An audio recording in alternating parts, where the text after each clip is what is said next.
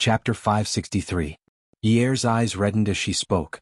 She lowered her head and continued to poke the glutinous rice cake. You drank and I kept asking you how you were. I was afraid that you would be upset, so I kept talking to you. In the end you treated me like this. You threw me away just because you were unhappy.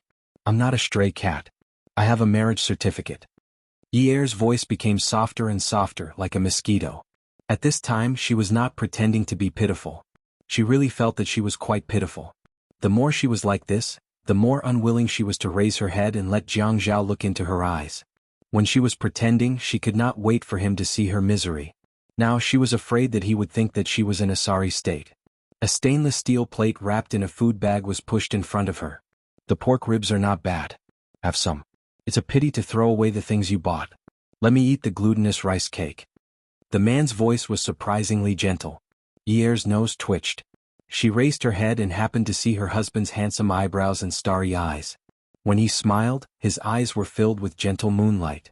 He did not apologize to her, nor did he say sorry. However, his actions had already said everything. Oh, I'm afraid you'll gain weight. It's better not to eat it.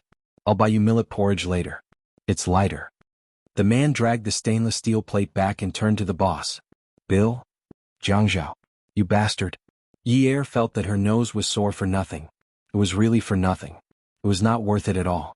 Yier's scolding was reasonable because the man had just told her that it was shameful to waste a single cent.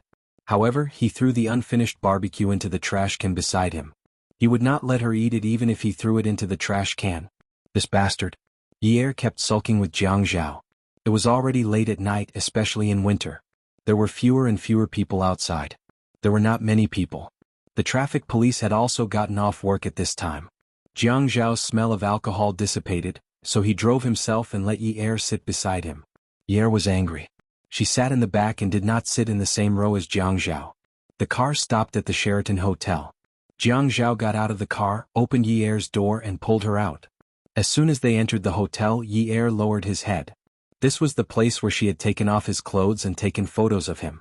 Xianxia took the room card and held Yier's hand as they walked towards the elevator. Tonight, we'll stay in the room where we had sex last time. Yier had been sulking at first, but now he did not dare to be angry anymore. He laughed dryly and said, You're so vengeful. Ah, not only that. I am the type to seek revenge for the smallest grievance. The elevator door opened with a ding sound. Xianxia pulled Yier into the elevator and pressed 17 again. Yier frowned. The 17th floor of the Sheraton Hotel was not a guest room. At that time, in order to follow him, she had investigated the hotel he was staying at. The elevator door opened again, and when they came out they found that they were in the F&B department. Yier was very satisfied as he ate the Cantonese supper in front of him. Yier immediately put aside their previous grudges and expressed goodwill to Xianxia. Xianxia could only sigh and shake his head. There was nothing he could do about her. Her little face was like the weather in March, changing at will. Wind came and rain came, and then after a while it would be fine and sunny again. There was no pattern to it at all. He took a tissue and wiped the sauce on the corner of her mouth. Eat slowly. Why are you always like this? You should eat properly. When he spoke, he did not sound like he was reprimanding her at all. Instead, it sounded like he was indulging her. Yier picked up a piece of soft pork rib and threw it into her mouth. She quickly separated the meat from the bone and spat out the bone on the side plate in front of her. She wrinkled her nose and said, I'm so hungry. You kept eating, but I didn't eat at all. At that moment, a man appeared at the entrance of the restaurant. He was wearing a large brimmed hat that covered most of his face. He held a camera in his hand and pointed it at the seemingly loving couple. He quickly pressed the button to take photos. 1 photo, 2 photos, 3 photos. Xianxian had been eyeing this plot of land for a long time. Even though he had given up on the competition due to the official report from the relevant department, it did not mean that he did not care about this plot of land. Even if he did not care, the shareholders would care about it. When he saw that the most successful bidder was Xi Empire's shares, Xianxian sat in his office chair and did not speak for a long time. It was already past midnight. Ever since his secretary delivered this document to him, he had not cracked a joke. The secretary also did not dare call him handsome anymore. The glasses that perched on his nose had been tossed onto the table. The coldness that shone out from his beautiful phoenix eyes was rather eerie. The Xi family was interested in building a coating factory? That kind of business was not profitable, and the workers would be punished for doing toxic work. Did the Shi family look like someone who would do such a low-end business? The Shi family really had run out of ways to make money. They needed to build a factory and make a profit of a few million a year or even less. A few million? This joke was not funny at all. The price of this piece of land was now like a cabbage. A cabbage, and a rotten cabbage at that. Buying a rotten cabbage at a time when land prices were as high as gold. The reason Xianxia could not bring himself to laugh was because he felt like he had been tricked.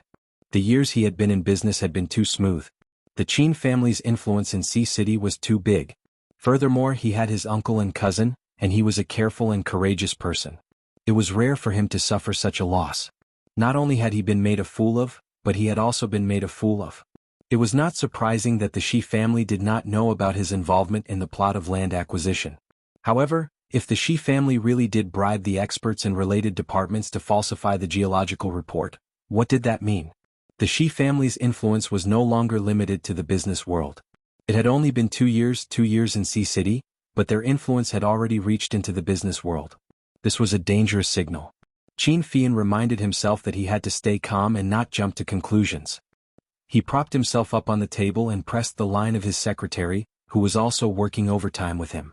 "Beauty, come in for a moment." After a while, the secretary walked in. She stood in place and twisted her waist seductively. "Handsome, what can I do for you?" He put on his glasses with a smile. The image of a handsome and refined man came alive. "Beauty, you were the one who brought me the newspaper about the water quality of the plot of land 326. Have you verified its authenticity?" "I thought." The secretary could not move her waist anymore, and she could not smile anymore. When the boss spoke with a cold smile, it meant that the problem was very serious. I thought that the information released by the authoritative department was trustworthy." "Trustworthy?" Xianxia sighed. "Forget it, it's pointless to talk about this now. There won't be a next time." Seeing the secretary nod hurriedly, Xianxia added, "Now go and verify the Shi family's connections. Do not leak this information." Drank a mouthful of soup and couldn't eat any more. Jianghu said that she shouldn't eat supper, but it was useless. Persisted until she couldn't eat any more.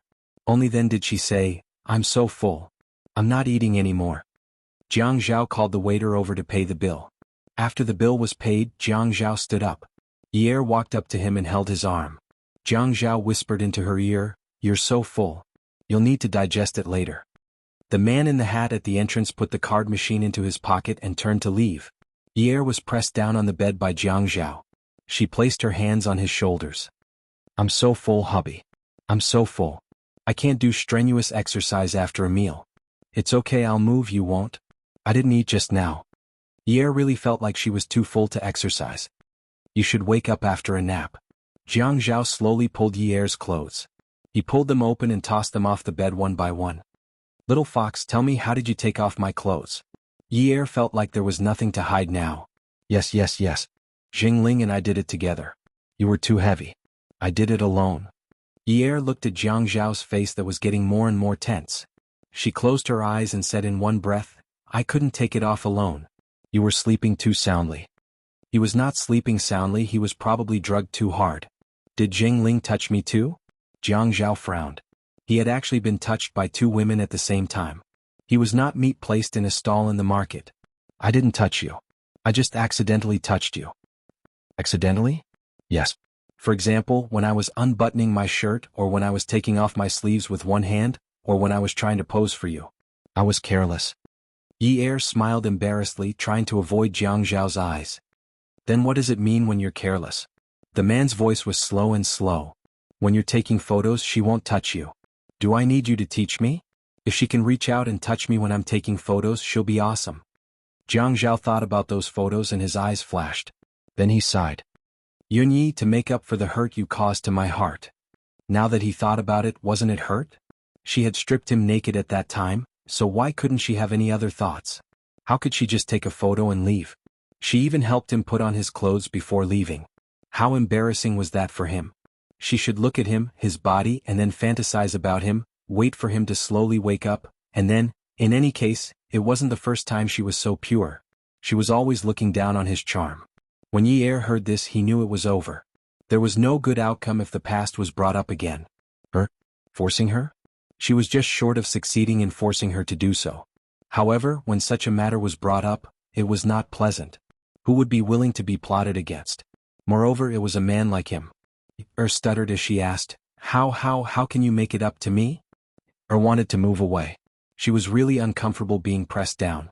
Hey, let's recreate the scene. Yier's eyes lit up. He looked at the face in front of him with a lewd smile. Bastard. What did he say? Recreate the scene? It's so late, the woman objected. It's a holiday tomorrow.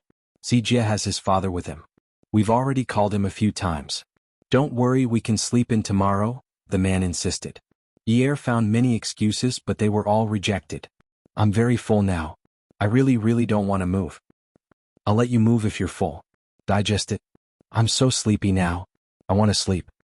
But I'm not sleepy now. Husband and wife have to advance and retreat together. You can't leave me alone to dream. This sentence moved Yier. Hence, under the man's almost pure guidance, Yier began to recreate the scene. She opened the room card and entered the room sneakily. Then, she stood by the bed and bent down to take off the clothes of the man who was pretending to be a dead pig. She complained a little, Hubby, even if the scene is recreated, you don't have to be so heavy. After all, I'm alone now. Jingling helped me at that time. Awesome novel. Songshu 566. Chapter 564. Jianghu cooperated and shifted his back. He lifted it slightly and lay flat again. Yier was discouraged. How can you be like this? Jianghu closed his eyes innocently and said, Wasn't I drugged? How can I move when I'm drugged? You're so childish. Yier wanted to raise a fist as big as a sandbag and punch him. Childish? Who was the childish one to play like this? She looked at her own fist. It was a far cry from a sandbag, so she gave up on the idea of using violence. As he was taking off his clothes, Jianghu narrowed his eyes and looked at Yier. What did you say at the time? You had to put it in the scene. Yier sneered in her heart. Did she look as stupid as Xiaqian? Why would she find herself such a job? We didn't say anything at the time. Jianghu opened his eyes, but he was still lying on the bed with his clothes on. There was a rare childishness in his eyes. You didn't say anything? That's impossible. You're too irresponsible. You're still trying to lie to me at a time like this. Can't you satisfy my curiosity? Let me tell you, Yier, you haven't told me clearly about the washing, cutting, and blow-drying. *CK. Yier glared at Jianghu. Who said that women were the most troublesome? Who said that? Who said that? Just drag him out and chop him up. Succumbing to Jianghu's threats and promises, Yier only remembered afterward that she wasn't much better than Xiaqian. After all, Jianghu was unconscious at that time. Even if she made up stories, he wouldn't know. The most stupid person in the world was Xiaqian. She was the second most stupid person. If she claimed to be the third most stupid person, no one would dare to claim to be the second most stupid person. Hence, even though she was the second most stupid person, she had one more stupid person than Xiaqian. She was so stupid. As she unbuttoned her shirt, she started to focus on the couple scene. After unbuttoning the first button, she said in detail, Ling Ling, help me. My hands are shaking. I can't undo it. She imagined that Zheng Ling would pull her away the moment he came up to her. She lowered her voice slightly and pretended to be Zheng Ling. Go away. Look at you. Handsome man. Don't you know what handsome man is? You're so slow in taking off a handsome man's clothes. What a good-for-nothing. At the time, Yier heard Zheng Ling's provocation and quickly chased Zheng Ling away. He said stubbornly, Okay, I'll do it. He's almost 30 years old and you're calling him a handsome man? What kind of taste do you have? Zheng Ling fiddled with the camera and began to press the shutter at the side. After pressing a picture, he looked at the display screen and adjusted the parameters according to the light source in the room. Men have 31 flowers. Don't you know? Yier undid all the buckles for Jianghu and called for Zheng Ling. Come and help me remove it. It's too heavy. It's as heavy as a pig. Zheng Ling put the camera at the end of the bed and worked with Yier, who had already climbed onto the bed to push Jianghu to take off his shirt. Pig. Have you ever seen such a strong pig? Is a pig's meat so tight? Is a pig so handsome? Handsome? He's just an old man. What's so handsome about him? Jianghu took off his shirt and left his pants on. Anyway, he could use this angle to shoot, so he wasn't afraid. Yier took off his clothes and threw them on the floor one by one. He crossed his arms over his chest and trembled a little. He didn't dare to stick close to Jianghu's body. Zheng Ling reprimanded, Yier, cooperate a little. Aren't I being quite cooperative? Cooperative my ass. Have you ever seen a woman cover her chest with her hands while rolling around in bed? Be more invested. You have to think about how to sleep with such a handsome man under your body. Besides, he's such a big shot. If you sleep with him, you'll have profited. I did want to sleep with him, but it's a pity that I drugged him with the wrong drug.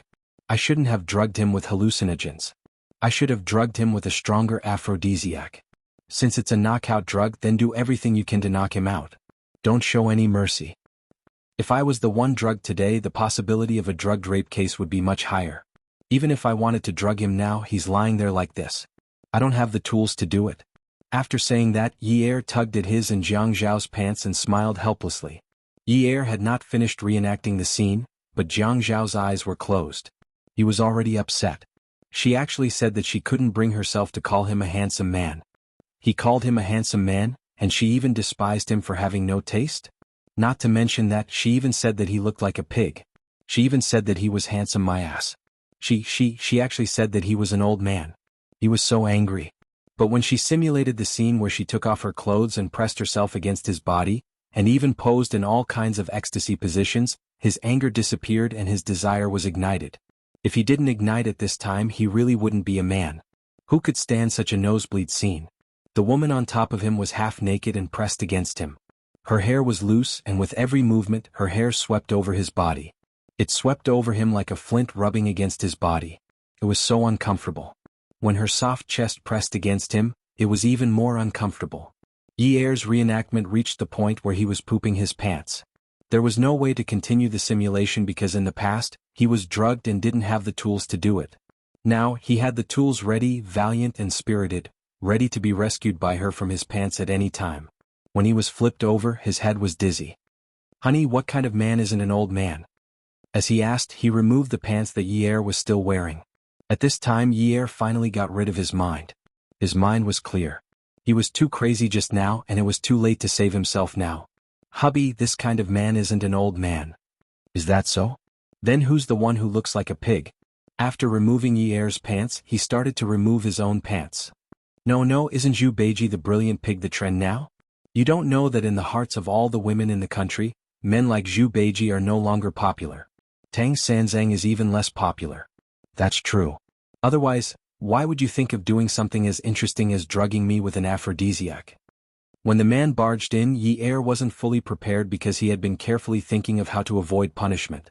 Jiang Zhao went through a lot of trouble and explained to Yi, "Who asked you not to drug me this time but to drug me with an aphrodisiac?" When Xia Qian woke up, the sky was already bright. She rubbed her eyes and sat up. Her entire back and neck were extremely uncomfortable. She stretched, yawned and twisted her neck vigorously. "As expected, you're not a lady." Shin Kai looked at the rearview mirror and said with disdain. Xia Qian didn't grow up in a rich family. In her opinion, she didn't need to care about other people's comfort. She could stretch without caring about her image as soon as she woke up. If she was on a big and soft bed, she would have to kick her legs to feel comfortable. She could yawn with her mouth wide open, and she could twist her neck around as if she wanted to fight with someone one-on-one. However, these actions were not something the daughters of wealthy families would do. They were reserved and knew etiquette. Even when they yawned, the sound was very soft. They gently opened their mouths, covered their mouths with their small hands, and let out a soft "heh." Even if they stretched, they would not make it seem like they were going to war. But Shin Kai didn't take those rules seriously since he was young. He was attracted to gangsters and wanted to be free and unrestrained. Perhaps it was because his friends were more loyal and had strong habits in the underworld, so he liked a woman like Ouyang Yen. He felt that she was not bad, completely different from his group of friends. At this moment, Xia Qian was like a very silly girl in his eyes. "You're a lady. I'm not stopping you." Xia Qian looked out of the window. "Lingshan? Have the ghosts all dispersed?" Shin Kai smiled. "Yes, you're too heavy. I couldn't drag you out of the car when you fell asleep last night. You can get out of the car now. I'm driving back." "What did you say? You're leaving me alone on the mountain? What about tonight?" When Shin Kai smiled, the corners of his mouth were slanted, and he didn't hide his naughtiness. "Then beg me. If you beg me, I'll take you down the mountain. I beg you." Xia Qian leaned her upper body in the front seat and leaned her face in front of Shin Kai. Shin Kai felt bored. He thought that she was a girl with a strong personality. It was not challenging at all. He started the car. Xia Qian was sent back to school. She tried hard to remember if she had communicated with ghosts last night. She couldn't remember and went back to sleep. The weekend was supposed to be very relaxing, but Shin Kai didn't. He returned to the procuratorate and called Ouyang Yin to ask her to go back to work in the institute. Ouyang Yin arrived at the office very quickly. Her work attitude had always been highly evaluated in the institute. Shin Kai knew that Ouyang Yin was an ambitious woman. She was very career-oriented. When she did something, she wanted to make some achievements in that field. For example, when she was studying, she wanted to be the best among everyone. When she was working, she wanted to be the best in everything. Ouyang Yin also knew that Shin Kai was a man who separated work and personal matters very clearly. It was one thing that he liked to take advantage of her through words, but he could also take advantage of her while working. He was such a person. He had been like this since university. Other people were scoundrels, but he was a hooligan. Because scoundrels only knew how to deny, but hooligans knew how to be ruthless. After pouring a cup of tea for Ouyang Yin, Shin Kai raised his hand and made a pleased gesture. Ouyang Yin sat down opposite him, separated by a desk. This time he didn't take advantage of her. Shin Kai went straight to the point. Inspector O, didn't I tell you about Xuanhuan? Why are you still so stubborn? Ouyang Yin tightened her grip on the cup, and the light in her beautiful eyes flickered. What do you mean? That day at the Sea Moon restaurant, I thought I made it very clear to you. Several big things about Xuanhuan are related to your family Ouyang. Is Jianghu so good?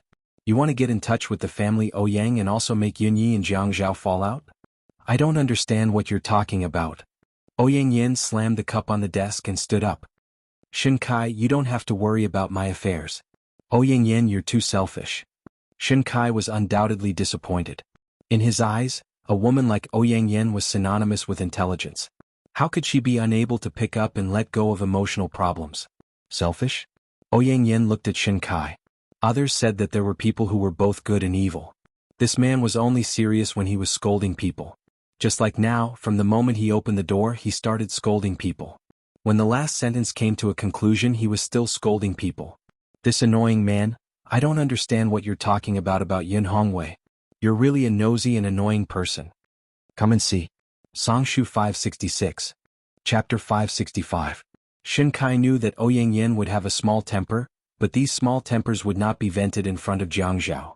Jianghu liked women who were as gentle as water, and all the alumni of High University knew that.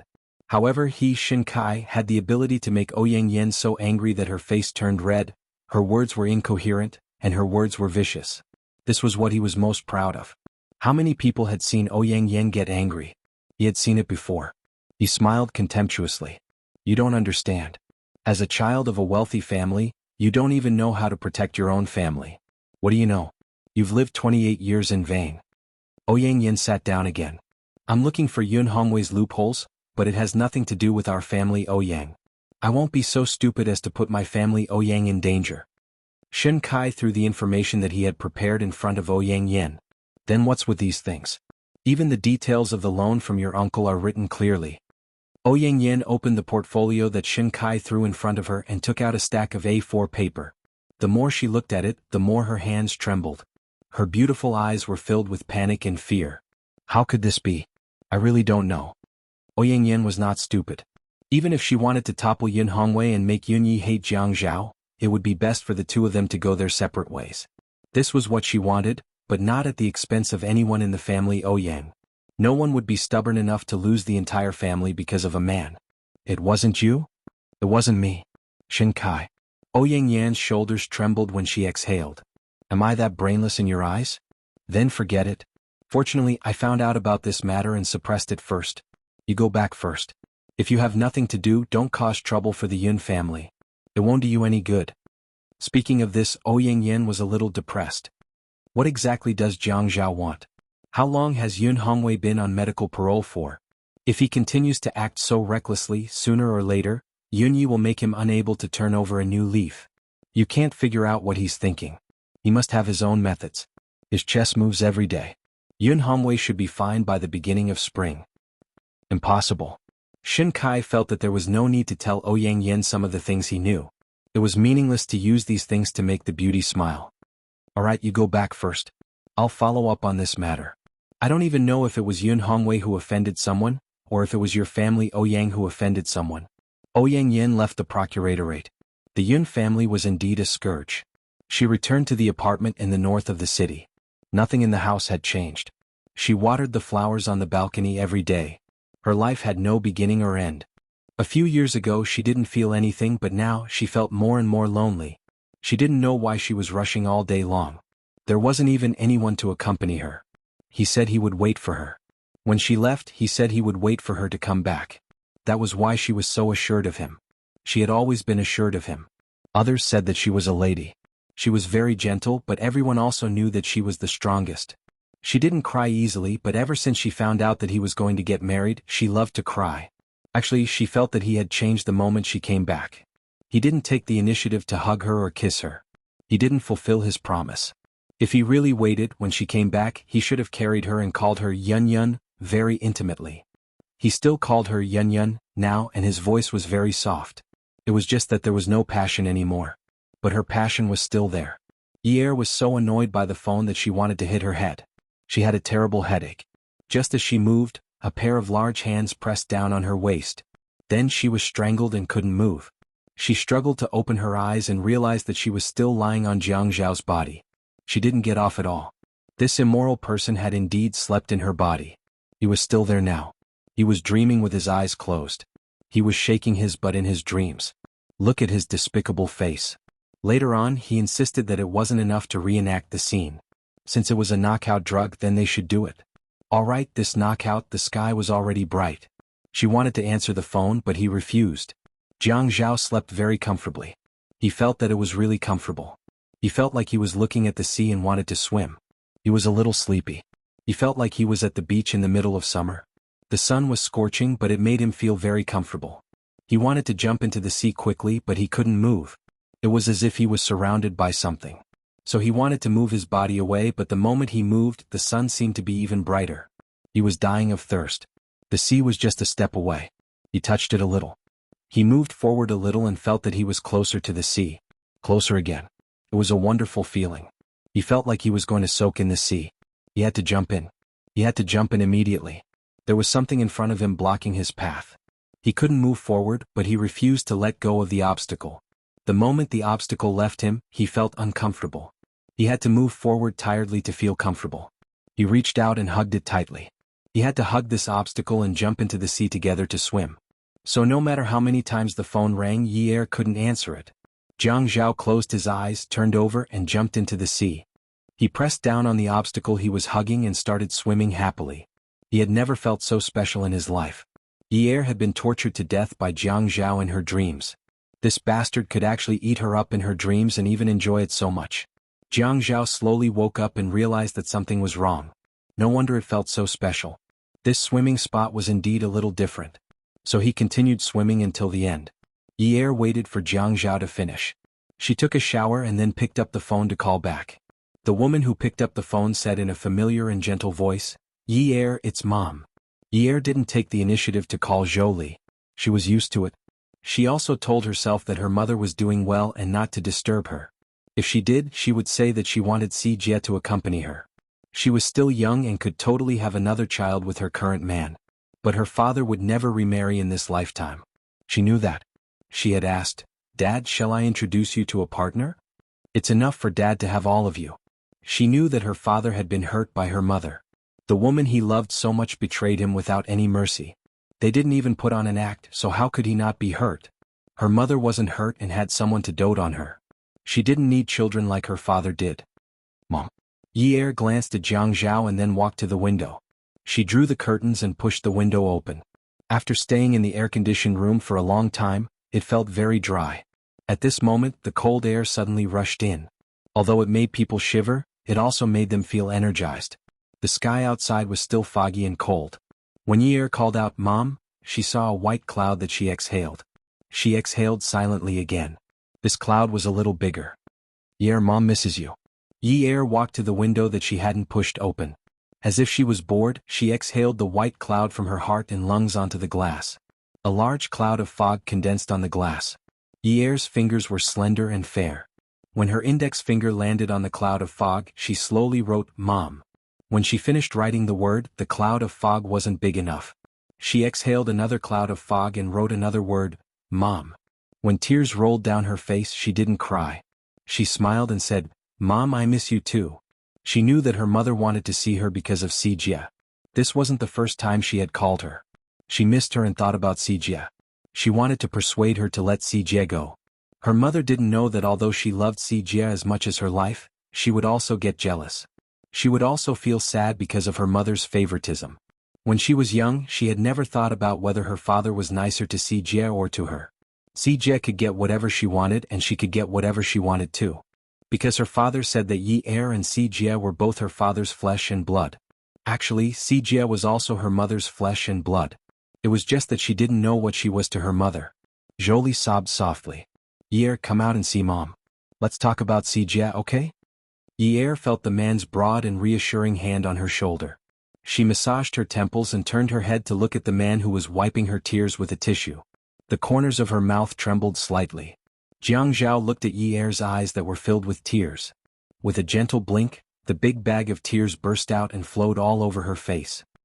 He held her head and lowered his head to kiss her forehead. Then he moved his mouth to her other ear that wasn't pressed against the phone. His voice was low and soft so it wouldn't spread outside of her ear. It could only pass through her ear canal, enter her eardrum and flow into her heart. Mrs. Jiang, I'm sorry. I forgot to give you a morning kiss today. I'll make it up to you now, he comforted her by saying, good morning, my wife. Every day I'll say good morning to you. We'll always be like this. It will be like this again and again, year after year, forever. She didn't have to worry about anything else. You have me. You still have me. The woman reached out and grabbed the man's shirt. They hadn't put on their jackets yet. She felt that she was originally shivering from the cold, but because of the warm current flowing into her heart, she felt warm all over. She rested her forehead on his chest. She had leaned there for the whole night. When she was exhausted and sore all over, she would always lean on his chest and lie on his chest. Mom, you cannot talk about Xianxia. If you don't talk about Xianxia, I'll go and see you. Yi Er couldn't give in. Xianxia's matter wasn't up to her. Forget it. However, they all treated her as an iron man, a steel man, a saint who wouldn't fall. They all felt that she could make any decision because she had endured such a tough 2 years. No matter how tough it was, she still had to comfort her father and take care of her younger brother. She even took care of her younger brother until he grew up quite a bit. He didn't go astray, his grades were excellent and he was still a little gentleman. Every one of them felt that Yunyi was a very capable girl. She wasn't even 20 years old, but she was so capable. How worthy of learning from her. She must have a lot of extraordinary abilities. She must be very intelligent. Therefore they all felt that everything had to start with her. As long as they could get past her, everything would be easy. She knew that her mother thought this way. But her mother didn't know that regardless of whether she was willing or not, her father would never agree to give up Xianxia because Xianxia looked so much like her mother. Therefore her mother had bet on the wrong person. In her mother's eyes, the daughter of a saint who was omnipotent was actually useless. Everything that she had today wasn't real ability that she had painstakingly cultivated step by step. It was only because she had gotten into a man's bed that she was lucky. This man was a good man, that's all. Without this man, Yunyi would still be that poor Yunyi. Her father would still be in prison, and her younger brother could only go to an ordinary boarding school. Come and see. Hangxia 866. Chapter 566. However, in this man's eyes, no matter how much she, Yunyi, struggled, she would not be able to achieve anything. He despised her and looked down on her little tricks. He always hit the nail on the head and saw through her tricks. In front of him she was just a paper tiger. In front of him she could only rely on pleasing him, acting coquettishly, and acting cute to get by. In front of him she couldn't be any more ordinary. She was just a woman who could only rely on his abilities to get by. She really hoped that everyone could see this and see that she was not a great Saint Seiya at all. There were people who could control her. As long as the man hugging her was willing, he could do whatever he wanted to her. How could a Saint Seiya be so weak? She sighed softly again. Hearing Yi Er's words, Jolie could only agree. Okay. Yi Er, Mommy promises you that I won't mention Xianxia. I definitely won't mention Xianxia, okay? Mommy just wants to see you. Mommy misses you. The man's arm wrapped around the woman's waist. He held her shoulder with one hand and slowly soothed her emotions with the other. From top to bottom, his warmth seeped through her blouse and wrapped around her back, refusing to leave. Waves of warmth made her heart tremble. Jianghu, oh Jianghu, how can you be so gentle to me? Are you trying to kill me?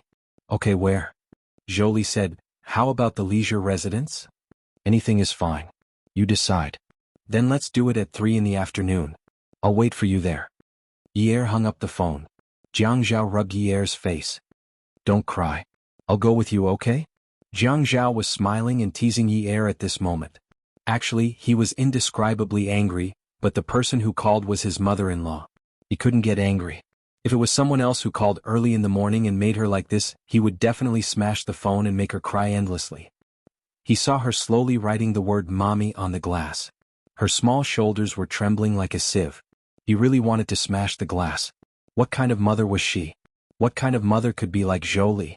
Wasn't she afraid that she would have nightmares at night if she didn't care about her daughter and son and went to enjoy a luxurious life? If he hadn't heard her heartbroken words.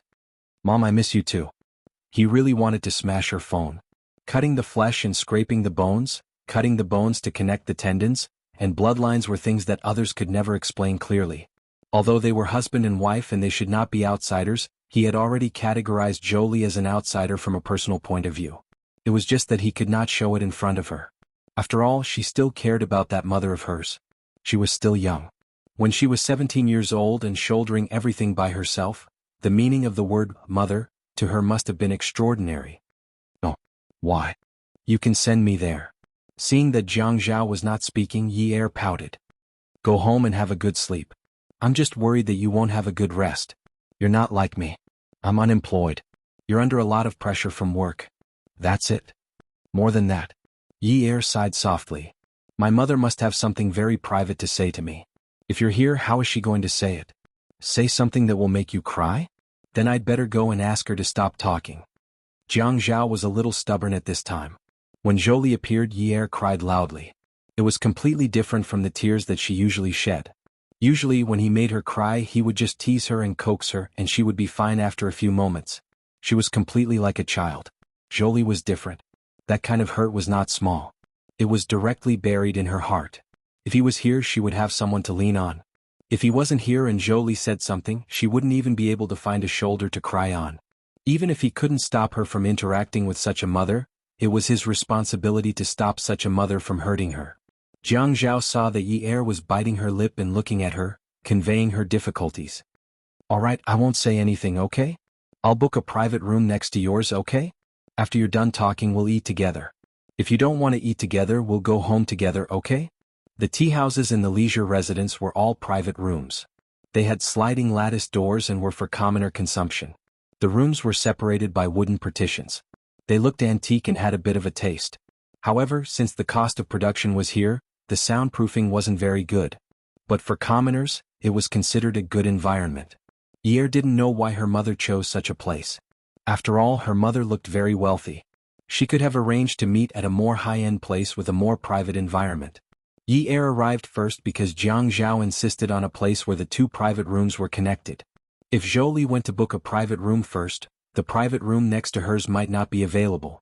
After Yi Er sat down on a hard Chinese-style chair, she asked for a pot of rose tea. She called Jolie to tell her that she had arrived. When Jolie arrived, Yi Er was stunned. Although her mother was dressed in branded goods, she looked a little haggard. After Jolie sat down, she looked at the grapefruit tea in front of her. Her eyes were a little red. When she looked up at Yi Er, she was a little ashamed. Yi Er, when you're free, come out and have a meal with Mom. Mom misses you a lot. Okay. Yi Er nodded. Then she smiled and said happily, okay, I'm going to the university town from Monday to Friday for tuition classes. I'm in high school and I'm preparing to take the college entrance exam again next year. But I'm free after school and on weekends. Yi Er talked about her schedule seriously. She was looking forward to how her mother would feel when she heard about her recent living situation. Would she be very concerned and ask how her studies were? Were her classmates easy to get along with?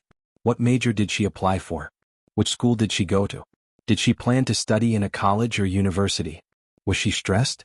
These were things that she should have experienced in the past. If she missed them, she would have to experience them again. Would her mother be like what her classmates said? My mother is so annoying. All she knows is to ask me to read books, do test papers, and do homework every day. She's afraid that I won't die in a pile of books. My mother is also so annoying. Every day she asks me how many points I got in the test today, who got the award, who got the first place, who was the top scorer in science, and whose child's parents were migrant workers but got into Peking University.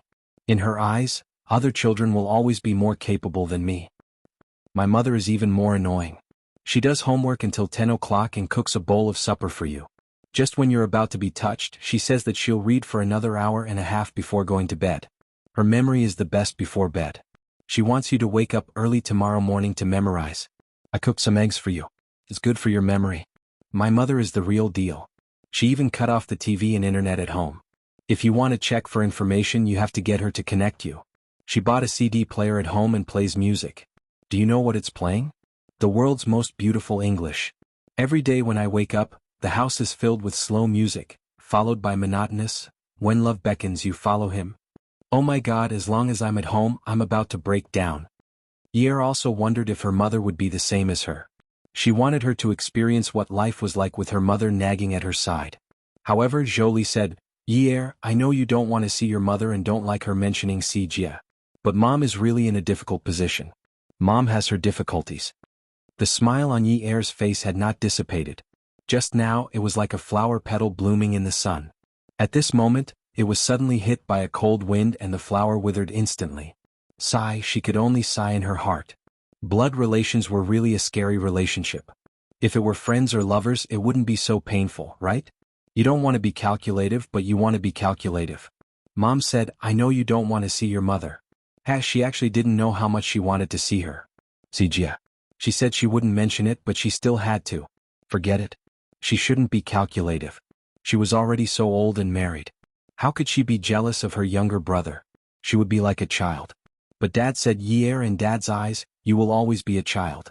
As long as Dad is alive, even if your hair is white, your back is bent, and your face is full of wrinkles, you will still be a child. Mom, we agreed not to mention xianxia, so let's not, okay? The tears in Jolie's eyes were about to fall. Her hand on the table reached out and grabbed Yer's hand, which was holding a small glass cup to warm it. Yer, if Mom didn't say that, you wouldn't have come out to see Mom. Mom can't live without xianxia. Xianxia must go with Mom. Help Mom, okay? Yer looked down at the rose tea in the cup. It had turned a light yellow. Her tears fell into the cup and rippled the water. When she choked, her voice was intermittent. Her voice was not soft, but it sounded sad and weak. Mom, don't you miss me at all? Don't you miss me at all? I already told you that next year. I'm taking the college entrance exam. Aren't you happy? Aren't you happy? The door to the room opened. Jianghu stood at the door. When he strode in, he called Jolie Mom, emotionlessly. He walked to Yer's side, held her hand and pulled her up. He took a deep breath and frowned slightly. I was the one who asked you to go to university. I was the one who chose your major. Who do you need to be happy for you? The person you should be asking the most is me, are you happy or not? Do you understand? Yer looked up. She pursed her lips for a long time. Clear snot flowed out of her nostrils as she cried.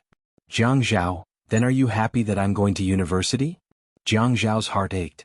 He took a piece of tissue and wiped off her snot. He held her in his arms, rested his chin on the top of her head and said softly, I'm happy. Yunyi, I'm very happy that you're going to university. Really? Her father said, that's great, that's great. Her brother said, sister, you can do it. Her husband said, Yunyi, I'm very happy. I'm really happy. She didn't know if it was because of her own feelings, but she felt that Jianghu's words sounded especially sweet. It was like a dry and warm cotton blanket suddenly wrapped around a person who had been exposed to the cold wind for a long time. It was so warm that her blood started to flow again. Her throat, which was so dry that she didn't want to speak, was suddenly filled with the scent of mint. The sliding door of the private room was closed. There was a stove in the corner with an old teapot on it. The water in the teapot started to boil and white steam came out of the spout. The man didn't care that his mother-in-law was sitting on the other side of the table. He gently rubbed the back of her head with his large palm. When he kissed her mouth, his movements were very gentle. His soft lips licked, parted and kissed again gently. There was no desire, only comfort. Welfare Songshu 566. Chapter 567. Jianghu thought that he must be crazy. Although the door was closed, there were other people sitting next to him. To him they were in public. He would never do such a thing. But what else could he do? What else could he do? He saw dependence and gratitude in her eyes. He was the God who saved her from the abyss of suffering. She longed for him to pull her out of her pain. He had to give her support and comfort. Otherwise she would not be able to stand or walk. She felt that she was balanced, wronged, and upset. Hugs and kisses. So what if he was a politician? Did he not have any emotions and desires? Did he not have anyone he wanted to protect? So what if the door was pushed open at this moment? The person he was hugging and kissing was his wife. Jolie was embarrassed beyond words. It was not because her daughter and son-in-law were kissing in front of her. Although she was a mother of two, she was not conservative. She was embarrassed because of the way Jiang Zhao looked at her when he entered the door. It was as if he was looking at a passerby with some disgust. It was as if a stranger had appeared out of nowhere and disturbed him. When he called her Mom, there was no emotion in his voice. There was only the alienation in his eyes, as if he wanted to isolate her. Jiang Zhao. Jolie took a deep breath. Since he called her Mom, she had to put on the airs of a mother-in-law. Jiang Zhao acted as if he did not hear anything. He did not turn his head. He bit Ye'er's lips and pulled twice. When he let go, he rubbed her face. Don't cry. Let's go home now. Seeing that the woman's eyes were still red, he lowered his head and whispered in her ear, Let's go back to our home. Ye'er grinned. The cloudy sky suddenly cleared up. The sun was bright and dazzling, piercing Jiang Zhao's heart. The two of them then turned to look at Jolie. Jolie said again, Jiang Zhao, have a seat. Jiang Zhao smiled, but there was no warmth in his eyes. Mom, I'm not sitting. Ye'er ate very little for lunch. Let's go back and get something to eat. If you're hungry, just order something to eat here. There are many snacks in this tea house. Jiang Zhao smiled. Nah, she's not used to eating outside. She always feels that the food outside is not clean. She's afraid that she'll have diarrhea if she eats. Speaking of this, Jiang Zhao paused and tightened his grip on the woman's shoulder. He lowered his head to look at the strands of hair on her forehead and fell into a trance. His Adam's apple bobbed, and he looked into Jolie's eyes again with a bitter smile. Actually, it's not that. I know that she's just used to cooking by herself. At that time, Dad was in prison and the relevant accounts were frozen. Xianxia was picky and wanted to eat delicious food. At that time, she didn't have the money to take Xianxia to a big restaurant, so she looked up some recipes on the internet and learned to cook by herself. Now she can cook a lot of dishes and snacks. Speaking of this, Jiang Zhao chuckled. Mom, tell me. A tall girl like her standing in the kitchen doesn't look like a chef at all. She's still so young, but she's already like a chef. She's also never had a master. No one would believe me if I told them. My mom is already so old, but she only knows how to cook scrambled eggs with tomatoes. Jolie's mouth was slightly open, trembling so much that she couldn't close it. She saw Ye'er lower her head and press it against Jiang Zhao's chest. She softly said, Hubby, let's go home. Don't talk about it anymore. Jiang Zhao didn't move. He still had a smile on his face, but his gaze was cold. He spoke slowly but aggressively. His words were like knives that couldn't be avoided. When they pierced into someone's flesh, the tip of the knife pulled back and cut the flesh and bones. It was very satisfying. I've always told Ye'er that her culinary skills were inherited from her parents. But Dad said that he could never figure out the amount of salt he had. So I guess that she must have inherited Mom's skills. Otherwise, how could she be so capable at such a young age? With her talent, I wouldn't believe that she could be a self-taught genius. Haha, actually, I really like eating at home. It's very warm. Why don't you invite Mom over some other day? Don't blame me for being immature. I really want to try Mom's cooking. It's definitely better than Ye'er's. After he finished speaking, he lowered his head and kissed Ye'er on the top of her head again. At this moment, she was grabbing onto his clothes tightly. She endured him telling her mother about her past hardships in a humorous manner. He sighed and laughed. Sigh, it's all Ye'er's fault. She raised Xianxia's appetite to the point that he refused to go to boarding school and wanted to eat her cooking every day. She raised my appetite to the point that I only want to eat dishes cooked by people who can cook better than her. Why don't we do it tomorrow? Is Mom free? Jolie's body swayed from the shock. She quickly supported herself on the table and exhaled in a shaky breath. Jiang Zhao, I don't know how to cook. Oh? How is that possible? Jiang Zhao looked at Jolie with a gaze that said, Stop joking. Filial piety? If this woman had treated Ye'er well, he wouldn't have said these words to hurt her. He would have sincerely called her Mom. Jolie was hurt by Jiang Zhao's gaze. Did he want her to explain? Did he want her to explain why she didn't know how to cook? Because her life had always been good. Because she had never suffered. Because even when her children were running around for a living, she still had a luxurious car and a luxurious mansion. Delicacies? But who would dare to explain this? She didn't dare. She saw the daggers and swords in Jiang Zhao's eyes. She didn't dare. Jiang Zhao, I want to talk to Ye'er about Xianxia. Can you lend me some time? Jolie originally wanted to put on the airs of a mother-in-law, but now she knew that she couldn't get any respect from Jiang Zhao. Jiang Zhao said, Mom, I'm sorry. There's no room for discussion. I've already made it very clear the last time. I can afford to raise xianxia. You don't have to worry about his growth. Besides, Yi has taken good care of xianxia. He didn't say that you can't see xianxia. He's always at home during the weekends. Mom can come to Ninth Mansion often. When Yi was sad to a certain extent, she knew how to improve and repair herself. She wriggled out of Jiang Zhao's arms, sniffled, and took a tissue to wipe her tears. Mom, there's no room for discussion about xianxia. You've already divorced Dad. I don't care who you're with now. I wish you happiness. When you're old, xianxia and I will take care of you. So, you don't have to think about raising a child to protect you in your old age. We have to fulfill our responsibilities and obligations. I won't shirk from them. I won't find excuses to shirk. Don't worry. Live the life you want now. xianxia is at home today. Why don't you come with us to Ninth Mansion to see him? Jolie stood up. xianxia is still young. He needs a mother. Yi nodded. She raised her hands and smoothed her hair back. Then she let out a long sigh. Actually, I've been a good mother for the past 2 years. I've been very responsible. I've been even more serious than the nanny the Yun family hired. I've picked him up, washed him up, and had heart-to-heart talks. I've done everything well. After Mom takes him away, can you be like me and do everything by yourself? Mom will definitely hire a nanny.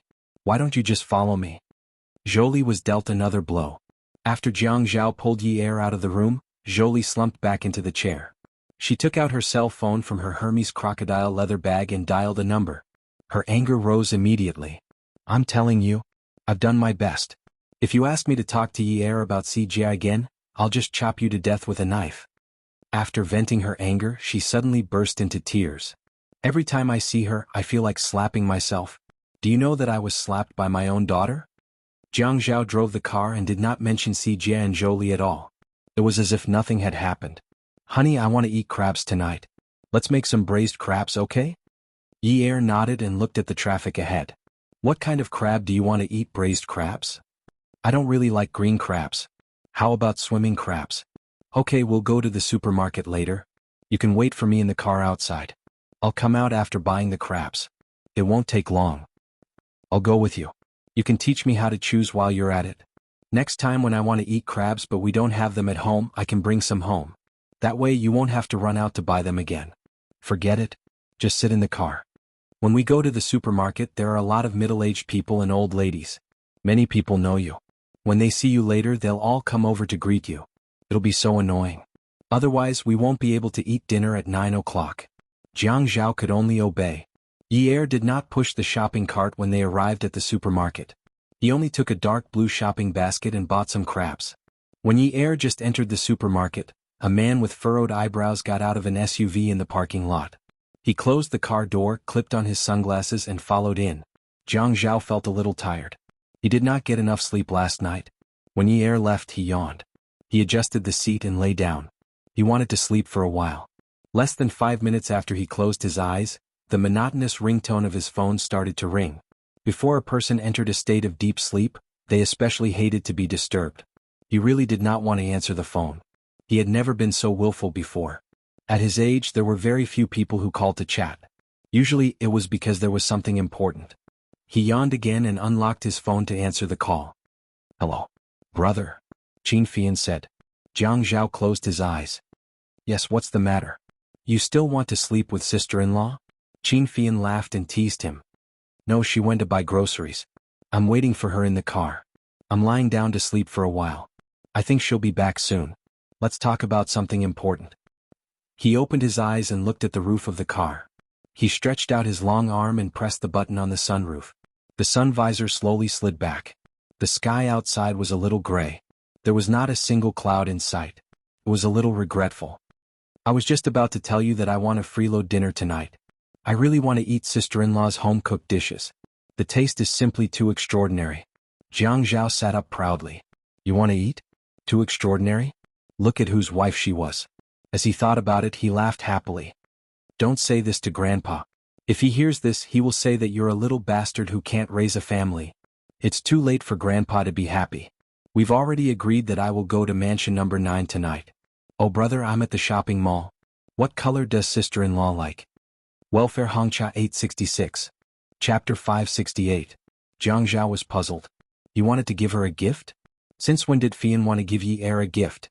This was not a good thing. He had to be on his guard. Why are you asking this? Qin Fian sighed and laughed. Our beauty, you called me from overseas and said that I have no conscience as a son. I always ask my secretary to pick a gift for her. She knew that it was my secretary who picked it.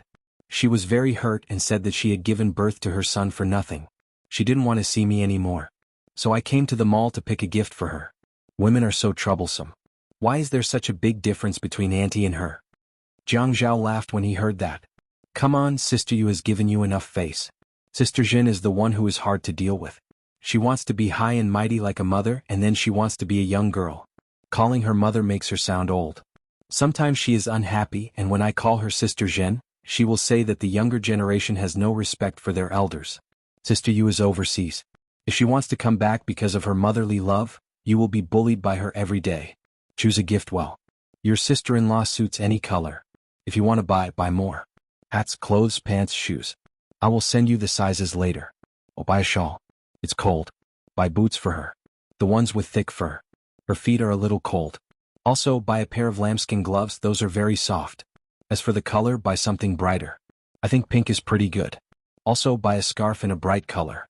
Yellow, sky blue, light green, pink, soft purple, one of each. As for the overcoat, Qin Fian pretended to be angry and stopped him. Bandit, did I say that I want to buy so much? I just saw a small cloth clip with a bow. It's 30 yuan each. I just wanted to ask her what color she wanted. Jiang Zhao acted as if Qin Fian was right in front of him. He said seriously, Oh, I forgot. We are not cooking tonight. Don't come. Okay, don't go home later if you dare. I have already asked my secretary to bring a bouquet of flowers to your house. She can only leave when I go. She is chatting with your father-in-law.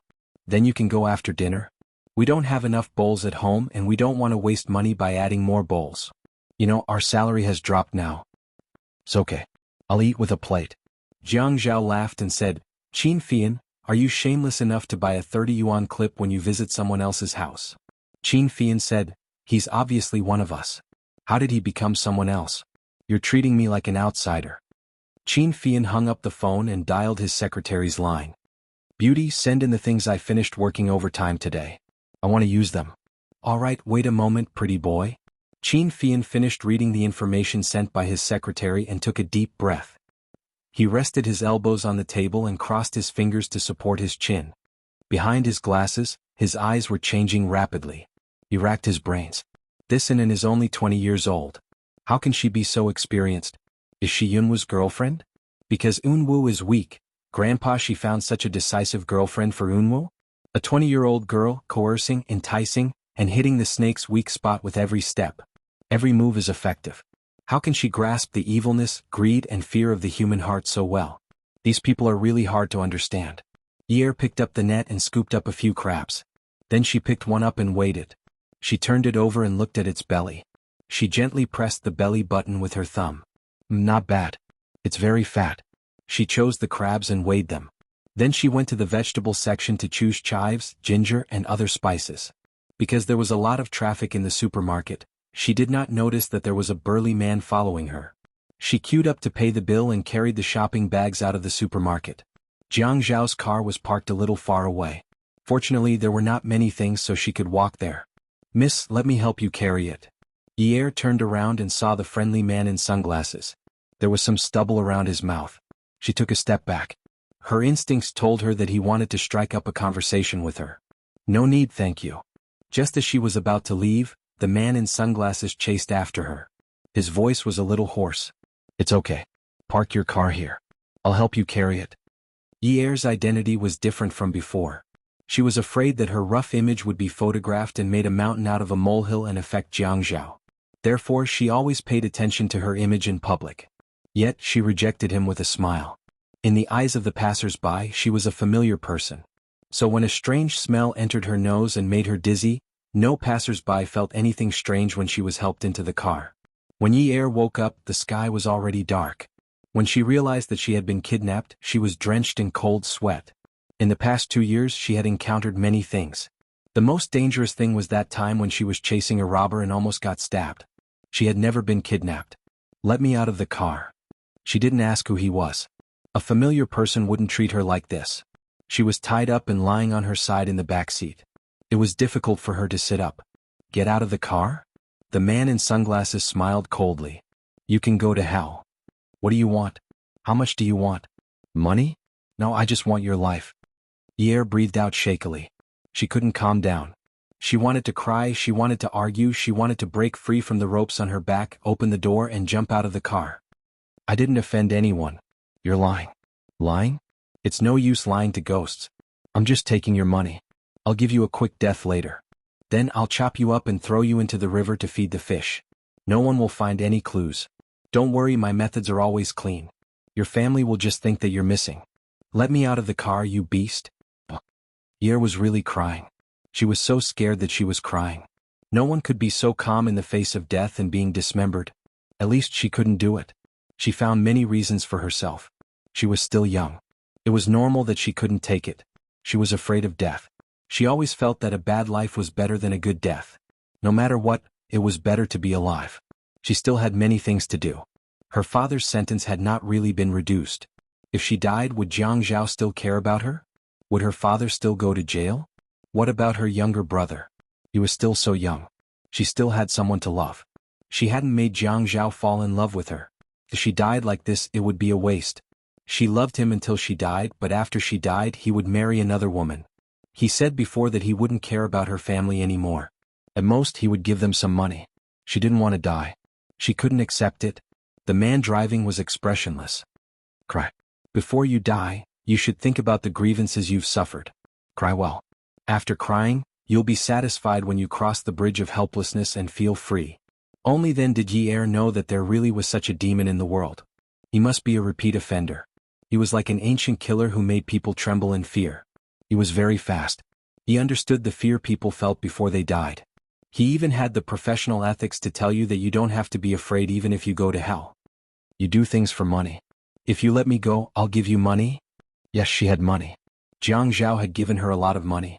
It was all in the card. When he gave her the card, she thought it was just some living expenses. Later, she used her USB to check online. After counting for a long time, she was so scared that her heart almost jumped out of her chest. So later, when Jianghu wanted her to learn accounting, she didn't object. Perhaps she could help him manage some accounts in the future.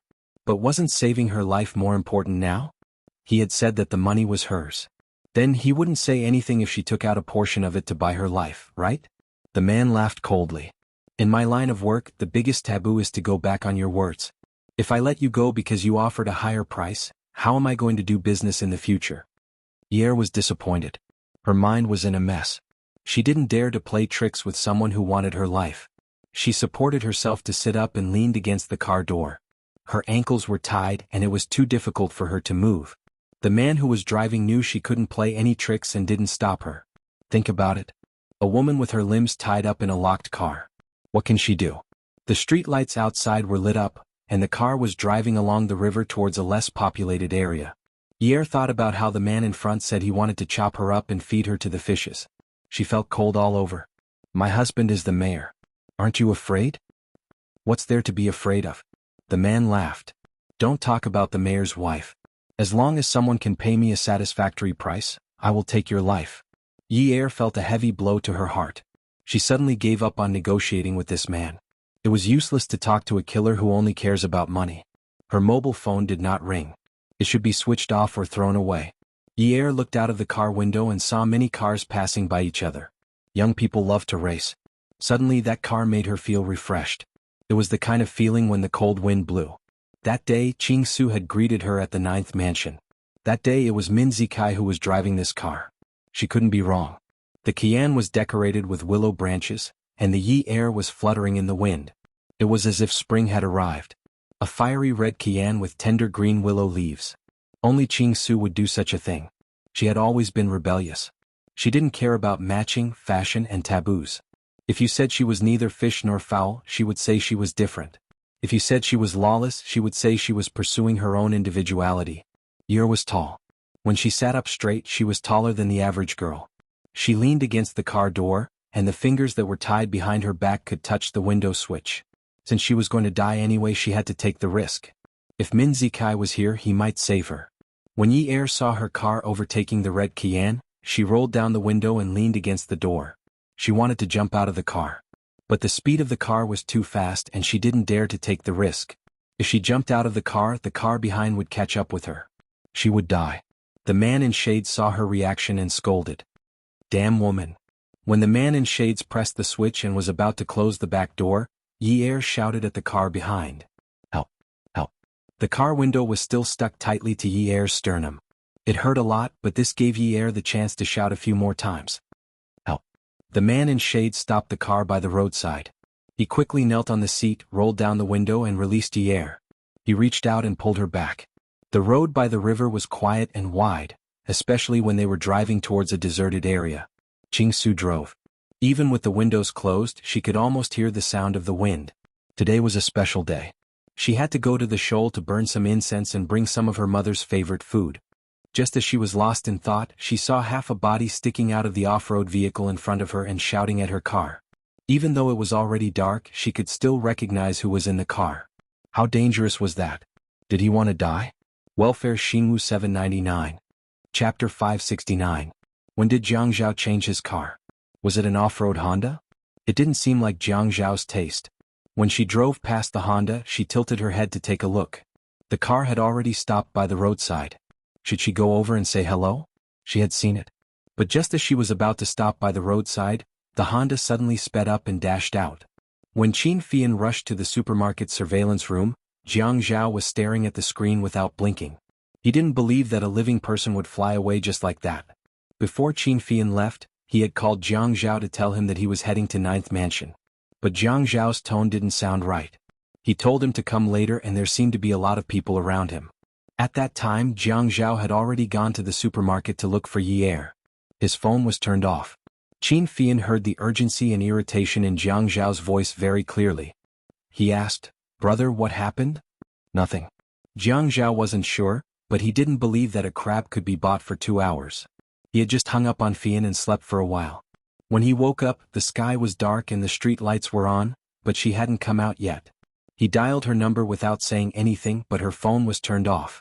He got out of the car and went into the supermarket. He felt that the air circulation in the supermarket wasn't very good. He felt a little dizzy when he breathed. After looking around, he could only ask the staff to use the radio to announce, "Madam Yunyi, your phone is turned off. Your husband is looking for you. Please contact the staff immediately after you hear the radio." Qin Fian asked, "Brother, do you think something happened?" Jiang Zhao pulled at his collar. Although he didn't wear a tie on Saturday, he felt like he was going to be strangled by the buttons of his shirt. "Your sister-in-law bought a crab for 2 hours. Her phone was turned off. I've been looking for her in the supermarket near 9th Mansion. It's been half an hour, but no one has come to the broadcast room. The staff also said that no one has asked about her." Qin Fian said a few more words to Jiang Zhao, then hung up and drove away. When he found Jiang Zhao, he quietly watched the surveillance footage with Jiang Zhao. The supermarket was too big. Even if Jiang Zhao showed the photos on his phone to the staff and asked more than 10 people to stare at a large number of monitors to look for her, they might not be able to recognize her. After all, the surveillance cameras in the supermarket were all from above, and at a slanted angle the face could not be seen clearly. Jiang Zhao suddenly remembered. Alright, it's so hot in the supermarket. She might have taken off her coat. She's wearing a pinkish-gray collarless shirt inside. Perhaps he had only described her coat earlier, so no one had noticed it. Qing Su felt that they were really fated. Everyone was heading towards the shallow beach? She thought that no one would go to such a remote and desolate place. Could it be that Yi wanted to be romantic with Jiang Zhao? There was only one quiet place in Haiqing, and it couldn't even let her mother rest in peace after her death. This was a terrible feeling. She just wanted to go and say hello. Who wouldn't recognize her car and the people who had seen it before? Who would put green willow branches on a red Qian? Qing Su was the only one in Haiqing who decorated her car like this. Ignore them? She was going over to greet them because of Yi. So what if he was the mayor? He was not even the mayor. He was just a deputy mayor, and he was acting as if he was the head of state. She could tell that he was a poor man driving such a car. If he had some money, he would have bought a Land Rover. Yi must be blind. She had such a good background, and it shouldn't be a problem for her to marry a rich man. How could she marry a poor man who drove such a car? She was unhappy and stepped on the accelerator. She chased after the Honda SUV. Jiang Zhao, from today onwards I will look down on you. I will blackmail Min Hongxing to buy a super strong Hummer to crash into your useless car. You won't be so arrogant after you sprained your back. How dare you disrespect me? I will kick you to death. She chased after the Honda SUV closely. She was almost parallel to the Honda SUV when she caught up with it. She wanted to roll down the window and scold, "Jianghu, you bastard! Don't you dare try to shake off my car again." But she did not succeed every time. If Yi Er's character was spicy, then Qingsu was spicy. She was really angry. Jianghu did not give her any face at all. She was so angry that her stomach was on fire. When she was angry, she pulled on the seat belt. It was very good, very firm. Her hands that were holding the steering wheel opened and closed. Her pretty face that still had some baby fat on it smiled slyly. She stepped on the accelerator and aimed at the rear wheel of the SUV.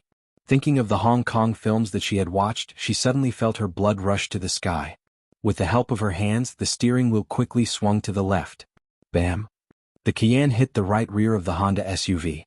Other than the loud bam, there was the sound of the brakes and tires rubbing against the ground. The sound scraped against one's body like foam rubbing against glass. The black Honda SUV was obviously at a disadvantage. The car was much lighter than the Xian, and it was hit by the weight of the Xian, so it was thrown further away. Although the driver looked skilled, he could not withstand the force of the Xian's plate. The rear of the car was hit to the left, and the front of the car was slanted to one side. There was a pedestrian walkway by the river. It was about 10 centimeters higher than the road. When the Honda turned the steering wheel, it did not release the accelerator. It rushed onto the pedestrian walkway and hit the guardrail on the upstream road. The loud noise when the two cars collided was a thrill that Qingsu had never experienced before. In addition to the burning anger in her body, there was also the belief that she must defeat the Honda. Fortunately, the road was wide enough. After the collision, there was only a loud bang and the two cars were bounced off. There were messy and powerful tire marks on the road, as if there had just been a battle. After the red Xian was bounced off, Qingsu stepped on the brakes and held the steering wheel tightly. She saw the Honda restarting the car after hitting the guardrail outside. She stepped on the accelerator again. In her impression, Jianghu was not so overbearing. Although he did not walk around much, he was at least a gentleman outside. Even if it was just polite, he would say a few words to her, even if he treated her as a child. It was fine if he ignored her today, but how dare he provoke her like this? Lu Qingsu was not a min. She was not as cowardly as that guy. Was originally tied up in the car. Before the car was hit, she was curled up in the back seat. This hit directly threw her from the seat to the ground. Her head hit the back of the front seat with a bam sound. She suddenly felt dizzy and stars appeared in front of her eyes. When she fell from the seat, not only did she hit the back of the front seat, but she was also bounced off. As she fell, her waist happened to hit the raised partition in the middle of the back seat. Because of inertia, she was tied behind her back. Her arms suddenly hurt. This pain pierced her heart and lungs. In the next second, it was so painful that she wished she could not feel anything. Yi thought that Min Zikai must have found her and was coming to rescue her. She had to clench her teeth. No matter what, there was still hope. Her waist and arm joints hurt terribly, but she could not lie there anymore. At this time, it was obviously impossible to ask the hitman if he was wearing a seatbelt. She had to squeeze herself between the seats and curl up into a ball. Otherwise, if she was hit again, she would very likely be thrown onto the front windshield. Moreover, she would have to squat behind the driver's seat. When a driver turned the steering wheel, they would instinctively turn the steering wheel for their own safety. If she squatted to the right, she would definitely be courting death. Fortunately, she was tall. When she shrunk to the side of the car door and stretched out her leg to press against the partition in the middle of the back seat, she felt that it was very tight. With this hit, Yi was seriously injured. Blood flowed down from her forehead. She had no way of wiping it off and could only pretend that it was sweat. Blood also flowed out from the corner of her mouth. She could only pretend that her mouth was bitten by her teeth. Jianghu stared at the screen in front of him. He did not know where to place his hands. If he placed them on his face, he would rub them. If he placed them on his waist, he would pinch them hard. When he placed them on his arms, he wished that he could strangle himself to death. Quick look, is this the one? A staff member shouted excitedly. This, the color of the undershirt, the hair, and the height. I think it's quite similar. Jianghu and Qin Fian hurried to the staff member's side. Jianghu bit down on one side of his lip and then pulled it open. A large breath escaped from the other side of his mouth that was not bitten. He saw Yi with her jacket over her arm. She took out a card from her bag and handed it to the cashier. The cashier swiped the card and asked her to key in the password. While the cashier was typing the ticket, Yi put the crab into the bag that the cashier gave her. Then she signed the receipt, kept the card, and left the supermarket. He felt that in this world, there would definitely be no one who would look at a woman so seriously like him. He wanted to see every single expression on her face clearly, even if she had her head lowered. She picked up the crab and lifted it a little high. Then, she looked at the spoils of war that she had chosen and smiled with satisfaction. It was as if she had already seen a plate of braised crab. It was just a surveillance camera, but he could see it so clearly. He could even see her smile clearly. Until he saw her come out of the supermarket's entrance and be dragged into a car. This was something that happened right under his nose. She was dragged into a car from the car park. He should not have slept at that time. What do you mean by being recognized? He went to the supermarket to look for people who should recognize him. Everyone recognized him. Why did he agree to her childish request? The mayor was buying groceries with his wife. Doesn't this show that he is a good mayor? Jianghu was not calm. Qin Fian saw Jianghu's breathing getting heavier and heavier. He knew that Jianghu could not accept it. He immediately lowered his head and said to the staff member, "Zoom in on the license plate. Zoom in. This angle is too high and I can't see it clearly. Then chase after this car. Keep moving forward. Wait until it is a few meters away, then the angle will not be high. Zoom in again and you will be able to see it clearly." Qin Fian wanted to scold him. "Are you AF** King Pig?" Jianghu walked out of the surveillance room. Qin Fian followed him. Jianghu said, "Fian, call the people from the Transportation Bureau now. This car left the supermarket and is heading towards Xixing Road. We must track this location. This time all the phones are turned off. Be quick." When Jianghu reached the end of his sentence, his voice choked up and he didn't continue. He raised his hand to press his head and massaged his temples, but it also blocked his eyes that were suddenly wet. He was very afraid. The last time Xianxia took him away, his phone had been turned on silent by someone else. The fingerprints on the phone didn't belong to Xianxia or Anan. It should be Xuanhuan's chauffeur. At least it was on silent mode.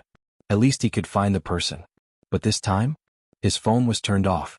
There was no way to check the location. Just now when he was watching the surveillance he kept looking at his phone. He wondered if he should receive a call for extortion. It must be some political enemies he had made over the years.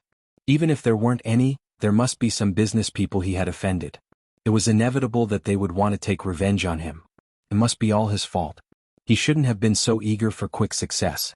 He shouldn't have been so eager for quick results. He should have slowed down his pace. He shouldn't have been thinking about how to move faster in the future. Eating hot tofu in a hurry would burn one's intestines and stomach until it rotted. Come and see. Xinwu 799. Chapter 570. Why did she have to be dragged into this? He had waited for so long but the blackmail call had not come. She had not even eaten dinner. Would that person not let her eat? He had not received any threatening calls. If that person was not after him, what was he after? Because of her beauty? She was not the most beautiful. Not at all. Not at all. No one would fancy her. He kept comforting himself like this, but he could not convince himself. Didn't he fancy her too? She was not the most beautiful, but she was enough to make people's eyes light up. At this moment he wished that the person was after him. In that case it would be easy to pay and make a deal. There was nothing that he would not agree to. He would agree to it. But what if it was the latter? Minzikai? Xuanhuan? Shouldn't he go and test it out? What if he was not? Could it be that he had revealed some new information to them? How could he care about those useless things now? Human lives were more important, weren't they? Qin Fian saw that Jianghu had a lot on his mind. He lowered his head and walked quickly, not wanting to disturb him. This was the second time he had seen his brother so distracted. The first time was during the National Day holiday when most of the Jiang family came to High City. His brother had received a phone call and was at a loss. His brother had asked him to find his uncle to check the location of the phone call. The photo on the phone was of his sister-in-law's side profile. Shaking his head, Qin Fian did not want to think about the past anymore. He picked up the phone and found the number of the chief of traffic. After a few polite words he explained his purpose. Seeing that Jianghu was walking faster and faster, his tone became more serious. Yes. This car must be found. The direction and route must be clear. What I'm worried about now is that there are no surveillance cameras on the route he took. We need to send a message to the checkpoint to intercept or track him. It has been a long time but it was rush hour at that time. The car can't be fast. It will be difficult to get out of High City, but he must have left the main city area by now. Yes. That's all I can think of. As for the rest, I'll have to trouble Chief Lu to consider it more thoroughly. Yes, I'll immediately contact the Public Security Bureau and we'll definitely cooperate. Alright. But don't tell the public about the details of this matter. You're too courteous, Chief Lu. Once the matter is settled, I'll definitely visit you to thank you. Definitely. At this time, Jiang Zhao did not mention anything about Qin Fian's phone call. It was not that he did not want to mention it, but that whatever he could think of, Fei Yan had already thought of it for him. His mind was now a little out of control. He could not affect Fei Yan.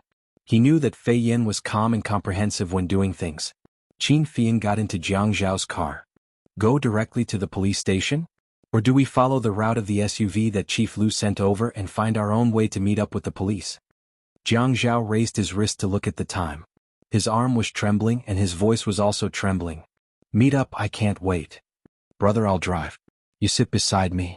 Every time the Qian hit the Honda, Qing Su would clench her fist and pound the steering wheel, shouting excitedly, yeah. It was too exciting. Although she was also rebounded by the force of the collision, sometimes her head would hit the car window and even cause a bruise, but it could not be compared with the pride of fighting to win. Qing Su had always had the upper hand, relentlessly attacking.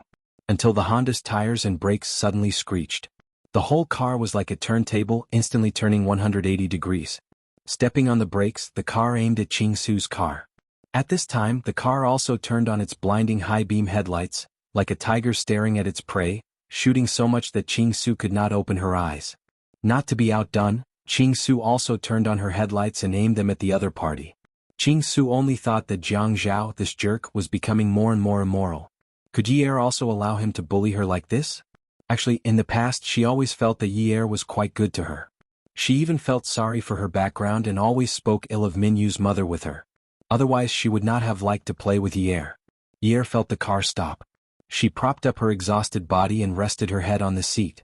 Instantly, blood splattered on the seat. Using the strength of her shoulders, she found support and sat up with difficulty. Even though she could not support her body to the front seat, she could still hear the breathing of the man in front of her.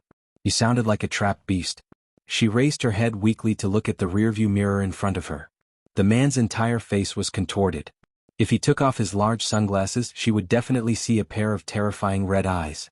This was already a cornered beast that had been forced into a corner. It looked like there was going to be another collision. She could not jump out of the car now. Everything was locked, so she might as well return to her original position. Today, whether it was Xiong Duo or Ji Xiao, she had to give Min Zikai a chance to save her. She could not provoke the criminal. Otherwise she might be killed now. Qing Su looked at the car in front of her contemptuously. She simply turned off the headlights to let the man in front of her see her contempt for him clearly. She rolled down the window and stretched her hand out of the window. As if gathering all her strength into her left hand, she pulled it tightly and gave the car in front of her a hard middle finger. The man in sunglasses was greatly provoked by Qing Su's action. Today he could have quickly dealt with the woman behind him. Who knew that he would cause so much trouble? Not only did he cause trouble, but he was also chased and hit by a woman's car. It was like being chased and hit by a woman on the streets. At this time, the woman in front of him actually dared to give him the middle finger. This was really something that he could not swallow. He would not turn off the headlights. Letting the other party see him clearly would not do him any good. Qing Su's car was only slightly dented, but the Honda's hood was already arched up from the impact. The body of the car was even worse. For a car that had not been modified, suddenly accelerating, swerving, and crashing would cause a lot of damage to the car. However, Qing Su did not care at all. She only thought that she would probably have to change a few tires when she went back this time. The car would have to be overhauled or she would have to buy a new one. Anyway, it would be a waste if she did not spend Min Hongxing's money. Qing Su was feeling a little smug. However, when she heard the other party's car in neutral and the roar of the accelerator in neutral, she was shocked. He wanted to crash again. Qing Su suddenly felt that the situation was not quite right. It was not that she was too smart, but because she had followed her mother since she was young, it was inevitable that she had a deeper understanding of judging the situation and observing people's expressions. Her intuition told her that the person in the car in front of her was not Jiang Zhao. Even if Jiang Zhao did not like Min Zikai and hated the fact that Min Zikai was his wife's ex-fiancée, even if he vented his anger on her, it would not be like this. Like this? Like what? Fleeing like a fugitive. Now that she thought about it, she was like a brave and fearless police officer chasing after a criminal who was desperately fleeing for his life. She had the impulse to sacrifice herself for justice, and the other party had the persistence to fight with his life. This was not like Jiang Zhao's character. Jiang Zhao could not be so petty. He was a person who achieved great things. If the person in the car was Min Zikai, how could Jiang Zhao wait until now to counterattack? If Min Zikai had crashed into Jiang Zhao's car, Jiang Zhao would definitely have turned the steering wheel. How could he have endured until now? Therefore Jiang Zhao should not have thought of her as Min Zikai. She knew about Jiang Zhao. The year before last, when old Master Qin celebrated his birthday, all the family Min members went, and she also went. Even if it was a birthday banquet, it was possible to meet some people who spoke with sarcasm, especially those who had conflicts with Jiang Zhao in the political arena. After a few drinks they would be a little complacent. In her impression, Jiang Zhao was a person who was super black-bellied. He was famous outside for his gentlemanly and magnanimous manner. Everyone said that he was the role model of a red family, and that all the children of aristocratic families should learn from him. He had a good grasp of how to deal with people and how to deal with people. Unfortunately, that night she saw with her own eyes that Jiang Zhao had asked the Qin family's workers to set a trap for the person who had offended him. She was stunned to see two men having an affair behind his back after drinking. They were both men, but that person was a political figure and was not on the same path as Qin Fian. Instantly there was a lot of criticism. The news spread quickly and within a few days he was demoted. Jiang Zhao was a person who would never let others think that he was the one who did it. In front of others he was a gentleman and a public servant. When it came to pranking people he would not do it himself. He would only let others do it. Only when he was a meritorious official would he act on his own initiative. He wondered if this incident could be considered as a deep understanding of Jiang Zhao. When Qing Su thought of this, she suddenly felt a chill run through her body.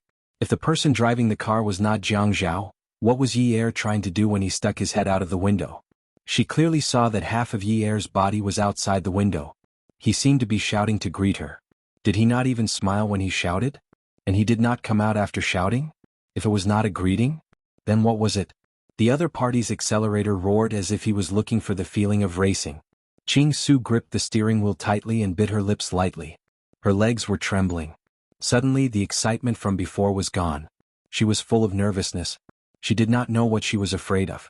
She only knew that she could not turn around and leave at this time. She had lived a wandering life with her mother since she was young, so she had always been aware of danger. At this time it was even more intense. The desire to escape arose, but she gave herself a hard slap. Lu Qing Su, if you dare to run, you can go and take the surname of Min.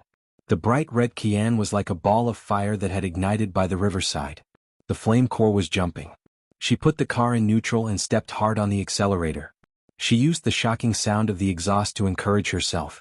The fiery red Qian and the Honda SUV started their engines at almost the same time and rushed towards each other. Just as they were about to touch each other, they turned the steering wheel and avoided each other. Qing Su was driving very fast.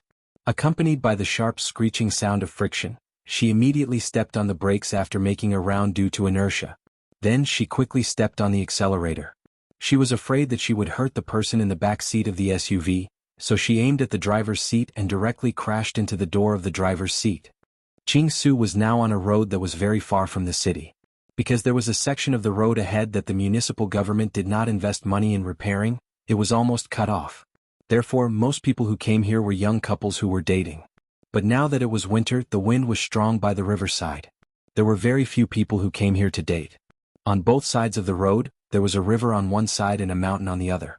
The screeching of brakes and the sound of cars crashing into each other was endless. Qing Su was not a young lady from a prestigious family. Although she was wearing branded clothes and none of them were cheap, she spent money purely for the sake of spending money. She did not really know how to appreciate the good of those things. Beauty Novel Songshu 566. Chapter 571. At the end of the day she still had the habit of being a gangster in her bones, and this habit had become stronger and stronger because she had been going against Min Hongxing. Many times she even deliberately deepened this bad habit. When she entered family Min's door, Min Zikai had followed Lan Chuyue and called her a little bastard. Therefore she had also been calling Min Zikai a little bastard and a wastrel. As long as Min Zikai had a flaw, she would say it in front of many people. She would say it as vicious as she could and never care about Min Zikai's feelings. Lan Chuyue called her a little slut born of a vixen, and she called Lan Chuyue a toad. In her next life she would still be a toad full of bumps. She refused to be taken advantage of and even suffered a lot for this, but she still persisted. She was not like Yi Er, who knew how to give in and swallow her anger in order to survive. She just rushed forward. If you don't want me to have a good life, I will not let you have a good life. She had the rebellious and willful attitude of a 17-year-old girl. However, her habit of being a gangster was even more so. If someone treated her well, she would remember that Yi Er had comforted her, enlightened her, and even kicked Min Zikai's but when Min Zikai was scolding her. She was like a chivalrous woman upholding justice and then drove her to eat dessert. At that time Yi Er was 17 and she was only 15. In fact, she had always cared about others calling her a little bastard, but Yi Er did not mind. She knew that after this collision the airbag would definitely open, and some of the drivers would almost suffocate because the airbag did not open immediately. Although this kind of situation was rare, she felt that her luck was not that bad. The car was rushing over so fast, but she felt that it was such a slow process. She was even afraid that the other party would speed up to avoid it, and she would rush to the inner cliff. She stared at the door of the driver's seat and did not dare to blink for a moment. She turned the steering wheel to the left, and after rushing out, she quickly braked and made a hard right turn. She aimed at the door of the Honda's driver's seat and directly hit it. The expected bang of the collision did not appear. The Honda understood Qingsu's intention and stepped on the accelerator, narrowly avoiding this fatal collision. Men's driving skills were always better than women's. There were very few exceptions. Among the girls there were very few bold and unrestrained driving types like Yi Er and Qingsu. Moreover, Qingsu was very worried that she would accidentally hit the back seat. The Honda did not even hesitate. The car was the driver's seat. It was the car's driver's seat. Qingsu's car's driver's seat.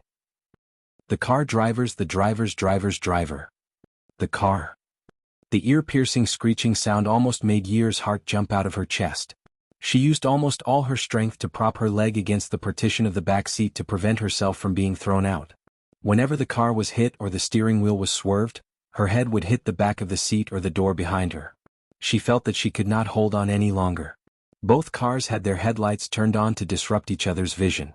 Qingsu's palms were wet and slippery. She felt slippery on the steering wheel. She knew that the other car was trying to locate her at the fastest speed possible. They wanted to get rid of her. They wanted to get rid of this scourge. Today they were going to the shallow beach. His mother liked to eat some pastries. In the past she lived a hard life without money. Those mung bean cakes and black sesame cakes that cost only a few dollars each were considered delicacies in the world by her mother. She rarely bought them. If she had lived a few more years she probably wouldn't find those dry things tasty. The pastries were placed on the dashboard. Qingsu looked at them. "Mom, I'll buy more for you tomorrow."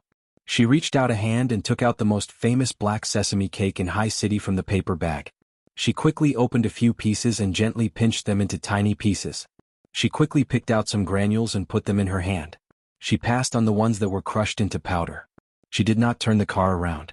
She could not see the man clearly. She rolled down the car window and turned her head to let him see the contempt in her eyes. At this moment she stealthily turned the steering wheel to the left at a good angle. This time she had to be faster than the previous time.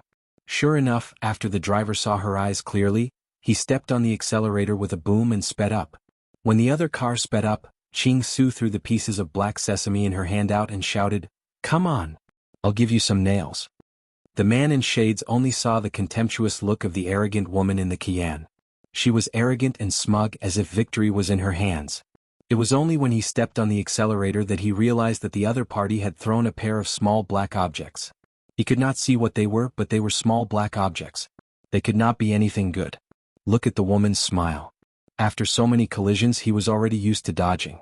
He was already very vigilant. After so many collisions she must have noticed his vigilance. That was why she threw those things at him when he stepped on the accelerator. Nails? Yes, nails. Look at her, smiling so slyly. She didn't look very old and didn't seem to be very good at hiding her age. She could be so complacent with such a small victory.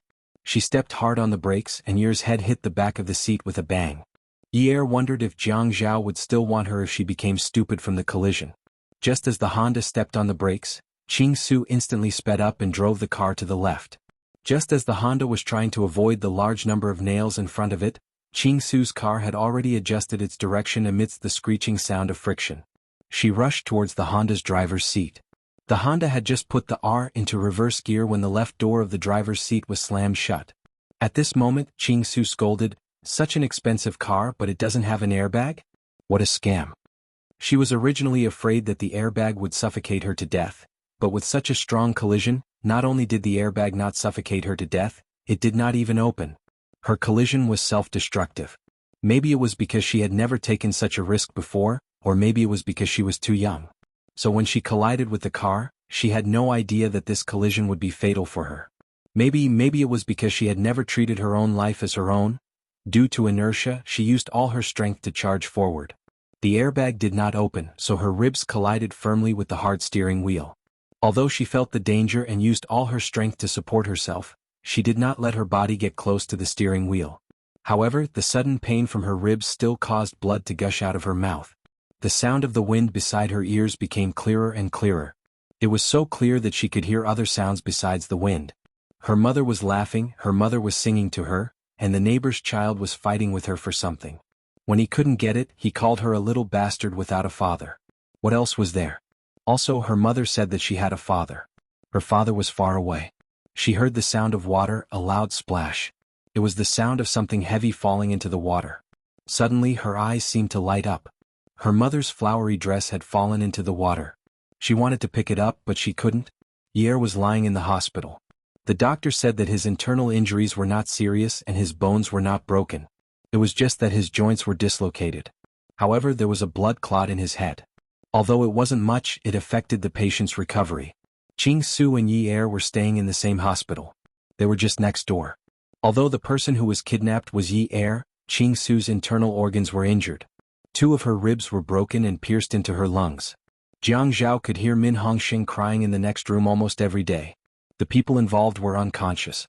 No one knew what happened at the time. Min Hongxing only thought that Qing Su had offended someone she shouldn't have. He regretted every day that he had done something evil and implicated his daughter. Because the Qian was hit like that, Min Hongxing thought that it must be an enemy who wanted to kill Qing Su. However, he couldn't figure it out. Who would hate Qing Su so much? It didn't make sense. Qing Su was just an illegitimate daughter. He rarely revealed his love for Qing Su to others.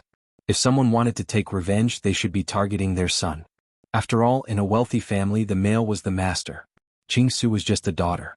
He suddenly thought of Min Zikai and Lan Chuyue. Usually, the 2 of them didn't like Qing Su and always took the opportunity to humiliate and abuse her. Lan Chuyue once said that she wanted Qing Su to die without a complete body, just like her mother. It would be best if her body couldn't even be found after she died. Only then would she be able to vent her hatred. However, no matter how he interrogated them, his son and wife refused to admit that they had harmed Qing Su. They even swore to do so. The thing that Jiang Zhao couldn't accept the most was that the person who kidnapped Yi Er actually committed suicide. When the police car chased him to the scene of the incident, he probably heard the police siren and suffered serious internal injuries. He couldn't escape and directly cut his artery. Such a way of death made Jiang Zhao want to chop the corpse into pieces. He checked the car and found that the owner was a boss car. On the day of Yi Er's accident, the car was stolen. However, when the car was stolen, he was having a rendezvous with a prostitute at a hotel. After a few hours, when he came out and found that the car was gone, he wanted to call the police but didn't know how to say it. He was a man with a family in high city. In a place like a hotel, he was afraid that his wife would ask him the reason for losing the car. If she questioned him carefully, he was afraid that he would spill the beans. His wife was a shrewd woman. For a moment, he was conflicted about how to solve the problem. He dilly-dallied until the police came to him at 8 o'clock in the evening. The car was stolen, so the owner's information was useless for Jiang Zhao to find the culprit. The fingerprint comparison came up with nothing. The DNA analysis came up with no leads. Even the identity of the kidnapper, who was obviously not a newbie, couldn't be found.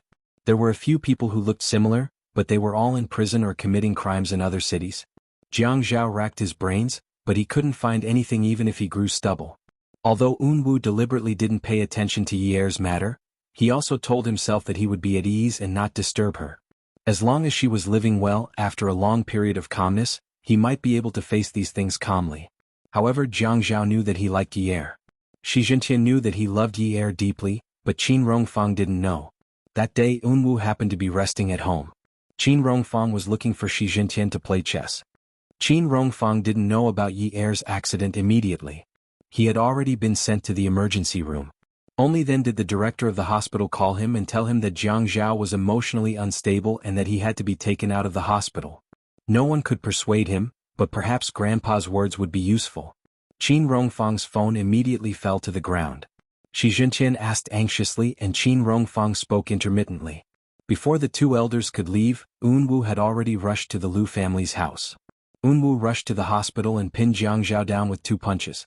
The last time they fought, Jiang Zhao was the one who attacked first, but Unwu used some tricks to make his injuries look more serious. He admitted that his intentions weren't pure. But this time he didn't feel anything except hatred. Come and see. Hongxia 866. Chapter 572. He hated himself for being a step too late. He hated Jiang Zhao for not being able to protect Ye even though he had her all to himself. He hated himself for caring so much about the affection of the previous generation. He channeled all his hatred into his fist and punched Jiang Zhao in the face. Jiang Zhao had been in a daze all this time, but he only woke up after being punched twice by Unwu. When he woke up, he condensed all his anger into violence. He also needed to vent. He had to vent or he would go crazy. Yunwu's fist came down and he screamed in pain, "Jiang Zhao, why don't you die? What's the difference between you and death?" Jiang Zhao punched Unwu in the face. The whites of his eyes turned red. "Xianhuan, get the F***ck out of here." If it weren't for Jiang Liqing, Qin Fian, and the others who came forward to pull the two of them apart, there would probably be 2 more hospital beds. Jiang Liqing yelled at Jiang Zhao in the beginning and used his usual style to force Jiang Zhao to go back and rest. Later on, he compromised and tried his best to help Jiang Zhao think of a way to find the murderer. Jiang Zhao insisted in the beginning, but in the end he compromised and took shifts. He didn't do his job properly at work. All day long he tried to find clues from a person who didn't have an arrow to point to. It was like this every day. Another night passed. Jiang Zhao sat by Ye's bedside and slowly combed her hair. With a long sigh, he lowered his head and closed his eyes. He wrapped Ye's hand in his palms and pressed it between his eyebrows. In a low voice he said, "Yunyi, I'm really useless as a husband.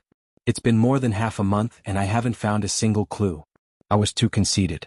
I thought that no one was smarter than me, that everyone was afraid of me, so I kept defending people everywhere I went. If I had known, I definitely wouldn't have chosen this path. Yunyi, what do you think we should do? When I think about not being able to find that person, I can't eat or sleep. I clearly know that the person who committed suicide wasn't the mastermind. I clearly know, but there's nothing I can do. You must feel that you married the wrong person, a useless man. But I always thought that I was very powerful, so powerful that I could give you the best life, the most stable life." He really wanted to pinch the hand in his palm. If it was before, it would be fine. If it was before, he would pinch her so hard that she would frown. Every day the doctor would say that she was about to wake up, but time could only tick by tick. The second hand had to tick 60 times to pass a minute. The minute hand had to tick 60 times to pass an hour. The hour hand had to tick 24 times to pass a day. He didn't use much strength. He opened his palm and his lips fell on the hand in his palm. He rubbed it gently and repeatedly. His voice was a little hoarse. "Yunyi, Xianwu said that if he found the murderer before I did, he would let me divorce you. He said that I didn't deserve it." He sighed almost inaudibly. "This time I didn't fight with him, nor did I quarrel with him. I know his background, although you didn't believe me. So, with one more person looking, one more force. After searching for so many days without any results, I forced Zhuang Yichen to look for him. He also complained incessantly. If Xianwu can really find him, I have to thank him. I'll introduce a few outstanding girls to him and let him choose. But, divorce? He's dreaming. He only cares about what he says, but he loves to dream. How can anyone snatch my Jiang Zhao's woman? Yunyi, even if you despise me, even if you think that I'm unreliable, I won't let Xianwu have his way. He can find the murderer, but he can forget about getting the woman. I know that you escaped death this time and hate me so much. But in ancient times, married women have to say to their men, 'In life, I'm your woman, and in death, I'm your ghost.' So, even if you hate me so much, it's useless. Even if Xianwu really finds the murderer, if you think that he's capable, don't think about divorcing me because you're my woman, and in death you're also my woman." At this time, Jiang Zhao had completely given up his previous high and mighty attitude. He felt that he was very weak. At a time like this, he even felt that he was very incompetent. But even though he was incompetent, he could still act shamelessly. Even if Ye looked down on him because of this matter and felt that he wasn't a reliable person, he didn't care. He wouldn't keep his promise. Promise? What promise? He had never promised Xianhu anything. Had he? It had always been Xianhu talking to himself. He had never gone overboard from the beginning to the end. What kind of promise was this? He wasn't a fool. How could he agree to any conditions that others made? Although Yi Er hadn't woken up, he had always listened to the doctor's words. She was fine and was just in a temporary coma. The doctor had already said that it wasn't a big deal. What could have happened? The girl wasn't even 20 years old yet. She was young and strong. She was at the peak of her energy. What could have happened?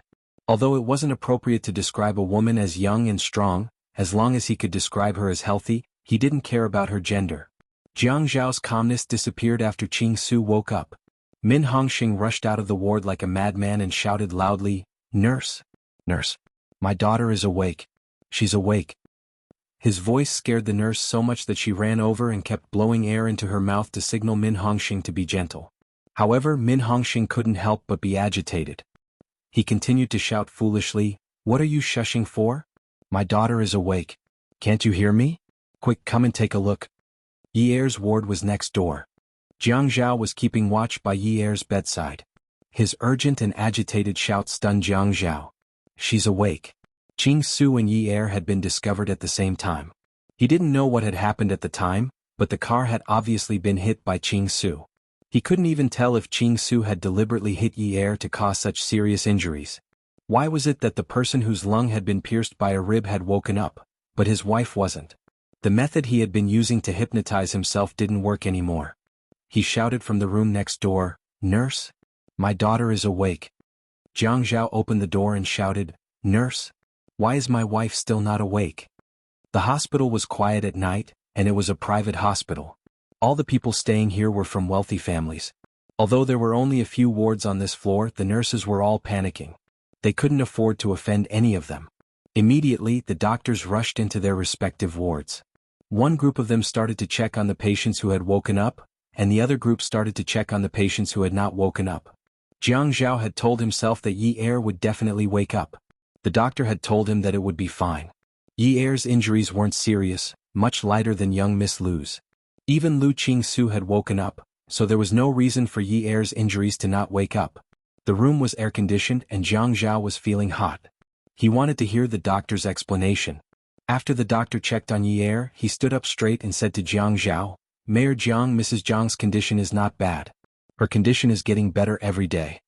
Jiang Zhao's image and demeanor were completely destroyed after the doctor's explanation.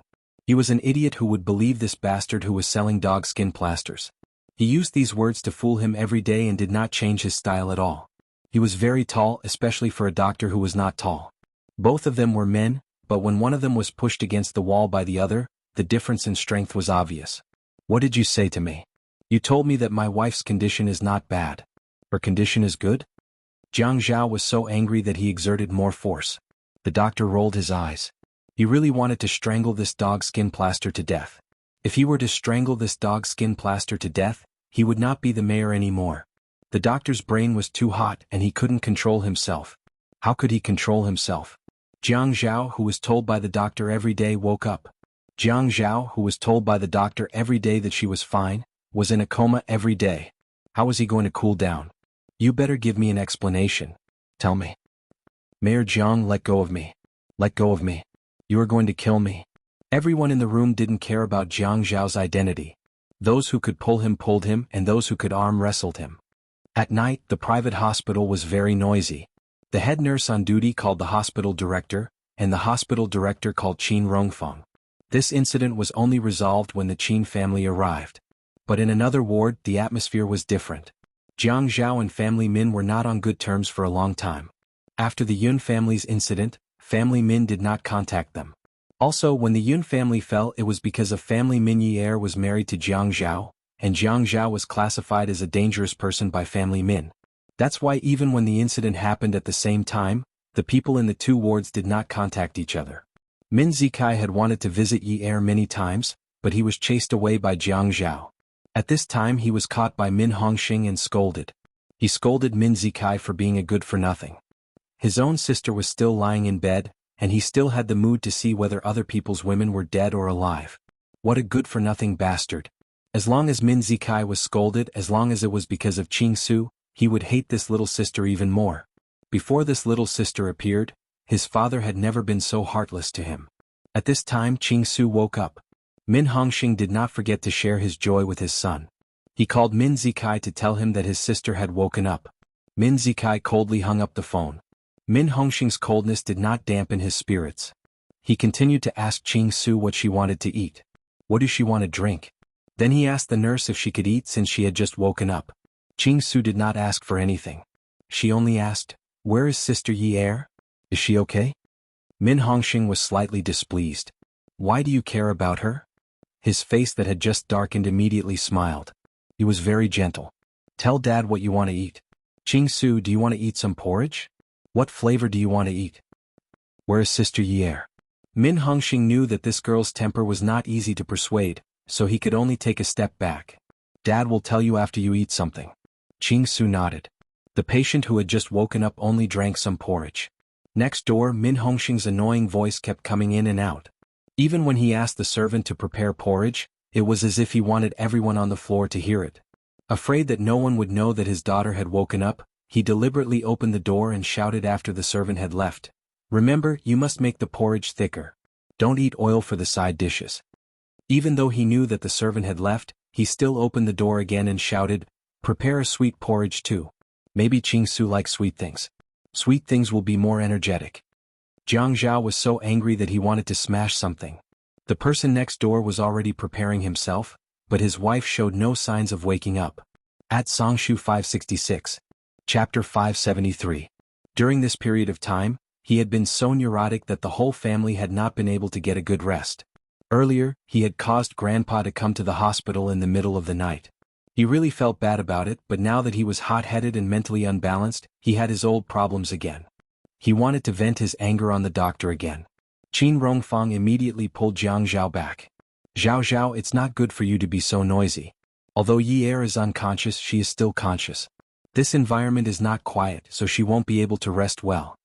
Qin Rongfang was wearing a jacket with buttons on the lapels. He was thin to begin with, so when he wore a silver-gray jacket embroidered with flowers, he did not look bloated. When it came to Jianghu, he could only pull and persuade him as much as he could. If he really couldn't, he could only pretend to be sick and have a heart attack. Therefore the whole family was counting on him, this old bag of bones, to subdue Jianghu. He was able to subdue Jianghu, but he was only making use of Jianghu's respect and concern for him. However, the nurse who was changing Yi Er's bag unintentionally said, "The moment Miss from the Liu family next door woke up, she didn't ask anything. She just asked, 'Where's Sister Yi Er?' Looks like she has a pretty good relationship with Mrs. Jiang." When Jianghu heard this, he immediately quivered. He walked towards the door, pulled it open and walked out.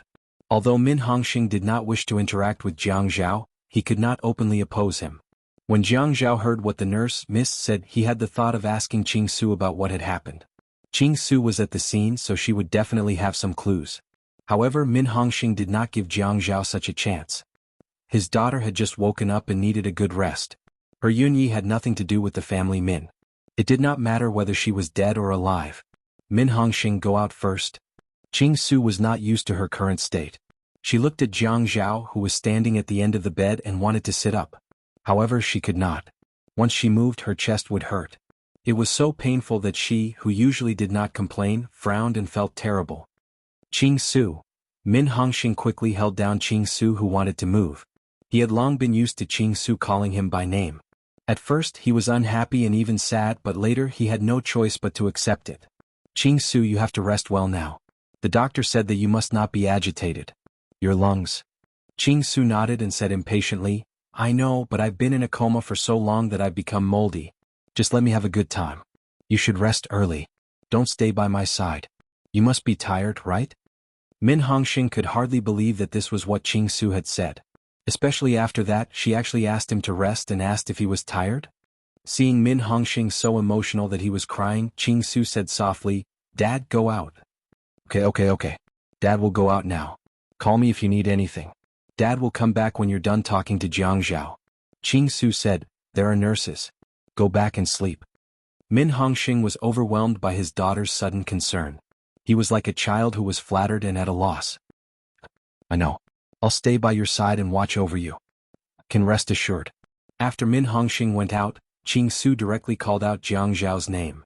Jiangzhao. Xia Qian always felt that she was older than Yi. She called Jiangzhao because of Yi Er's identity. No matter what, she was still Yi Er's elder sister. She didn't call him brother-in-law because she didn't let him down. But Qing Su was just doing it out of habit. She wasn't good at flattering people and she wasn't good at pleasing people either. As for Jiangzhao, he was just Yi Er's husband. She didn't need to respect him by calling him mayor or brother. Yes, what do you know? Jiangzhao was not sure how he should treat Qing Su. He needed to know what happened to Yi Er from a person who was already conscious. But the prerequisite was that Qing Su was not involved in the kidnapping. Otherwise, his efforts would be in vain. I want to know how Sister Yi Er is doing. My dad did not tell me anything. She is still unconscious. The impact on her head might be quite serious. There is a blood clot and she will not wake up anytime soon. I think she might need surgery. Jiangzhao's heart softened when he heard Qing Su calling Yi Er's sister. At least, he could hear the concern in Qing Su's voice. Qing Su's brows furrowed. Crash? Yes. Jiangzhao was still standing at the end of the bed looking down at Qing Su. He did not dare to miss any changes in her emotions. Qing Su suddenly felt guilty and pained. She had good intentions, yet she had caused Yi Er to be in such a miserable state. She took in a long trembling breath. It's all my fault. When I hit that Honda I used a lot of force. If I didn't hit the car like that Yi Er Jie might have been fine. Jiang Zhao's expression changed as he started walking. He didn't think that there was such a coincidence because he had seen the video of the person who kidnapped Yi Er. It was because it wasn't Lu Qing Su that he thought it was a coincidence. But now Qing Su had admitted it herself. He was thinking Yi Er had not woken up yet, so what right did this wretched girl have to wake up? He walked over to Qing Su's bedside in a few steps. Just as he was about to strangle this wretched girl to death, Qing Su looked up with her doll-like eyes. I was also anxious at the time. Sister Yi Er was in the Honda and did not come out, but I clearly saw her stretching half of her body out of the window. She must have been calling for me. Later on, no matter how I chased after the car, she did not come out. I was very anxious. At first I thought it was you who was driving, but later on I realized something was wrong. I was worried that something might have happened to her, so the only thing I could do was to take the man who was driving. Jiang Zhao was very tall. When he bent over, he froze in place. Usually when he was working he looked handsome even when he bent over. If Yi Er had been here, if Yi Er had been lying in bed, he would have bent over to touch her, hug her, or kiss her. He would have been gentle and affectionate. But now he was frozen in place, not moving at all, as if he had been petrified. Looking at Qing Su, who was full of guilt as she recounted everything that had happened by the river, his eyes reddened and he almost shed tears. No one would be like this. Other than family, they would give up their lives and forget about themselves. If he had been here at the time, he would have chased after her and risked everything to save Yi Er. That would have been the right thing to do. But Qing Su, the 17-year-old Qing Su, he did not know why she had risked her life to save Yi Er. She had even broken her ribs on the steering wheel and pierced her lungs. Fortunately, they had arrived in time that day. Otherwise, how could she have survived? But what was he thinking just now? He was gauging the heart of a gentleman with the yardstick of a villain. He was suspicious of everyone. Qing Su had just woken up and did not have much energy. Jiang Zhao bent over. She saw that his face was haggard. He looked different from when she had seen him before. His eyes were bloodshot. When he bent over like this, his face hovered above her head.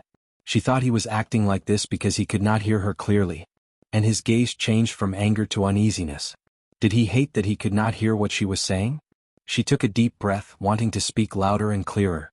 But when she took a deep breath, Yizi felt like her lungs were about to split open.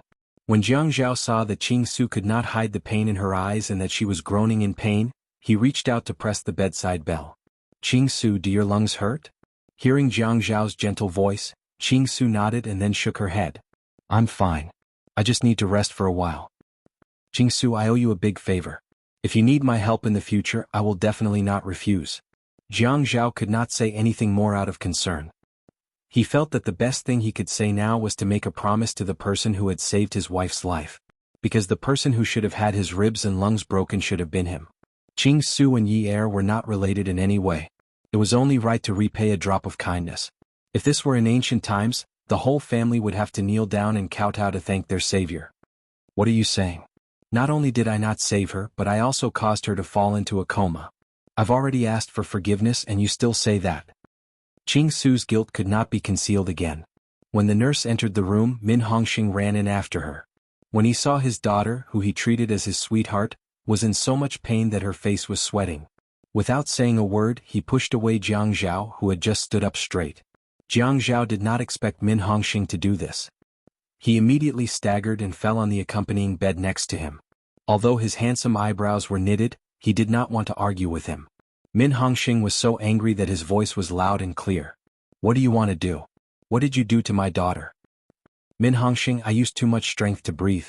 It was Jianghu who called the ambulance for me." Min Hongxing turned his head and saw that Qingsu had already closed her eyes. Clearly, before he went out at that time, his daughter still called him Dad. Now she was only calling his name. He only pushed Jianghu because he was worried that Jianghu had caused her pain. Could it be? Could it be that Qingsu was interested in Jianghu? He stepped back and let the nurse examine Qingsu. At this time he also involuntarily began to size up Jianghu and Qingsu. He secretly thought that Qingsu was 17 years old and was in high school. Although this was the case, it was not that he had not considered finding a good family for her in the future. Although Jianghu was good in all aspects, he did not mind that Jianghu was more than 10 years older than Qingsu. However, he minded that Jianghu had been married before. It was rare that Min Hongxing could actually think of such a constructive problem at this time. It was also when Min Hongxing's brain was unfortunately in a state of paralysis due to the virus that Jianghu left the room.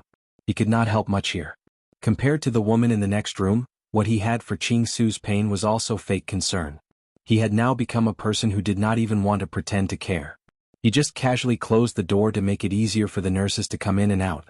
He took a shower and went to sleep. Jianghu wondered if he could take a break from work for a while. Recently his mental state was not very good. Although he was staying in the hospital, he still slept on time. There were nurses and nurses in the hospital. He was here purely to make himself feel more at ease. Sleeping in the hospital, he could not fall into a deep sleep and had messy dreams. Perhaps it was because he thought too much during the day and Qingsu woke up today and could even eat. Jianghu could not convince himself to stay calm no matter what. Dreams were always complicated and long, and sometimes they were fragmented. The air was too far away from him. There was a clear but black river in the middle. It should be very deep to become such a color. He saw her standing on the other side of the river and reached out to her. He told her, "If you want a home, I will give you a home. I will give you all the warmth you want. I will treat you well and always treat you well. Come over quickly." Attention Songshu 566. Chapter 574. He felt that his hands were numb and his mouth was dry. The woman on the other side of the river just stood there stiffly, not moving at all. She was wearing the white dress that he had bought for her. Her hair was draped over her shoulders, and when the wind blew, the hem of her skirt and hair swayed gently. Her eyes were dull and she really looked like Xiao Longnu who had stayed in an ancient tomb for a long time. In the face of Yi Er's indifference, Jianghu's temper flared up. He looked at the river in front of him and he couldn't cross it. He shouldn't have asked her to come over. Alright, he would go over. But just as he reached the river and was about to swim over, the woman on the other side spoke. When she spoke, her face was full of pain. "I don't love you. I don't love you. Don't come over. Don't come over." Before she even entered the river, it was as if she was drowning. He had said it countless times and he had said it countless times to himself. Anyway, she didn't love him. Anyway, he didn't care. It didn't matter if she didn't love him. Anyway, she could only be with him. He didn't mind those bullsh*t feelings and love. It wasn't like he could eat it. "It's okay. You can be at ease as Mrs. Jiang. It's okay. Don't feel like you're in pain. I didn't ask you to love me. I don't mind. Don't come over. Let me be at ease. Let me be free." There was no sound on the surface of the river. Her weak voice came from the other side. When it came, it sounded like it came from the water. He couldn't even hear the ups and downs in her words. There were no ups and downs at all. Only her gently furrowed brows told him that she was really in pain. That kind of pain spread from her eyes to her eyebrows, and then slowly flowed to her entire body. That kind of sadness and pain seemed to have suddenly come from hell. It turned blood red and flowed all over her body. He watched helplessly as her white dress was dyed a bright red from the pain. It was on her arms, face and everywhere. He jumped into the river and swam towards her. He thought that even if he tortured each other with her, even if she struggled in pain until her entire body was covered in blood, he would not let go. It did not matter if it was dyed red. There was a river here, he would wash her clean. Suddenly, there seemed to be many seaweeds growing in the river. The seaweeds swayed their waists in the water and reached out their slender hands, trying to grab his legs. At this time he only cared about using brute force to swim to the other side. The seaweeds that wrapped around his ankles were pulled apart by him every time. His eyes were above the water, watching the woman in blood slowly turn around without any reluctance. More and more seaweed grew on his legs and he could no longer kick them. The things in front of him turned into fish, prawns and black seaweed. He flipped over and looked up. Some sunlight pierced through the water surface. He looked at the sun on the water surface, and it was divided into many pieces. The clear river water slowly turned red from the shore. Their breaths were accompanied by large bubbles coming out of their mouths as they sank deeper into the water. Suddenly he felt something fall from the river and the water pressure around him changed. He suddenly opened his eyes. The person who fell from the shore was blood red. She was immersed in the water and her dress slowly turned white. The redness on her face and hands also slowly faded. However, her eyes were empty. She looked in his direction as if she had been freed from the pain. She sank even faster than him. The white dress in the water puffed up, like a cloud floating in the sky. Yunyi. He called out to her, but his mouth was full of bubbles. There was no sound, only bubbles appearing and disappearing. He wanted to swim over with all his might. He bent down and pulled the seaweed on his legs.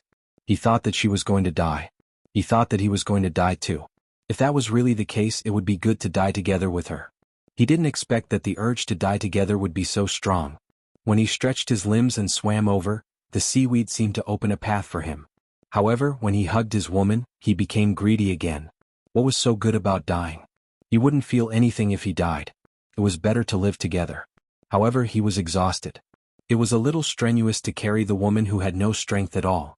When he was about to reach the water surface, he couldn't swim anymore.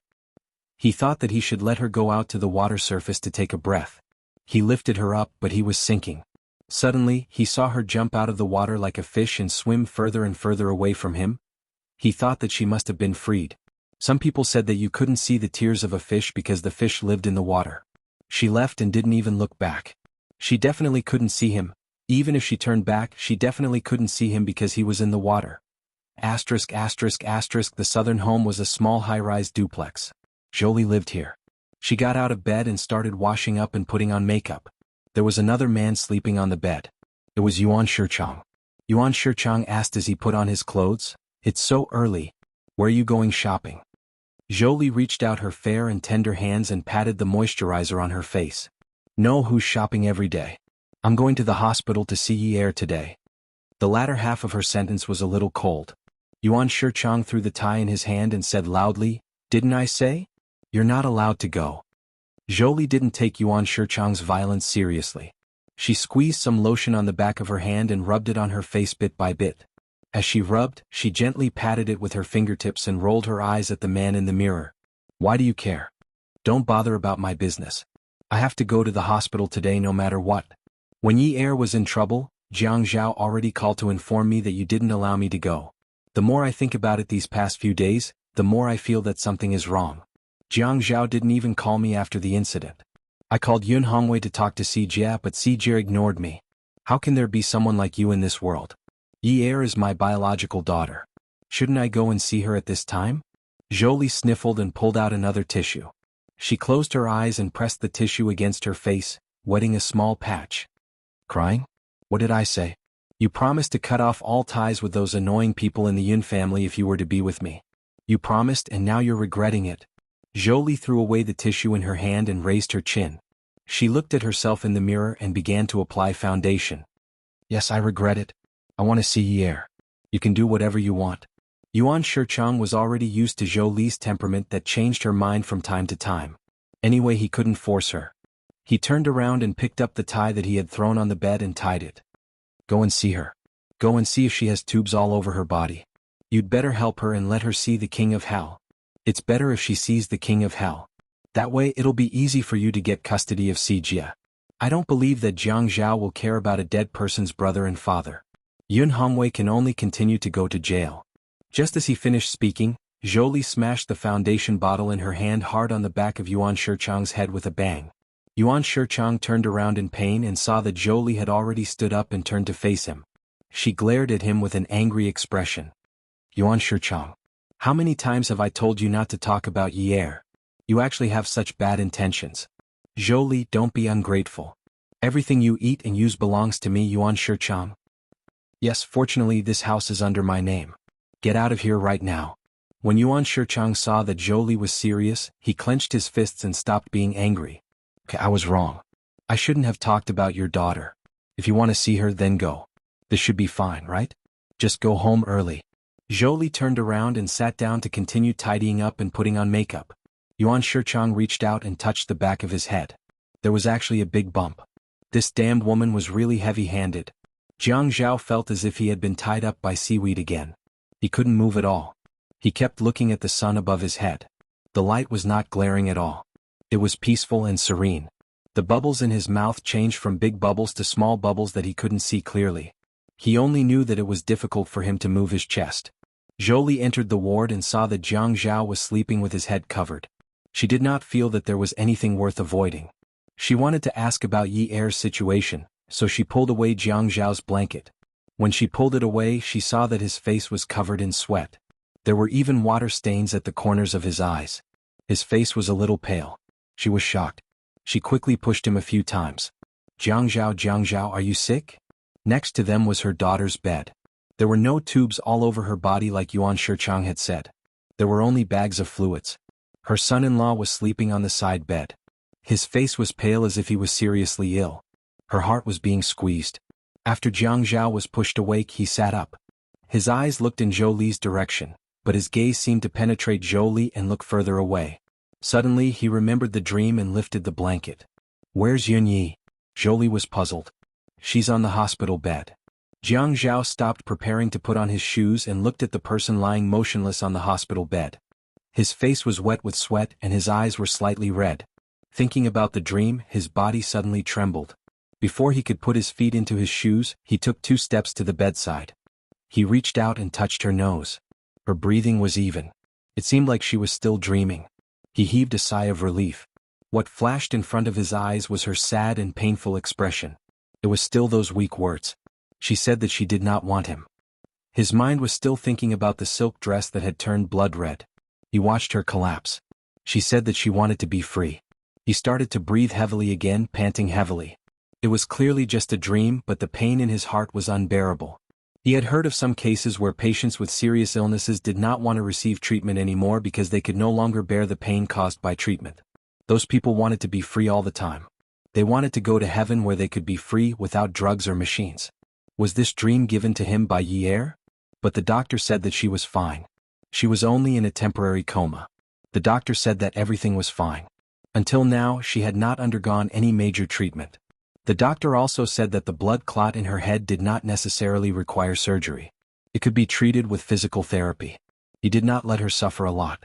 He also could not bear for her to suffer. What did she mean by free? He reached out and touched the 4 bag by her bedside. It was full again. The nurse must have asked the nurse to come and change it in the middle of the night. He traced the 4 bag down and touched the roller to slow down the drip. He wanted to give her less pain. Other than this, he did not know how to reduce her pain. Perhaps she was really like what Grandpa said. She was conscious. She needed to rest. He did not know where the needle hole on the back of his hand was. She must have felt it. Jiang Zhao, don't cry. Yi Er will be fine. Zhou Li was a little angry at Jiang Zhao for not calling her. Later she realized that his gaze was always on things related to Yi Er. She did not know where his mind had wandered. She just kept crying and did not make a sound. Jiang Zhao was stunned by Zhou Li's call. When he came back to his senses, he saw that Zhou Li was very blurry. He reached out and touched his face. He did not know if it was sweat or tears. Awesome novel Xinwu 799. Chapter 1259. Li Jinyan was a lot calmer in the face of the whale's excitement. Although his expression was still indifferent, from the way he stared at the various parameters, it was more or less obvious that his heart wasn't as calm as his expression. Hypoxia could cause headaches, fatigue, difficulty walking, panic, shortness of breath, chest tightness, and pulmonary edema. In severe cases, it could even lead to death. Regardless of whether it was high altitude or underwater, hypoxia was a problem that humans have been unable to overcome since ancient times. And the frogmen mostly carried out underwater missions. In the selection competition, the duration of hypoxia tolerance played an extremely important role in the selection competition, and it could even decide whether to stay or leave. Li Jinyan stared at the gradually rising numbers and calmly glanced at the time. A dark light gradually condensed in his cold eyes, and finally converged into a stream of light that was as bright as a winter night. Almost there, almost there, almost there. Whale did not notice the change in his expression. His eyes were fixed on the display screen, and his expression was so nervous that it was as if he was in the selection competition himself. The first beep sounded at the set time, and Whale was so excited that he almost jumped out of his chair. Li Jinyan, who was standing behind him, raised his hand and pressed on his shoulder. Only then did he not lose his composure. 5 minutes, Demon King. She did it. The numbers haven't turned red yet. Whale said excitedly, as if he had discovered a treasure. His eyes were shining, as if they were bursting with light. She has surpassed the soldiers we left behind. Very good, 5 minutes had passed. Just as Whale said, she had indeed surpassed the 24 soldiers left behind. The numbers are starting to rise. Remove the device. Li Jinyan's expression did not change at all, but when he put one hand on the table, his slender fingers tightened slightly. Give me the results after the high CO2 reaction test. Keep an eye on it. When the numbers turn red, immediately turn off the device. Whale saw that the captain, who was younger than him, was still calm. He realized that he had lost his composure, so he cleared his throat and whispered, "It's rare to meet someone who can withstand hypoxia for 5 minutes. I will definitely be careful." As the device on his arm was removed, Yi Qian, whose upper limbs had been freed, immediately felt the locked blood rush to his arm. The heavy feeling of having a few mountains on his left and right shoulders, as well as the separation of his upper and lower limbs, instantly disappeared. Taking off her mask, Yi Qian, whose face was as red as the sunset, did not immediately open her mouth to take deep breaths. Her delicate lips slightly pouted, and she slowly and rhythmically took deep breaths. Then, she let her whole body breathe in and out in sync with her breathing, and slowly relaxed. The lack of oxygen for 5 minutes was like walking back from the gates of hell. Large droplets of sweat were still dripping from his back. The sweat on his forehead had gathered into small streams, dripping down his chin and onto his lapels. The big mermaid, who had been keeping watch, took a deep breath before breaking the silence in the room. Not bad, 5 minutes and 24 seconds. Although its voice was soft, there were obvious fluctuations. It could be seen that the big mermaid was a little excited. 5 minutes. A qualified frogman's hypoxia training lasted 5 minutes. How could he not be excited?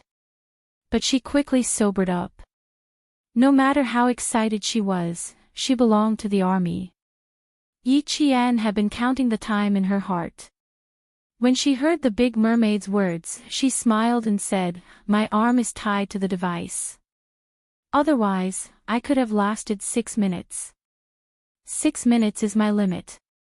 When she was training with Principal Qin at the beach, she could only hold her breath for 2 minutes at first. Later on, when she was training at the altitude, Uncle Qin made her wear a mask for morning exercises.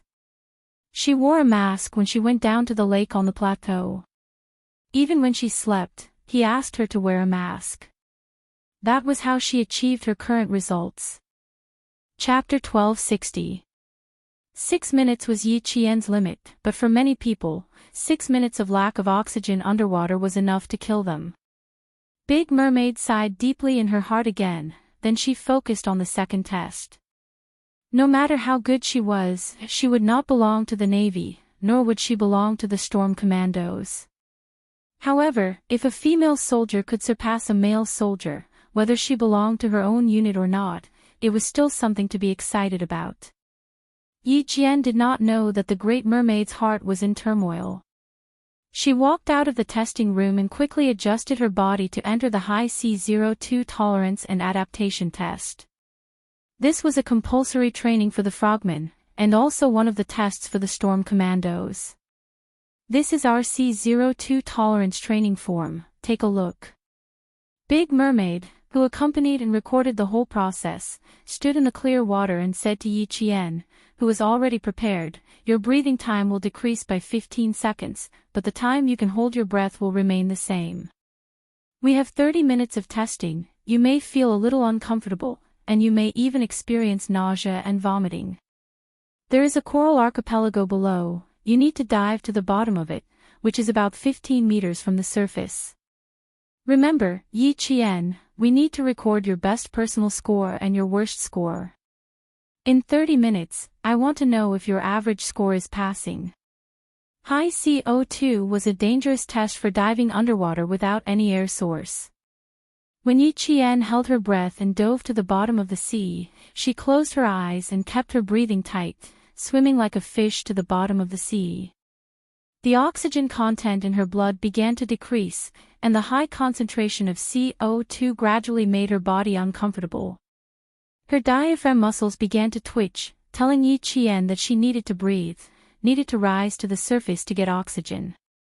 "Relax, relax, the body must relax. Let the body and mind not be afraid of the gradually increasing CO2 content in the body. Listen to the sound of the water, feel the joy of the fish swimming by, and avoid being disturbed by fear and other factors." When the oxygen content in her blood reached the limit, Yi Qian quickly rose to the surface. "Don't rest for too long, otherwise the CO2 accumulated will be expelled from the body because of the long rest, and you won't be able to accumulate high CO2. Once you float to the surface for more than 30 seconds, the cumulative effect of CO2 will be very bad. Yi Qian, you need to take a breath within 20 seconds and dive back into the sea." Big Mermaid's strict voice kept reminding Yi Qian. He held a timer in one hand, waiting for Yi Qian to take a breath and dive back into the sea, and his expression would become more serious.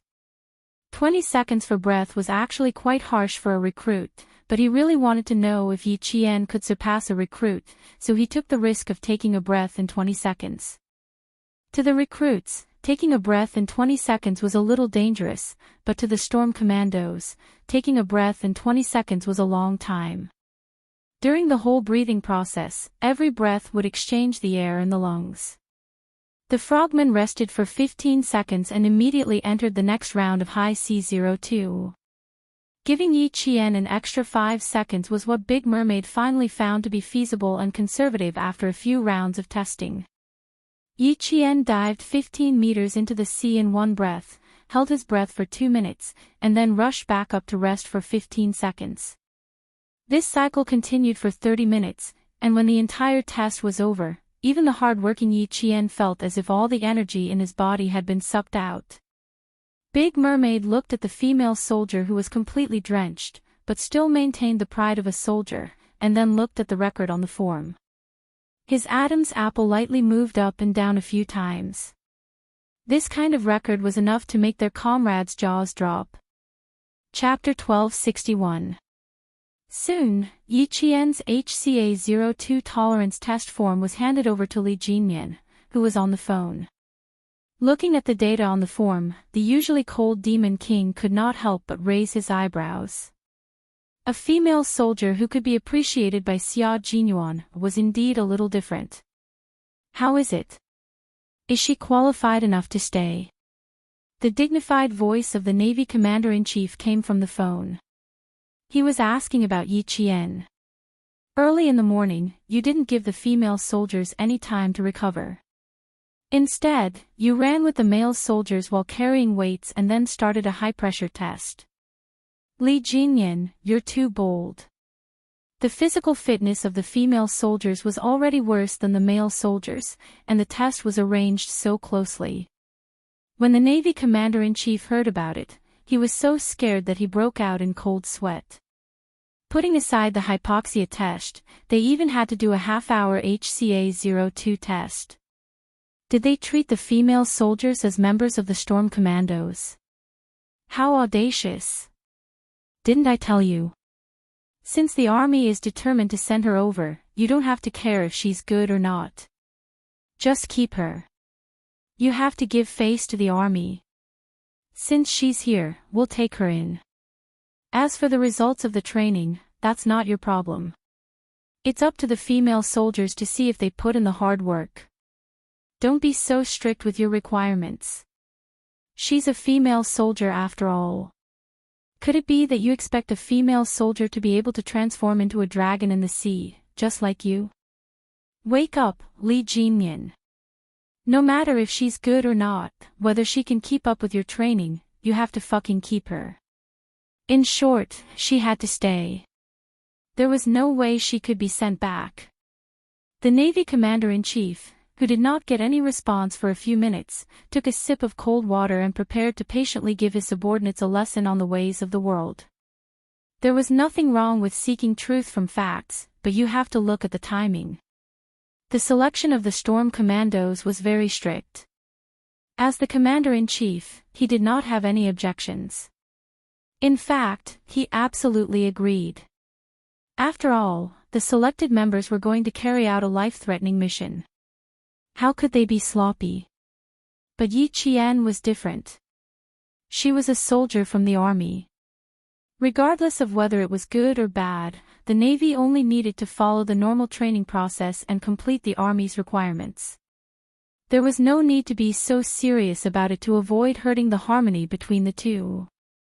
How could Li Jinyan, who was listening quietly, not know what his commander was thinking? It was one thing to know, but it was absolutely impossible for him to do so. Regardless of whether the female soldier was from the army or not, since she had come to his team, he had to treat her seriously. He could not just put on a show. He was being responsible for her and himself. As for whether she succeeded or not, to be honest, he was surprised when he saw the results on the form. Li Jinyan closed the form and his thin lips curled up slightly, revealing a faint smile.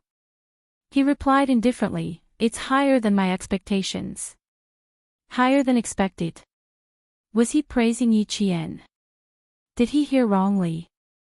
The Navy commander, who was originally prepared to persuade his subordinates, looked at him seriously and said, "Oh, it's higher than you expected. Do you think the army has nothing better to do? Do you think they would just find a random person to stuff into your hands?" While he breathed a long sigh of relief in his heart, he said, "To be able to make you say something that's higher than your expectations, it should not be an ordinary person." Li Jinyan became the captain of the Frogman unit at a young age. It was not because of his good life and high education, but because his ability was enough to convince the others. In addition, he was very strict with himself. Every time he trained, he would advance and retreat together with his comrades. Even if the entire training style was harsh, his comrades in the team did not say a word. Everyone was convinced. Chapter 1262. It was harder than ascending to the heavens to find out whether a soldier was good or not from such a talented and capable soldier. This time, when he suddenly said something that had a hidden meaning of praise, the Navy commander's first reaction was to think that he had misheard. That's good, that's good. Finally, he didn't have to worry about him kicking people out of the reef island. After being on tenterhooks for the whole night, he finally felt relieved. He was really afraid that this guy who didn't care about his own family wouldn't give the army any face and would just kick the female soldiers out of the reef. Now, he was finally relieved. Could it be better than what he expected? It seemed that the female soldier sent over was really something. The Navy commander and Li Jinjun both had the same thought before this. The female soldier was outstanding in the army, but it didn't mean that she would be equally outstanding in the Frogman unit. They both had this thought and didn't have any hope for Yi Qian at all. The Navy commander thought that as long as they could get along on the surface, he would keep her for the sake of both armies. He would just train her for 50 days and send her back to the army. That way, both sides would be happy. Now that he unexpectedly found out that the female soldier was actually not bad, the Navy commander finally felt relieved and smiled. In that case, I don't have to worry about you kicking her out in the future. Based on her current test results, I don't think she will for the time being. Li Jinyan didn't say anything to reassure the Navy commander. The test only meant that Yi Qian didn't have to be sent back for the time being. Now that it was the second elimination, if she didn't do well, she would still have to be sent back. His calm words left the Navy commander at a loss for words. He could only sigh and say, "You should at least give me some face. If you really send her back, how are you going to explain it to the army?" "Commander, Xuanhuan knows what kind of person I am. You don't have to worry." Legendarywarriors only said this one sentence and the Navy commander's heart calmed down a little. He then said calmly, "I will send you Yiqian's test results later." After the Navy commander received Yiqian's test results, he took a while to recover from his shock. With this kind of result, it was no wonder that Jianghu said it exceeded his expectations. What a pity, it was a pity that it was someone from the army. Thanks to this achievement, the Navy commander no longer paid attention to Yiqian. He no longer had to worry about whether she would be invited back by Legendarywarriors. At noon, Yiqian, who was not invited back, was finally officially introduced to the members of the Storm Commandos by Legendarywarriors, as well as the Marine soldiers who had entered the second round of elimination. Last night, they were forced to float on the sea for a night. In the end, the 3 Marines that returned had already returned to the team. So far, including Yiqian, a total of 28 soldiers had officially entered the 4-week Hell Week training. In the Hell Week, there was another week of extreme training. This was also a round of elimination. Only the soldiers who were physically weak would be eliminated. When the male soldiers heard that the female soldiers who were carrying weights with them today were going to enter the limit training with them, there was a subtle look in their eyes. "Now that you're in my team, you have to put away your previous arrogance. Don't mention in front of me how strong you used to be or how the leaders of the army thought highly of you. I only look at your results. Those who are good can stay. Those who are bad, please go back. No one has a reason or an excuse to fish in troubled waters with me.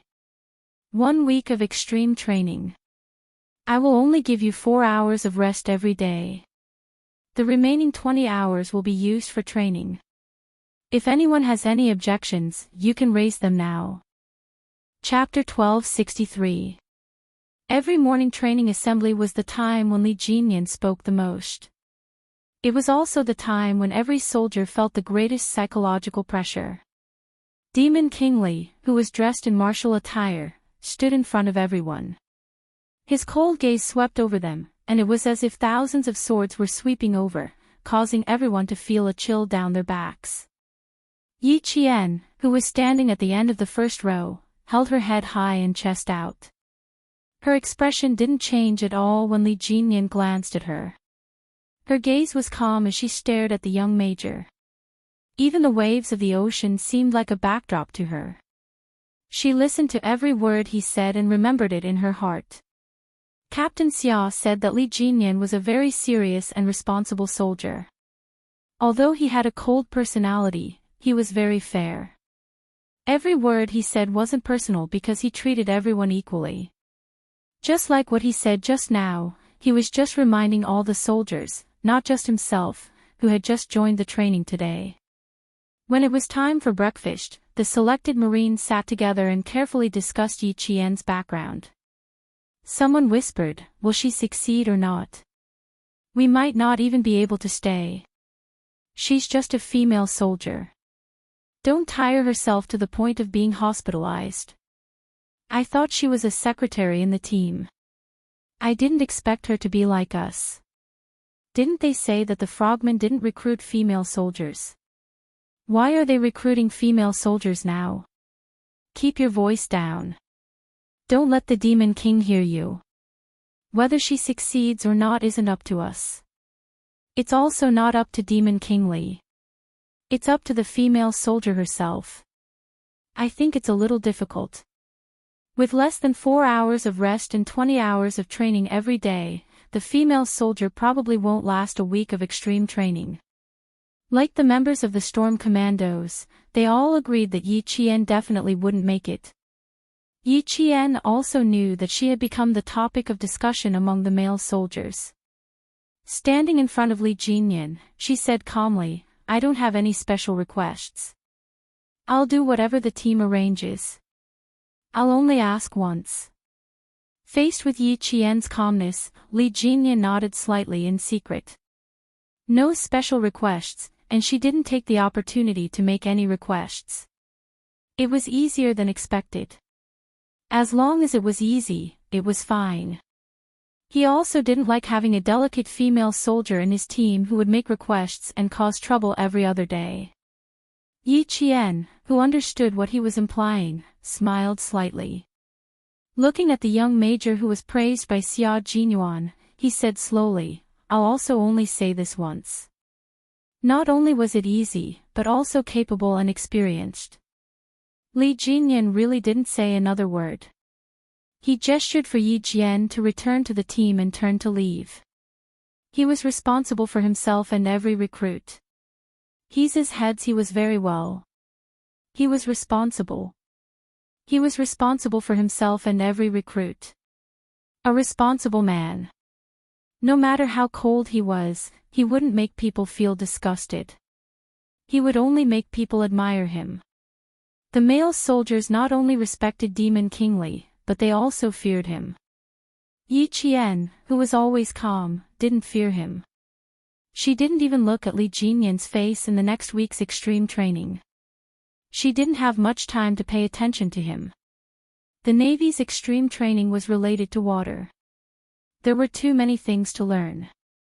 Even if she trained for more than 20 hours a day, she still felt that there wasn't enough time. From the obstacle course training to the boat training to the surfing training on the last day, Yi Qian wished that she could break 1 minute into 2 minutes. She was so determined that 24 hours a day was too little that it stimulated the male soldiers so much that they rushed forward excitedly. Chapter 1264. Every time Li Jinyan looked at her results, he would immediately send them to the Navy commander's desk. Therefore, the Navy commander would sigh when he received the Storm Commando's reports for 7 consecutive days. At first, Li Jinyan could only listen to them silently. From, it's a pity that Yi Qian is from the army, to, why don't we think of a way to recruit him into the Navy? Looking at the slender figure who was training with the male soldiers, Li Jinyan, who was observing the second batch of eliminated soldiers, narrowed his eyes slightly. The second round of elimination would be announced tonight. A total of 10 soldiers would be eliminated. Out of the 28 soldiers, only 18 soldiers would enter the final elimination round. Although Yi Qian was a female soldier, her results were far ahead of the male soldiers. Even if he did not announce her results, the male soldiers knew in their hearts that this female soldier who they did not take seriously at the beginning was very impressive. Initially, the male soldiers who had complaints about his training arrangements saw that a female soldier could complete one task after another. In less than 3 days, they did not hear a single word of complaint. As a female soldier, she could complete the tasks and even did it better than the male soldiers. As male soldiers, what right did they have to complain? Will the list be announced tonight or tomorrow morning? The great merman walked over and his gaze fell on the soldiers who were still training. When he saw Yi Qian, who did not lose to the male soldiers, he could not help but laugh. A very motivated female soldier. Her learning ability is also very strong. After a week of training, I can't help but think that she is a Navy soldier and not an Army soldier. A week had passed. Yi Qian's name had been mentioned countless times by the Storm Commandos.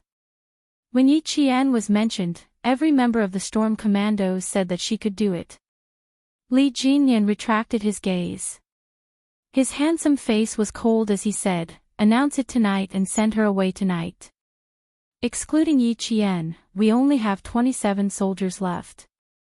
If you eliminate 10 soldiers in one go, don't complain that there is too little fresh blood when the time comes.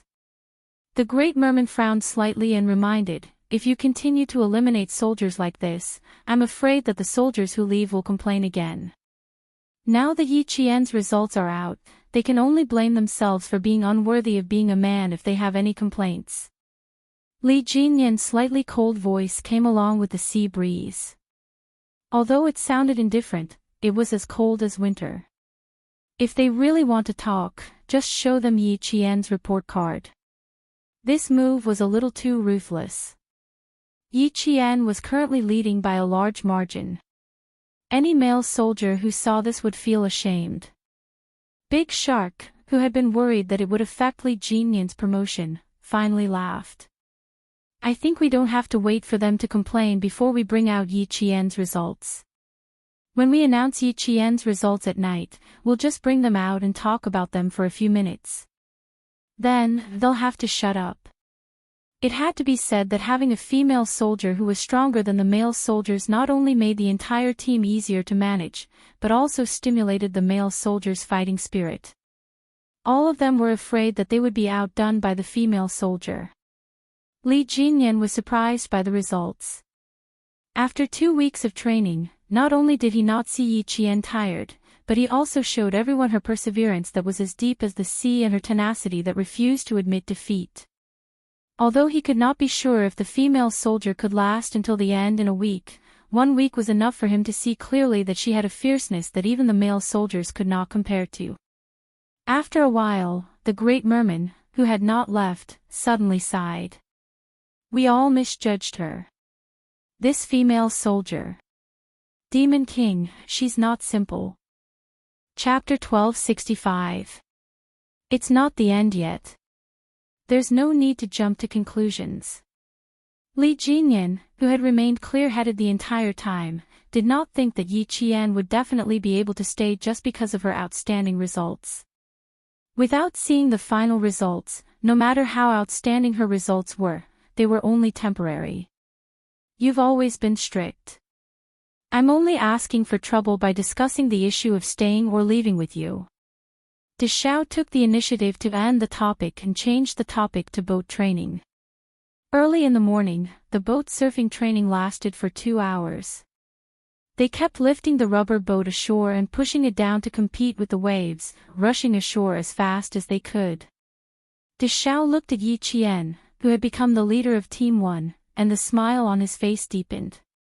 On the first day of training, as a female soldier, Yi Qian had indeed suffered a lot. The male soldiers thought that she was just there to join in the fun. Furthermore, they were all angry at being trained by the Devil King. When they spoke to Yi Qian, their words were somewhat reckless. He saw this but did not step in to stop them. He wanted to see how Yi Qian would handle it. The way to handle it was very simple. She would use her strength to speak. That night, Yi Qian made all the male soldiers shut their mouths. None of them dared to say anything bad about her. She had fought against 4 soldiers alone. She had held each of their necks with a military dagger. How could the male soldiers, who could not win even when they fought 4 against 1, still have the face to say that a female soldier was not good enough? If they had succeeded, they would not have had a military dagger held to their necks by a female soldier. She did not argue. She used her strength to stand firm. Who would dare to say that a female soldier was not good enough? Yi Qian did not know that Li Jinyan was secretly observing her. She, who was wholeheartedly focused on training, lifted the rubber boat with the male soldiers and walked towards the beach. After 2 hours of training, everyone's mouth was washed by the salty seawater until it tasted bitter. When they reached the shore, they pounced on the water bottle and gulped down water to wash away the salty taste in their mouths. 6 days of the week-long extreme training had passed. Perhaps everyone knew that the second elimination list would be released at any time. Every male soldier's expression became more and more solemn. Even when they spoke, there was a hint of ruthlessness. There's still 1 more round of surfing training. Let's rest after that. Otherwise, when the Demon King comes, we'll have to stay in the sea for half a day like the 3rd team. A male soldier said with lingering fear. He hurriedly drank a few mouthfuls of water and didn't dare to stay any longer. He asked his teammates to hurry up and finish the last set of surfing training. The boat surfing training was one of the many physical training programs that had been eliminated. After that, there would be rock carrying, obstacle surmounting training, and log carrying training. These were all daily essential training. Not only that, all the soldiers, including Yi Qian, would be doing more running, swimming, and physical training than the previous week. For example, today, they had to complete the 6-kilometer endurance race, the steeplechase race, and the 2-kilometer swimming race. Furthermore, there was a strict time limit. Once they exceeded the time limit, they would be disqualified. There was no mercy. Yi Qian did not sleep more than 4 hours a day when she was training, because she trained for more than 20 hours a day. When the last round of surfing training ended, every team member spread out their legs and put their hands behind their backs. They straightened their backs and waited for Li Jinyan's inspection, or rather, for criticism. Li Jinyan, who had walked over from the other side, used his cold, knife-like gaze to sweep across the soldiers who had entered the last round of elimination. Even his voice was as cold as a knife. Every word he spoke sent chills down the soldiers' spines. Chapter 1266. After breakfast, rest for an hour and then swim 100 meters. He glanced around and didn't criticize them like he usually did. He only left a cold sentence for the soldiers who stood out from the 100 soldiers and entered the second round of elimination. Although it was only a sentence, it was like a nightmare. The soldiers who were eating breakfast didn't have the mood to do anything.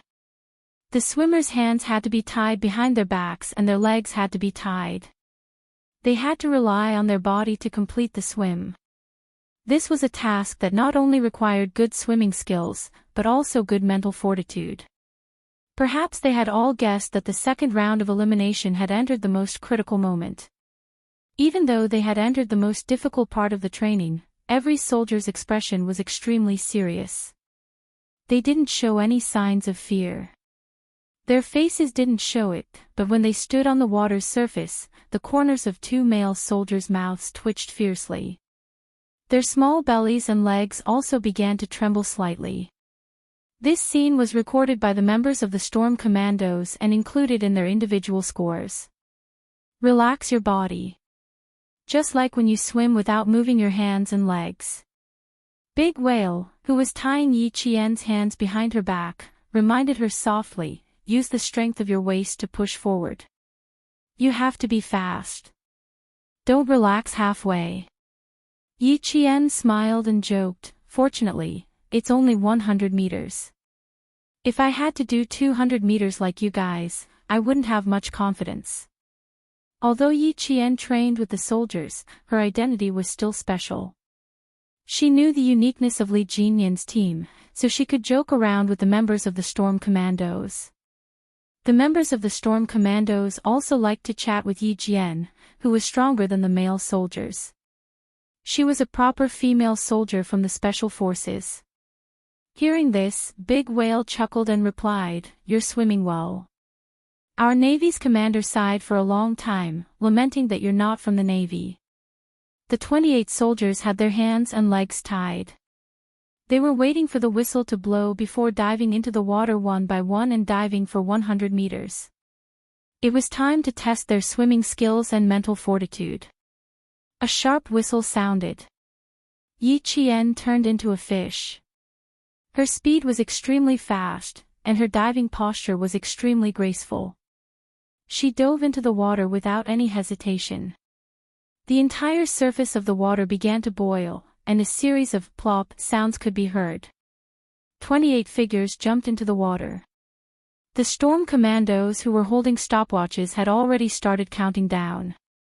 They were only waiting for the soldiers to finish the 100-meter dive before recording the time they spent on the score sheet.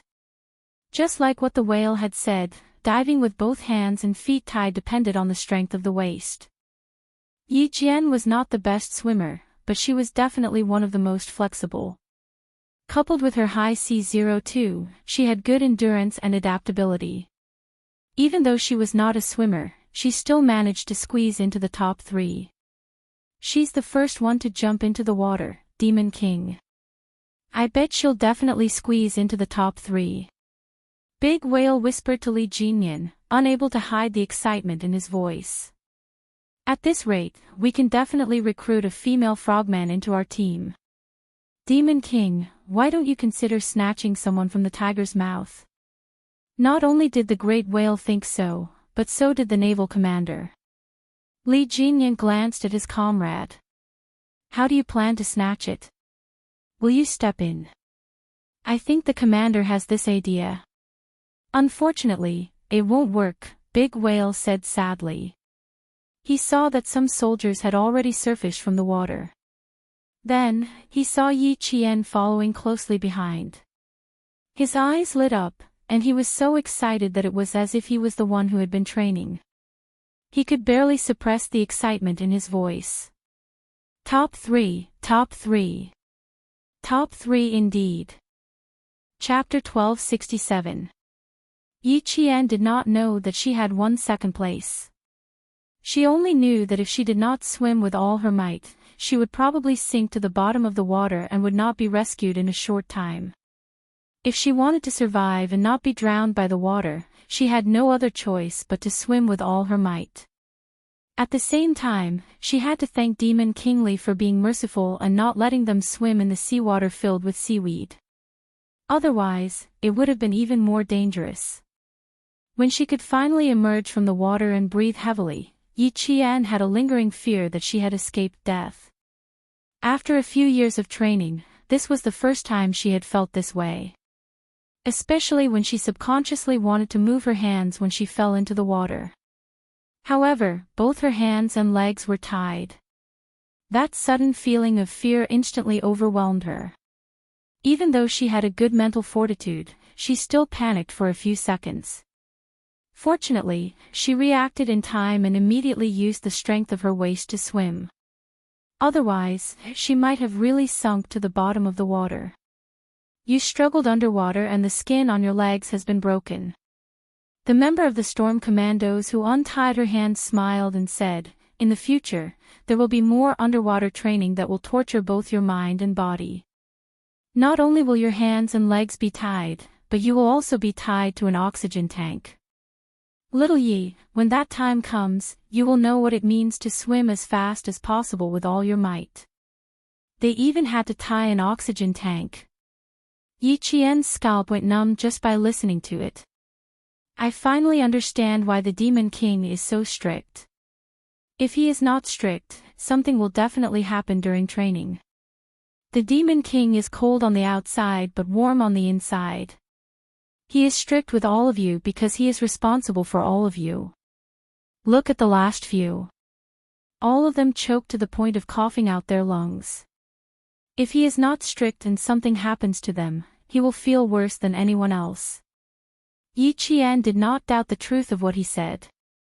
After a week of training, she could indeed see that Li Jinyan was a cold on the outside but warm on the inside. He was a responsible and serious soldier. His seriousness and responsibility were not only for his life, but also for the entire country.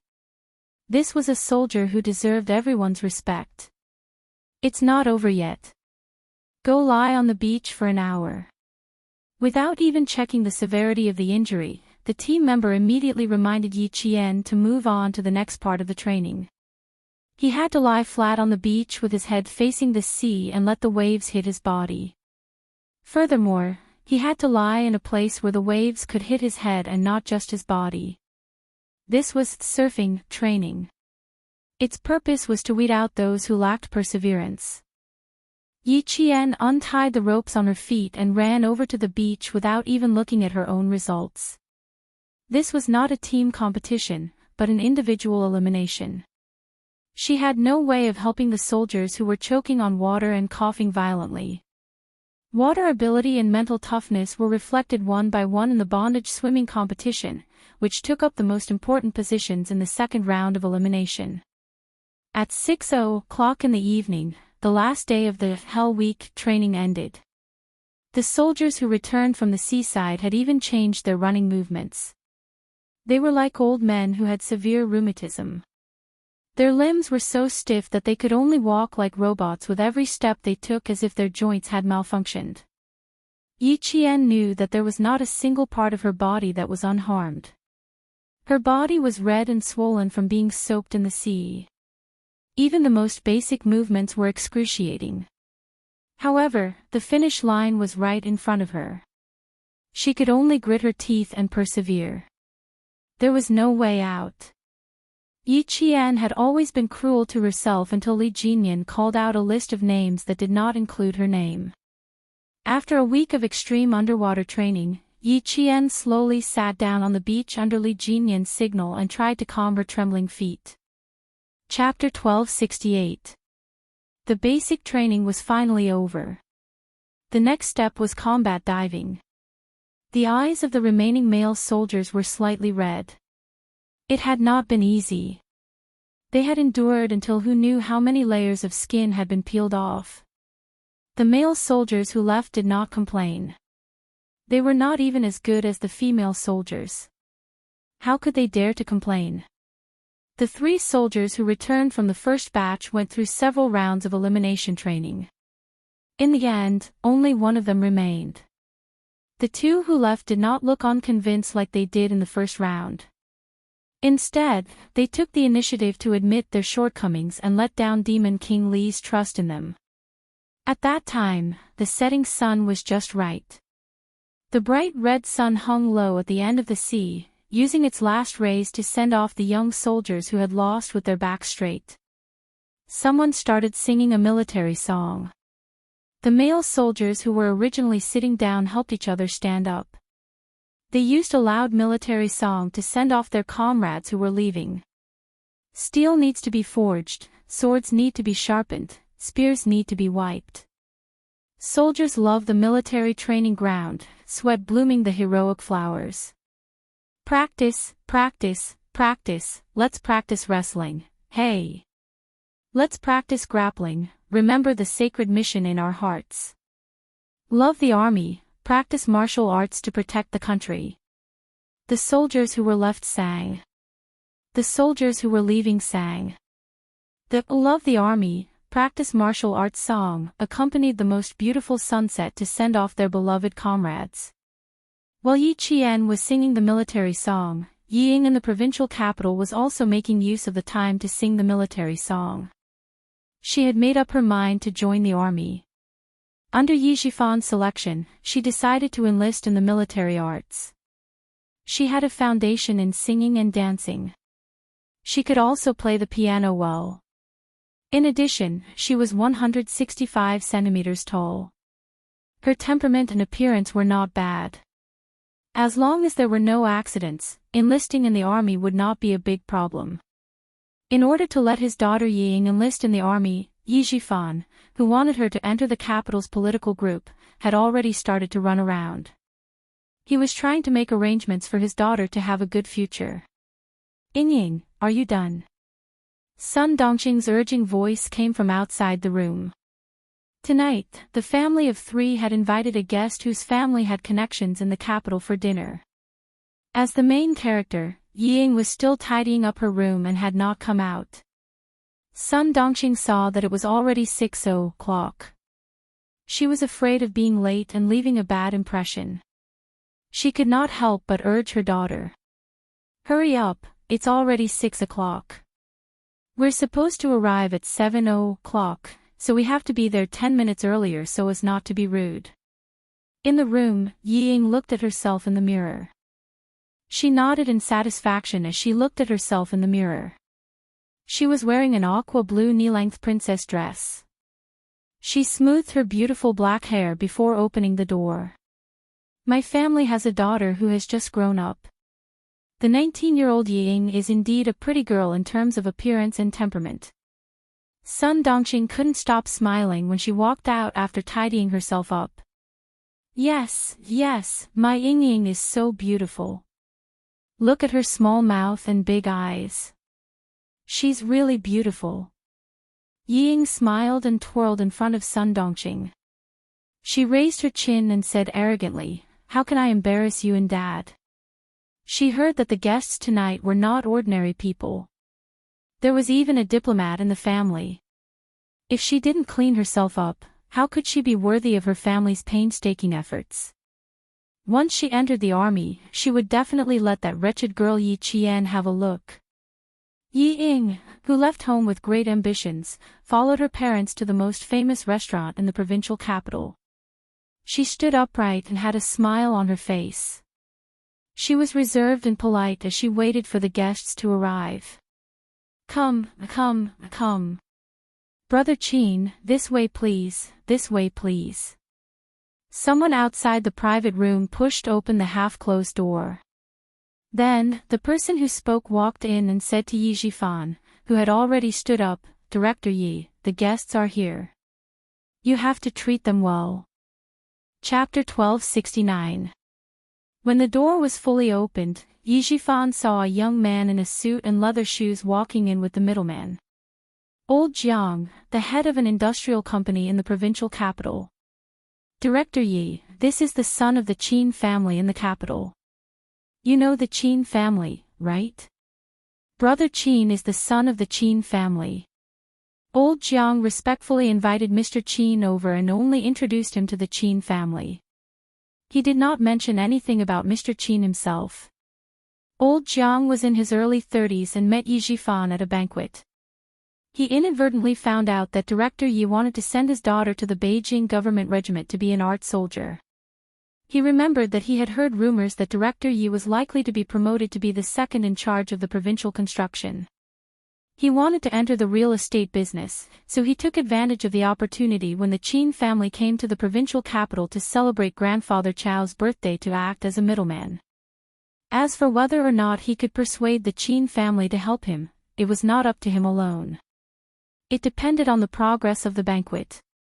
But Old Jiang secretly glanced at the corner and felt that there shouldn't be a problem. Director Yi had a beautiful daughter and Qin Yi was famous for being a womanizer. If he really took a fancy to Director Yi's daughter, wouldn't it be a piece of cake for him to get her into the Beijing political group? Yi Zhifan clearly saw the young man that Old Jiang had brought over. Not only was he too young, he even had a frivolous look on his face. Before he even opened his mouth, Yi Zhifan's heart sank. Yi Ying stood up and looked at the so-called nobleman. She could not help but frown. A diplomat? Is this what a diplomat looks like? Why does he look so unreliable? Yi Ying looked at the so-called young diplomat and the diplomat Qin Yi did not avoid looking at Yi Ying. Brother-in-law Jiang really didn't lie. The little girl looked fresh and lively. Her almond-shaped eyes were big and bright, revealing a charming charm. Also, with that slender waist, she was worthy of being a dancer. At first glance, one could feel her tenacity. In the capital, Qin Yi was famous for being a playboy. He was proficient in eating, drinking, and playing. His appearance had inherited the Qin family's usual gentle and handsome appearance. His clothes and speech were all good. Therefore, he was particularly popular with women. When Ying first met Qin Yi, she was also deceived by his gentle and handsome appearance. She thought that he was really a gentle diplomat. When she saw him looking at her with a slight smile, she hurriedly returned a smile with her face burning hot. She then shyly lowered her head, her actions revealing the coquettishness of a girl. Unknowingly, Qin Yi's heart felt as if it was being scratched by a cat's paw. Brother Qin, this is the Director Yi that I mentioned to you before. Old Jiang was seriously trying to pull strings. From his words, one could tell that he was very respectful to this young Master Qin from the capital. Qin Yi, who had been arrogant and haughty just a second ago, suddenly smiled and said politely, "Nice to meet you, Director Yi. I'm Qin Yi."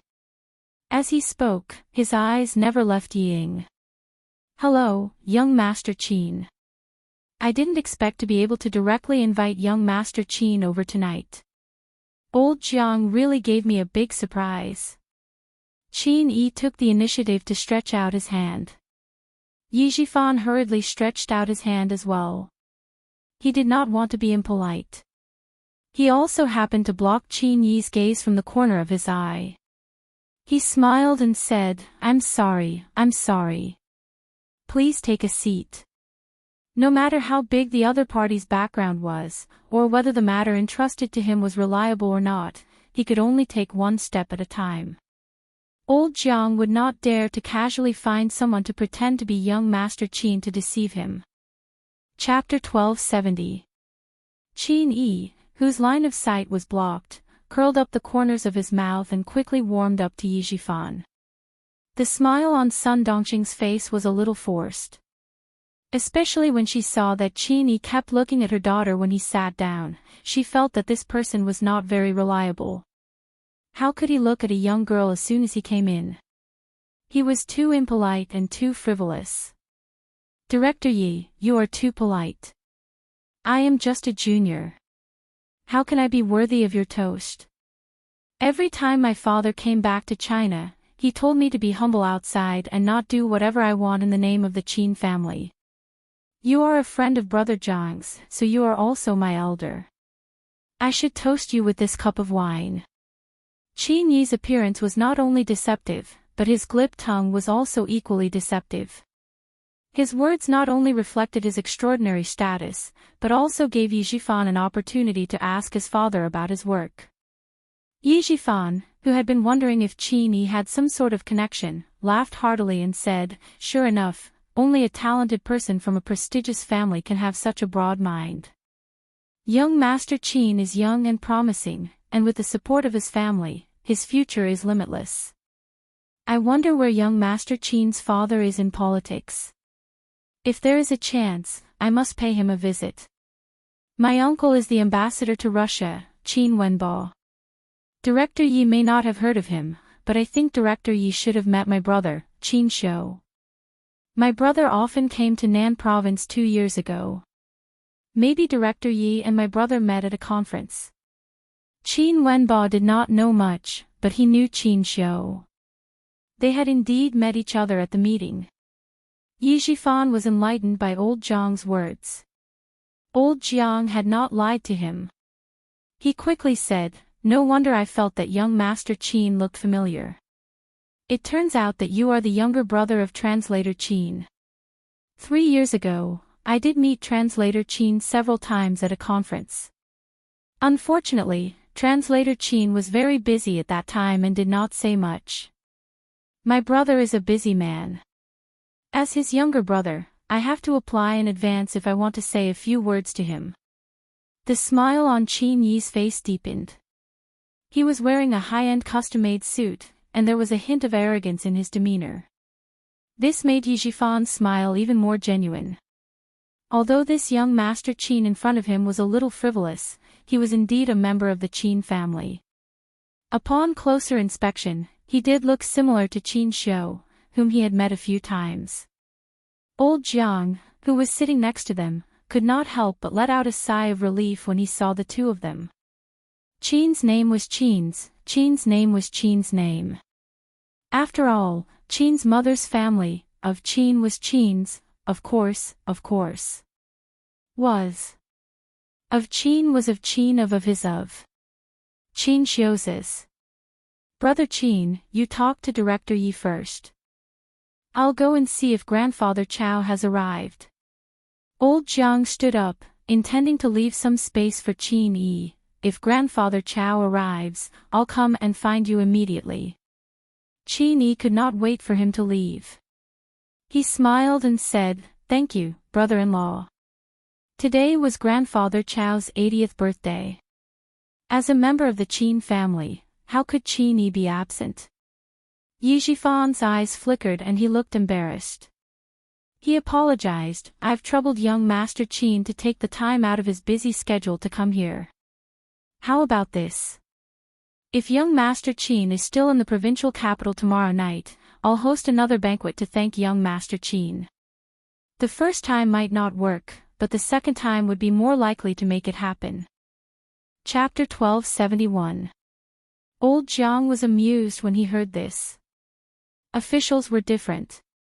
They knew how to make dinner parties better than businessmen. He laughed and tried to pull the strings again. "Brother Qin, you can have some fun in the provincial capital. You don't have to rush back to the capital." He had already opened the door of the private room. Yi Zhifan, who had stood up to send him off, walked over. "Thank you for your hard work, old Jiang. If Elder Chow hasn't arrived yet, you'll have to come back and have a few drinks with us. As he spoke, he approached old Jiang and whispered, "Thank you, old Jiang. Director Yi, you're being too polite." The bald old Jiang touched his forehead out of habit. He looked at Qin Yi, who was chatting with Sun Dongxing, and quickly reminded him, "Director Yi, Mr. Qin's family is a big shot in the capital. Our Jiang family and the Qin family are in-laws. Otherwise, we wouldn't have been able to invite him. He's also a forthright person. I think you can talk to him.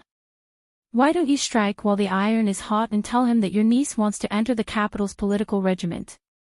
To tell you the truth, although the Qin family is a diplomatic family, they know only high-ranking military officers. If the Qin family agrees, you can enter any regiment you want." The reason why Yi Zhifan chose such a high-end place to entertain guests was naturally because he had investigated the situation of old Jiang's family. At this moment, he naturally understood that old Jiang was telling the truth. Yi Zhifan glanced at Qin Yi, who was speaking politely to his wife.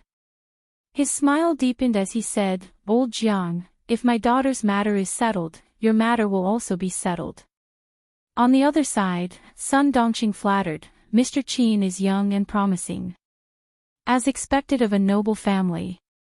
Only the Qin family can cultivate such a talent like Mr. Qin. Unlike us small families, we don't have the ability to send our children to higher places. We can only be anxious." Sun Xueqing didn't have so many scruples when speaking. After 3 rounds of wine and 5 dishes, she still hadn't mentioned her daughter's matter. She couldn't help but feel anxious. She simply said it directly. Anyway, the other party knew why she invited him. For the sake of her daughter's future, Sun Dongxing lowered herself for the first time to flatter a young man. "We're old and don't have the ability to pave a path for our children. Even if we want our daughter to join the military, our hair will turn white. Director Yi, your wife has already talked about business. I won't disturb you and Brother Qin. I'll come back later." Old Jiang heard this. He guessed that there might be some shady deals. He knew that he wouldn't stay and would come back in half an hour. As for whether Grandfather Chow was coming or not, it was just a cover. It was old Master Chow's 80th birthday. It did not matter if Qin Yi appeared or not. 2 silhouettes walked past the open door of the private room. Then, another person came back and looked straight into the private room. Yi Zhifan was about to speak when he saw the figure walking over. His eyes narrowed and he couldn't help but purse his lips tightly. He met an acquaintance. Principal Chow of the Provincial First High School.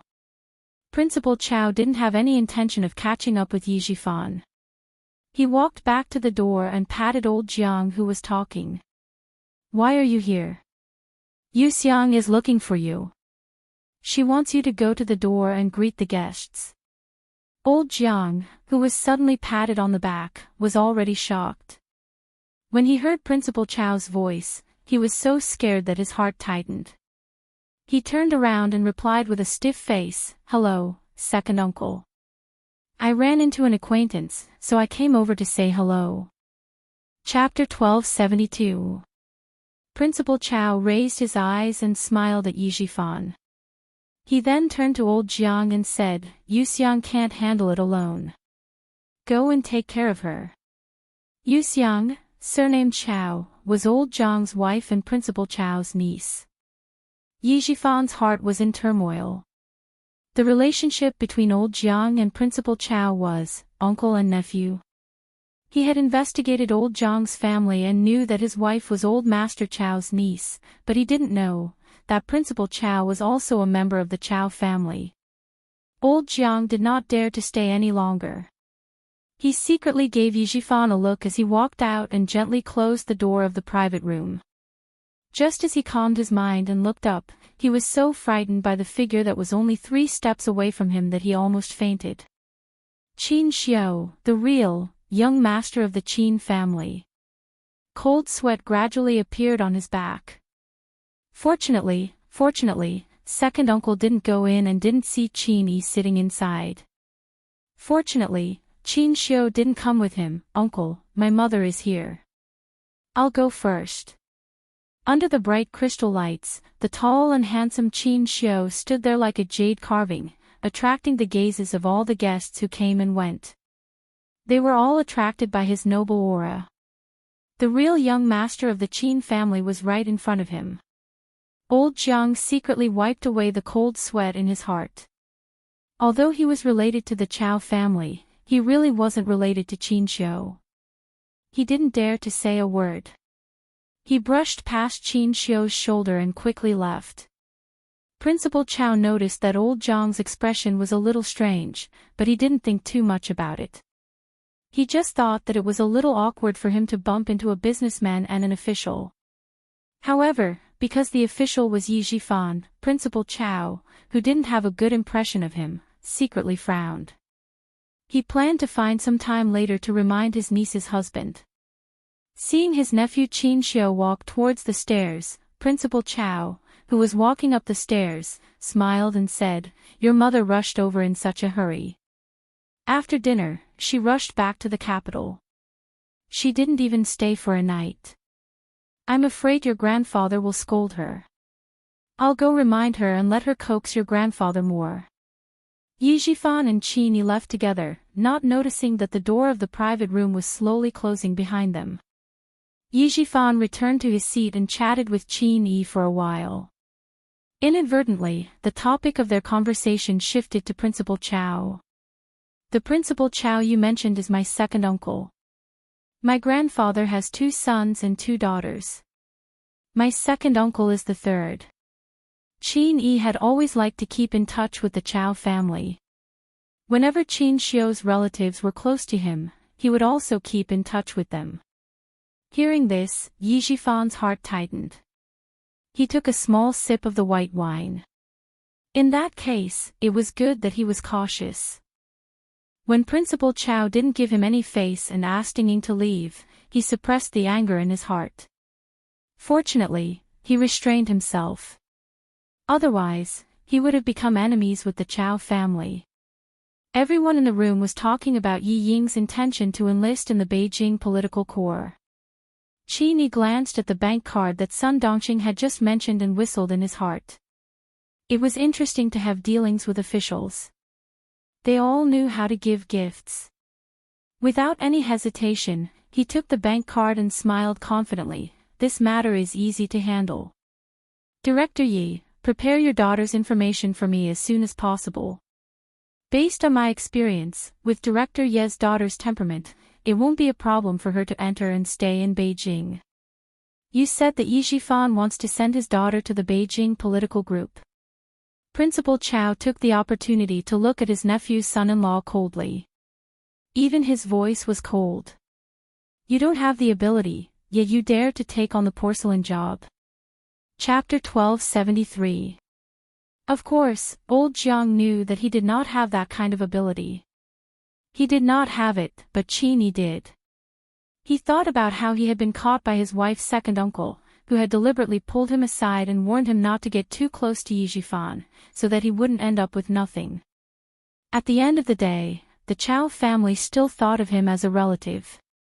After struggling for a while, old Jiang replied slowly, "Second uncle, I know that I don't have the ability to send Director Ye's daughter to the Beijing political group. That's why I asked Qin Yi. He knows a lot of people in Beijing. He must have a way. I heard from the grapevine that Director Yi is very likely to be promoted to the provincial construction department at the end of this year. I thought that if I were to contract the provincial construction project in the future, I would have to interact with Director Yi in the future. Seeing that he is busy with his daughter's matter, I might as well take a risk. If I succeed, I will show my face in front of Director Yi. It should be easier for me to get the project in the future. It doesn't matter if it doesn't succeed. He knows that I have done my best. You know that we are businessmen. We must be careful."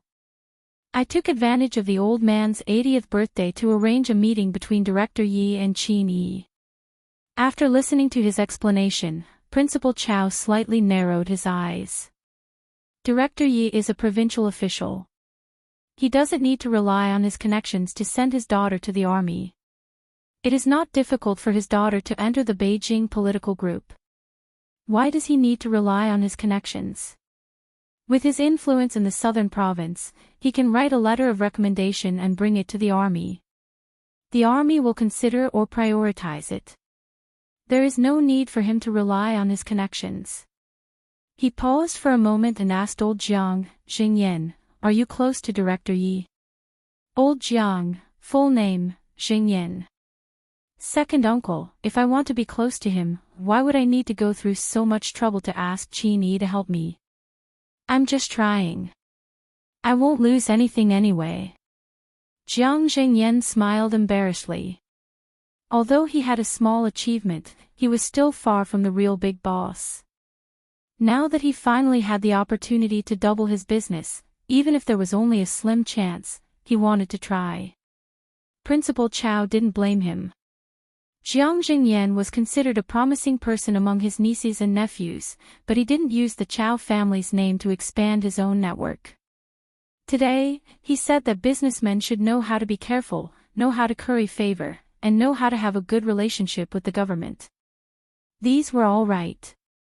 Every profession had its own rules for survival, and Jiang Xingyan was still considered to be abiding by the rules.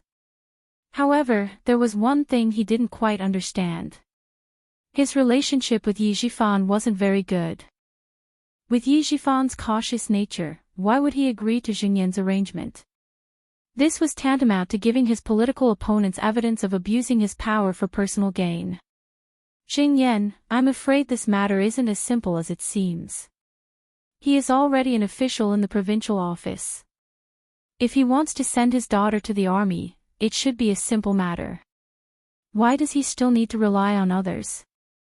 Principal Chow reminded this junior, whom he admired, that the Chow family had been going downhill. If it weren't for the Qin family and old Master Chow, the Chow family would have been an ordinary family. He didn't want his nieces and nephews to go down the wrong path. Jiang Xingyan really didn't understand and didn't want to investigate. Seeing him like this, Principal Chow sighed and reminded him again, Xingyan, be careful not to get what you want. Instead, you will get into trouble. I think there must be something behind this matter that even an official like him can't solve. Chapter 1274. Principal Chow rarely interfered with the family affairs. He spent most of his time at school. His wife took care of the family affairs and looked after his nephew and son-in-law. He was so young and already bald. Alas, I should remind him more. He continued, also, don't provoke Qin Yi. I'll ask Qin Xiu to call him out. As for the matter between you and Director Yi, I think it's better to forget about it. Ask Qin Xiu to call Qin Yi out. Jiang Xingyan's face changed.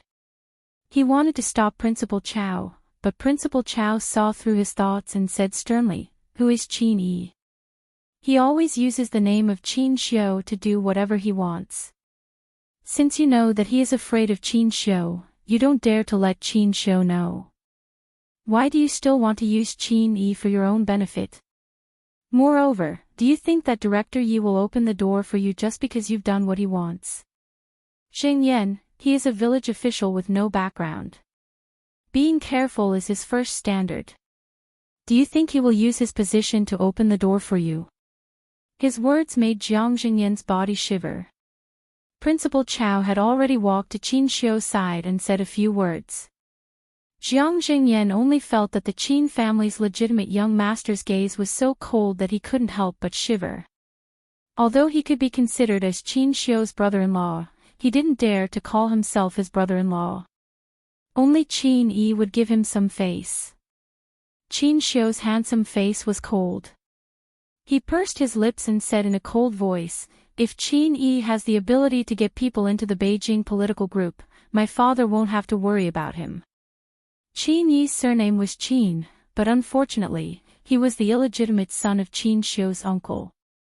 Qin Xiu's father, Qin Dingkang, couldn't resist the secret pleading of his younger brother, Qin Wenbo, and took Qin Yi back to the Qin family. Principal Chao patted his nephew's shoulder and said, "I'll have to trouble you with this. I just warned your brother-in-law that he will not follow Qin Yi's path in the future." Qin Yi, who was still chatting with Yi Zhifan in the private room, didn't know that Qin Xiu would soon come to the door. Qin Xiu held a wine glass in one hand, and his smile and words vividly reflected the elegance of a rich playboy.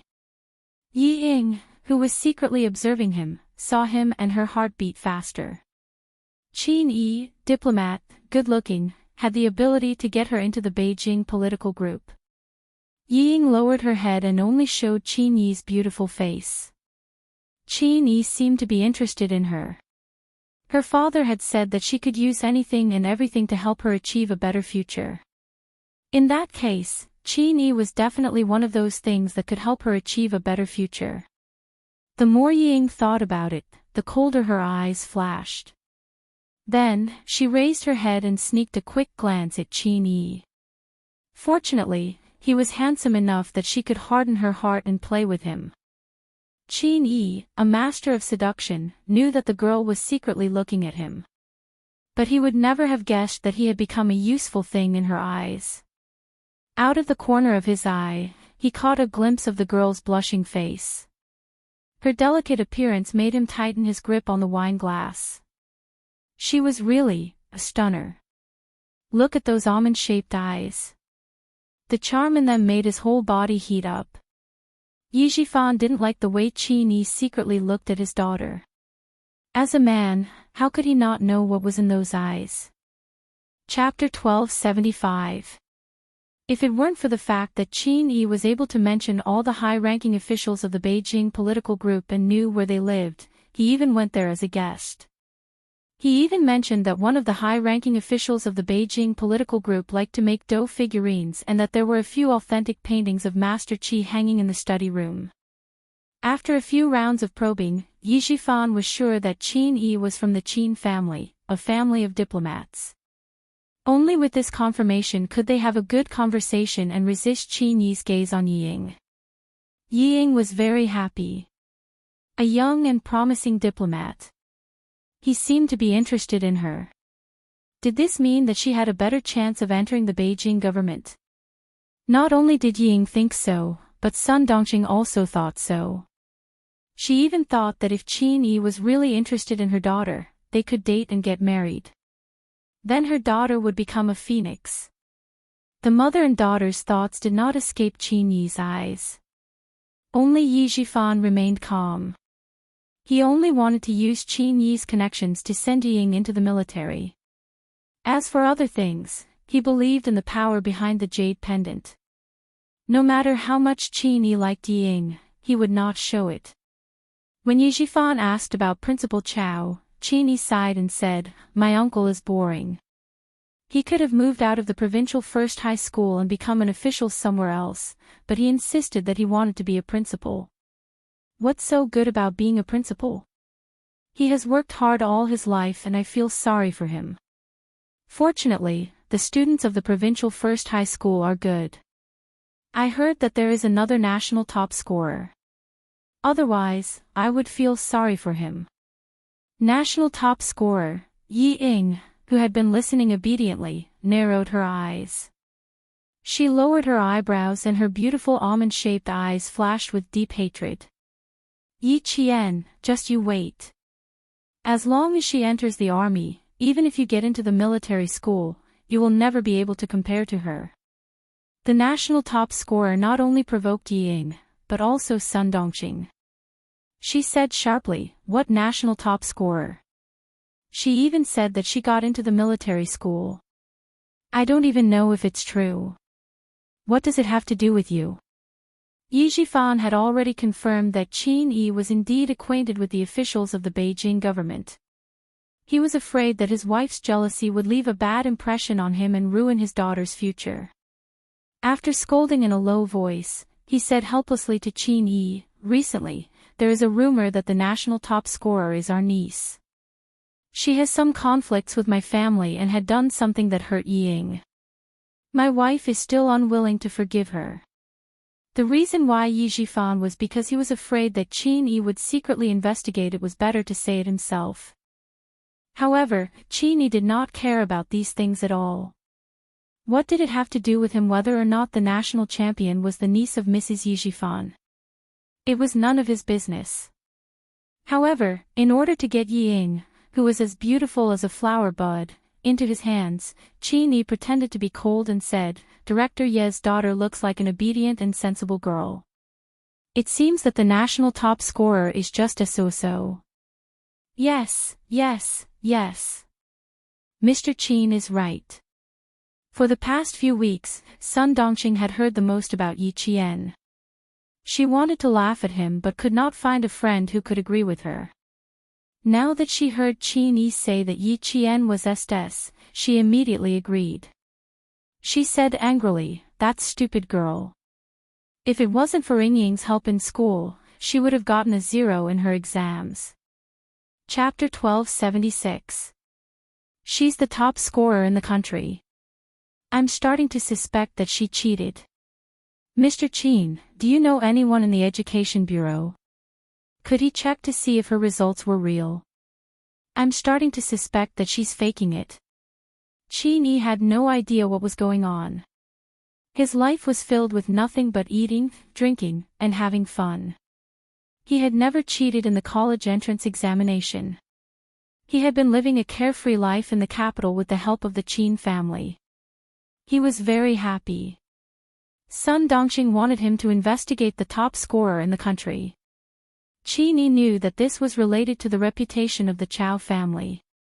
He had to agree even if he didn't have the ability to do so. If Qin Xiu found out about this, he would be punished. I think it's hard for Madame Ye's resentment to dissipate. Once Ying Ying enters the capital, I think the resentment in Madame Ye's heart will disappear. He didn't know what Sun Dongqing wanted him to do if he continued this conversation. He had taken the money and the beauty had taken the bait. It was time for him to leave. Qin Yi pretended to look at his phone. He frowned and said, "I should go back too. I'm afraid Grandfather Chao has already arrived." He placed his hand on the folder containing Yi Ying's personal files and bank cards. Just as he was about to speak, someone knocked on the door. Yi Zhifan thought it was Jiang Jingyan. He quickly stood up and laughed, "I'll open the door." Maybe it's Jiang Jingyan asking Mr. Qin to go back and celebrate Grandfather Chao's birthday. Qin Xiu, who was knocking on the door, heard the laughter inside. His usually gentle eyes flashed with a cold light. He said, "Qin Yi, it's time for you to come out." Qin Yi was so shocked that he didn't even take the folder with the bank cards. He stood up and hurriedly said to Yi Zhifan, "Excuse me, Director Yi." Qin Xiu. How did Qin Xiu know that he was here? Oh no. Could it be that the principal of the Chao family saw him and told Qin Xiu? Thinking of this, Qin Yi did not dare to stay for even a second. He anxiously walked over and opened the door. "Hey, Mr. Qin, I forgot to take Ying Ying's files." Sun Dongqing's eyes were sharp. She saw the folder containing her daughter's files fall to the ground. She quickly got up and handed it to Qin Yi. "Mr. Qin, please take care of Ying Ying." The envelope was stuffed into Qin Yi's hands without any explanation. Just then, the door of the box opened and Qin Xiu appeared in the line of sight of the Yi family. "Brother, why are you looking for me?" Qin Yi, who didn't want to take the folder, had no choice but to take it in front of Qin Xiu. He tried to calm himself down and smiled, "Is the old man here?" Qin Xiu glanced at the file that Qin Yi wanted to hide but had nowhere to hide. He glanced at Yi Zhifan with his seemingly gentle but indifferent eyes. Then, he slowly glanced at Sun Dongqing and asked, "Did I interrupt your plans?" "No, no." Qin Yi denied. He closed the door and stopped Yi Zhifan from going forward to talk to Qin Xiu. "Brother Zhang's friend. I'm just here to get to know him and have a chat." In the room, Sun Dongqing was shocked and said, "The sons of the Qin family are really outstanding." I think Qin Yi is already good enough, but his brother seems to be even better. As she said this, she looked at her daughter Ying and thought about Qin Yi's brother. Sun Dongqing said softly, "Old Yi, I think Qin Yi's brother seems to be more powerful. Why don't we let Ying try it herself?" Chapter 1277. Save me the trouble. Do you think the Qin family is a vegetable market where you can pick and choose? The appearance of Qin Xiu reassured Yizhifan. He was 100% sure that Qin Yi was from the Qin family. He was 100% sure that Qin Yi knew the senior officials of the Beijing political group. Sitting back in his chair, Yizhifan looked at his daughter and reminded her, there's still a long way to go before the winter conscription. Let's see if Qin Yi can get it done. Don't listen to your mother. Also, don't mention Yi Qian's relationship with our family in the future. She was admitted to the military academy as the nation's top scorer. You have no right to question her. The matter is settled. Don't waste your time thinking about it. Think about how to get Ying into the Beijing political group. Yi Ying, who had not spoken much, said in a cold voice, "Dad, as long as I get into the Beijing political group, I will not let you down. Wait until you get into the Beijing political group. We can't just rely on Qin Yi. We have to continue to look for other connections." Yizhifan did not have the habit of pinning all his hopes on one person. He was used to making preparations. He took a sip of wine thoughtfully and said, "As for Qin Xiu, we can give it a try." Sun Dongqing pursed her lips, "That's what I was thinking. Didn't you disagree?" "Mom, Dad means that he will go to Qin Xiu, not me." Ying sighed and explained, "It's best if Dad comes forward. I should take the initiative to go to Qin Xiu. Is that right?" She then asked Yizhifan, "Dad, are you going to go to Qin Xiu later? When Grandfather Chao's birthday party is over, I'll try my luck." Yizhifan's brows did not loosen as he sipped his wine. He could only try his luck. Principal Chao of the provincial first high school had become Qin Xiu's uncle.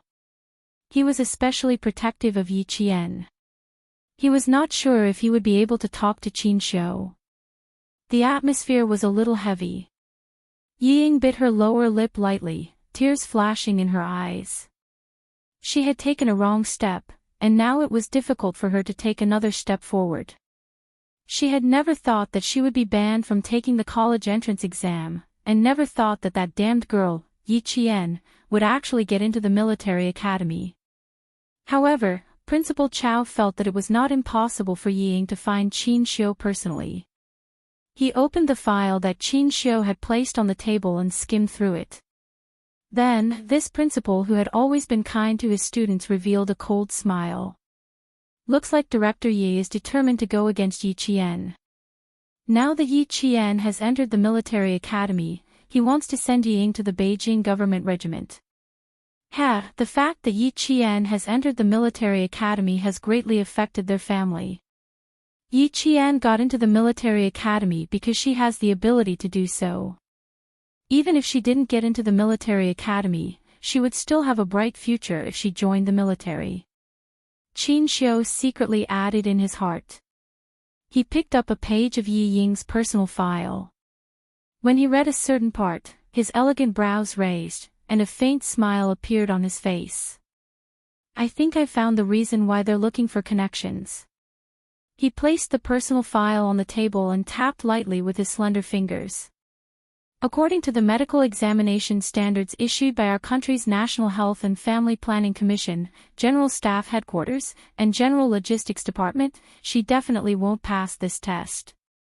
Also, according to the political assessment rules issued by the Ministry of Public Security, General Staff Headquarters, and General Political Department, her performance during military training also makes it impossible for her to join the military. There were 2 points in the personal file that also gave Yizhifan a headache. There were 2 points that he had not told his daughter. First, heart disease. Second, conduct failure during military training. Chapter 1278. It was the 2 points written on the file that made Yijifan's heart turn cold when he inquired about the application conditions. He also thought about deleting the file or disguising it, but he rejected all of them. If they found out, not only would his daughter's future be ruined, his career would also be ruined. The risk factor was too high, so he had to give up. She wanted to be a soldier, and she also wanted to join the Beijing government regiment. Going through the normal application process was impossible. Therefore, Yijifan tried to use his connections to get Yi Ying into the army. Principal Chao did not look at Yi Ying's file in detail, but he knew the requirements. Principal Chao picked up the file and looked at it. He sighed again and again. You are too smart for your own good. You could have been a soldier, but you destroyed your own Great Wall. No wonder Qin Yi was so arrogant and said he would not implicate you. He probably knew what was going on when he saw it. Otherwise, he would have been kicked out of the Qin family by Grandpa. Qin Xiu put Yi Ying's file back into the portfolio. He straightened his tie and stood up with a gentle smile. I have to see the guests out. Uncle, should you go out with us? Principal Chao and Qin Xiu did not like to socialize. After the birthday party, they sat together in the lounge and did not want to go out. At this time, most of the guests in front of them had left. It was enough for them to go out and show their faces. Qin Xiu was okay. After all, his surname was Qin. He only needed to stand beside his mother and say a few polite words. Principal Chao, as a son, not only did he have to talk to his mother, but he also had to see the guests out of the restaurant personally. The topic he hated the most was also mentioned. He listened and said helplessly, although I am the principal, the school is not my own school. If my relatives' children want to come to the provincial first school, I will definitely welcome them. As long as they can pass the exam, no matter which class they are assigned to, it will be a good class. No exam. Aren't you making things difficult for me? They all passed the exam. Even my son passed the exam. This year, there was a national champion in the provincial first school. Principal Chao almost lived a life isolated from his relatives. Now that he caught them at his father's birthday party, he realized that all the people who stayed were their children just happened to pass the exam. Yi Jifan looked at Principal Chao from afar, who was surrounded by people. His mouth was cold. His eyes fell on Qin Xiu, who was leaving alone. Here was his chance. The restaurant was so clean that even the washroom was spotless. There wasn't even a hint of odor. Qin Xiu, who was carefully washing her hands, didn't look up when she realized that someone had come in. After washing her hands meticulously, she took out a tissue to wipe her hands. Then she heard a slightly surprised voice behind her. Isn't this Interpreter Qin? Was there a need to be so surprised? Looking at Yi Jifan, Qin Xiu smiled politely. Director Yi. Without another word, he gracefully walked out. Clearly, he had no intention of chatting with Yi Jifan, who was pretending to be surprised. Right, when he entered the washroom just now, he seemed to have turned left to enter, but when he went out, he turned right? Or left? Qin Xiu, who was so bad with directions that it affected her daily life, only paused for a moment before Yi Jifan caught up with her. When I was eating with Qin Yi just now, I heard Interpreter Qin's voice. I thought I heard wrong, but I didn't expect it to really be Interpreter Qin. Yi Jifan wasn't stupid enough to be surprised that Qin Xiu was here. His explanation told Qin Xiu that she was surprised because the voice she heard just now was indeed Qin Xiu's. Chapter 1279. Qin Yi is my cousin. Qin Xiu followed Yi Jifan out of the restroom. Good, someone is leading the way. He doesn't have to worry about getting lost in the restaurant. Just now, he was afraid that the relatives and friends of the Chao family would ask him if he had a girlfriend, so he didn't pay much attention to the surroundings. It was not impossible for him to get lost in the restaurant. Yi Jifan, who had no idea that he had become a compass, was elegant and dignified as an official. He maintained his identity and said casually, "So, Mr. Qin is the grandson of Mr. Chao. I know a person in charge of a company. His wife's surname is Chao, and they say that she is Mr. Chao's niece. I wonder if you know Jiang Jingyan." Yi Jifan, who was well versed in the art of making friends, seemed to be talking casually, but in fact, he had a certain purpose in mind. He had to find an opportunity to get close to Qin Xiu. He couldn't be too anxious. He had to get closer to him first. He calculated step by step, but Qin Xiu didn't give him any chance. He walked out of the restroom as if he didn't hear anything. He said politely, "Director Yi, I have something to deal with here. Goodbye." After finding Qin Yi, he found him. No wonder Uncle said to be careful of him. This person really knows how to curry favor. Qin Xiu left without giving him any face. Yi Jifan, who had hit a wall, almost couldn't maintain his expression. He stared at Qin Xiu's back as he left. His eyes were dark. He left because he had something to do. Why did it look like he deliberately avoided him? Did Qin Yi tell Qin Xiu about his request? Or did Principal Chao say something to Qin Xiu? Thinking of this, Yi Jifan raised his hand and rubbed his aching temples. Heart disease could be checked in the hospital to prove that there was no heart disease. But Yingying's performance in the military training. How to deal with it? Ying didn't know that she couldn't even join the army. The next day, the whole family was preparing to go to the hospital to visit old Madame Yi. Qin Yi, who they met last night, came to visit. "I've already asked a friend to bring the file back to Beijing. I'll find an opportunity to send it to the head of Beijing's political group. I'm here to inform Director Yi." Even though Qin Yi was here for Ying, he knew his limits.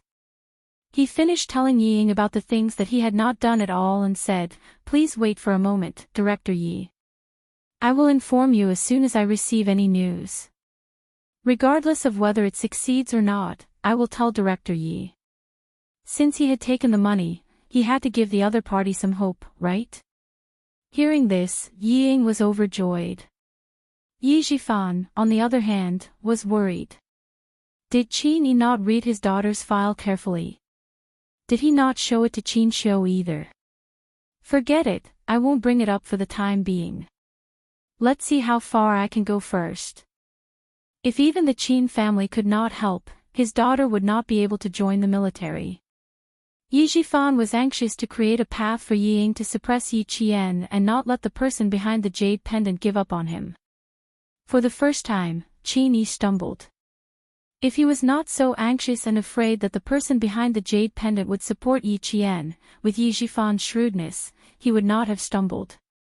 The jade pendant made Yi Jifan's career bright, but it also became the source of his greatest fear. The whole family politely sent Qin Yi off.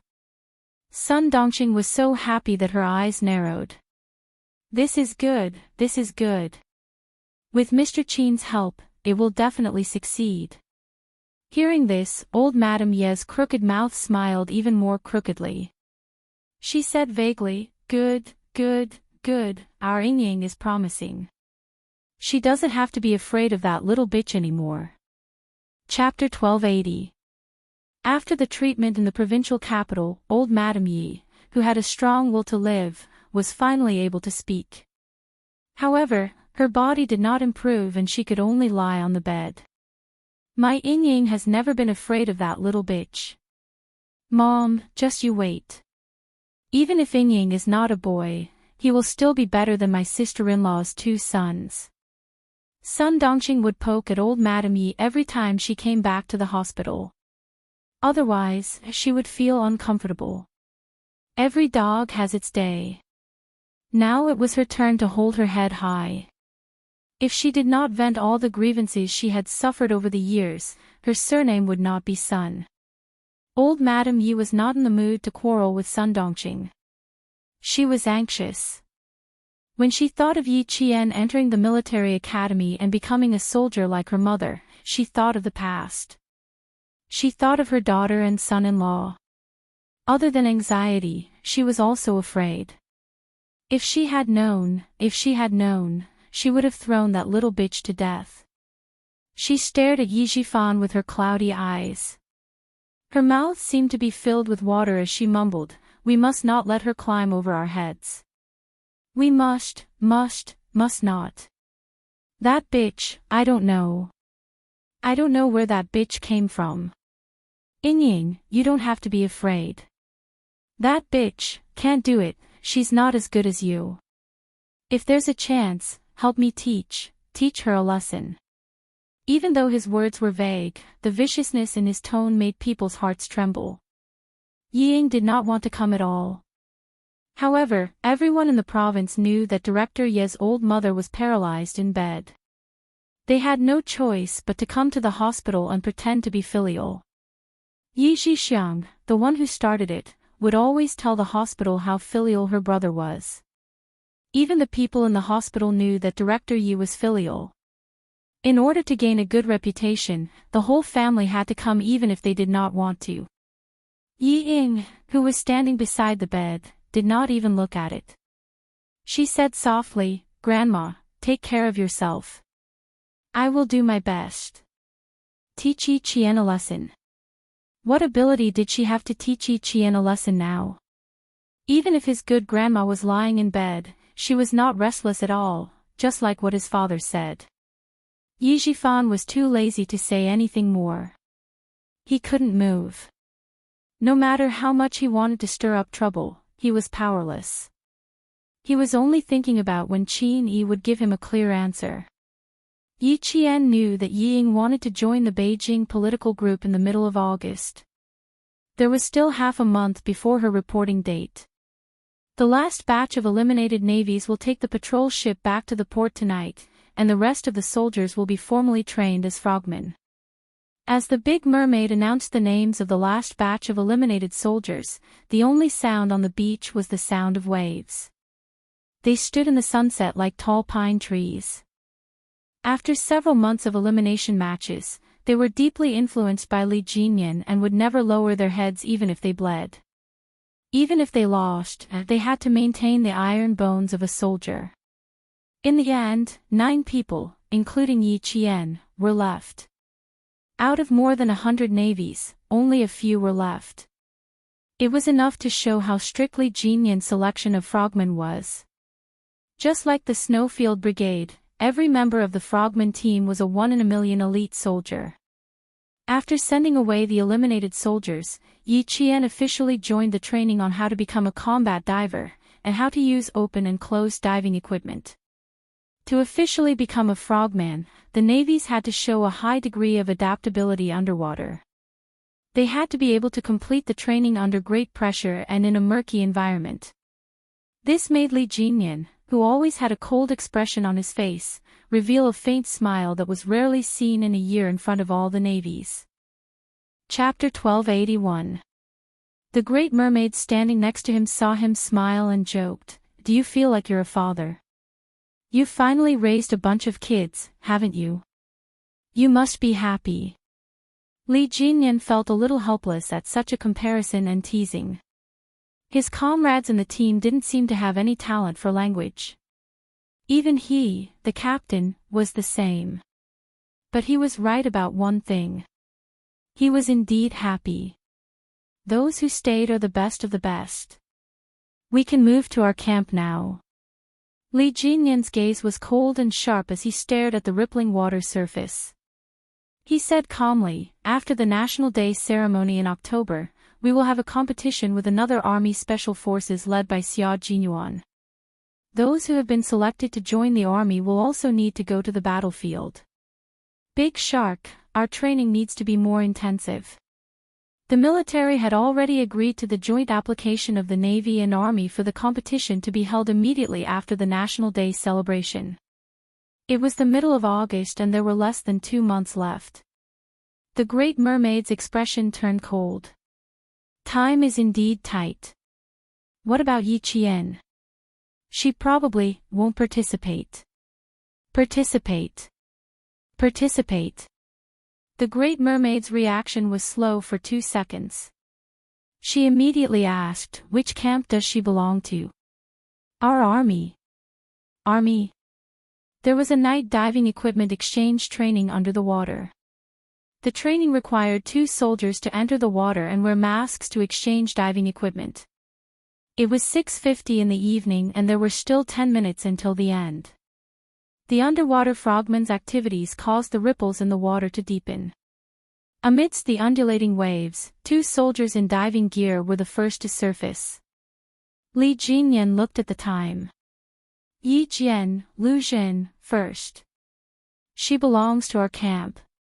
Our camp. Lu Xuanhuan.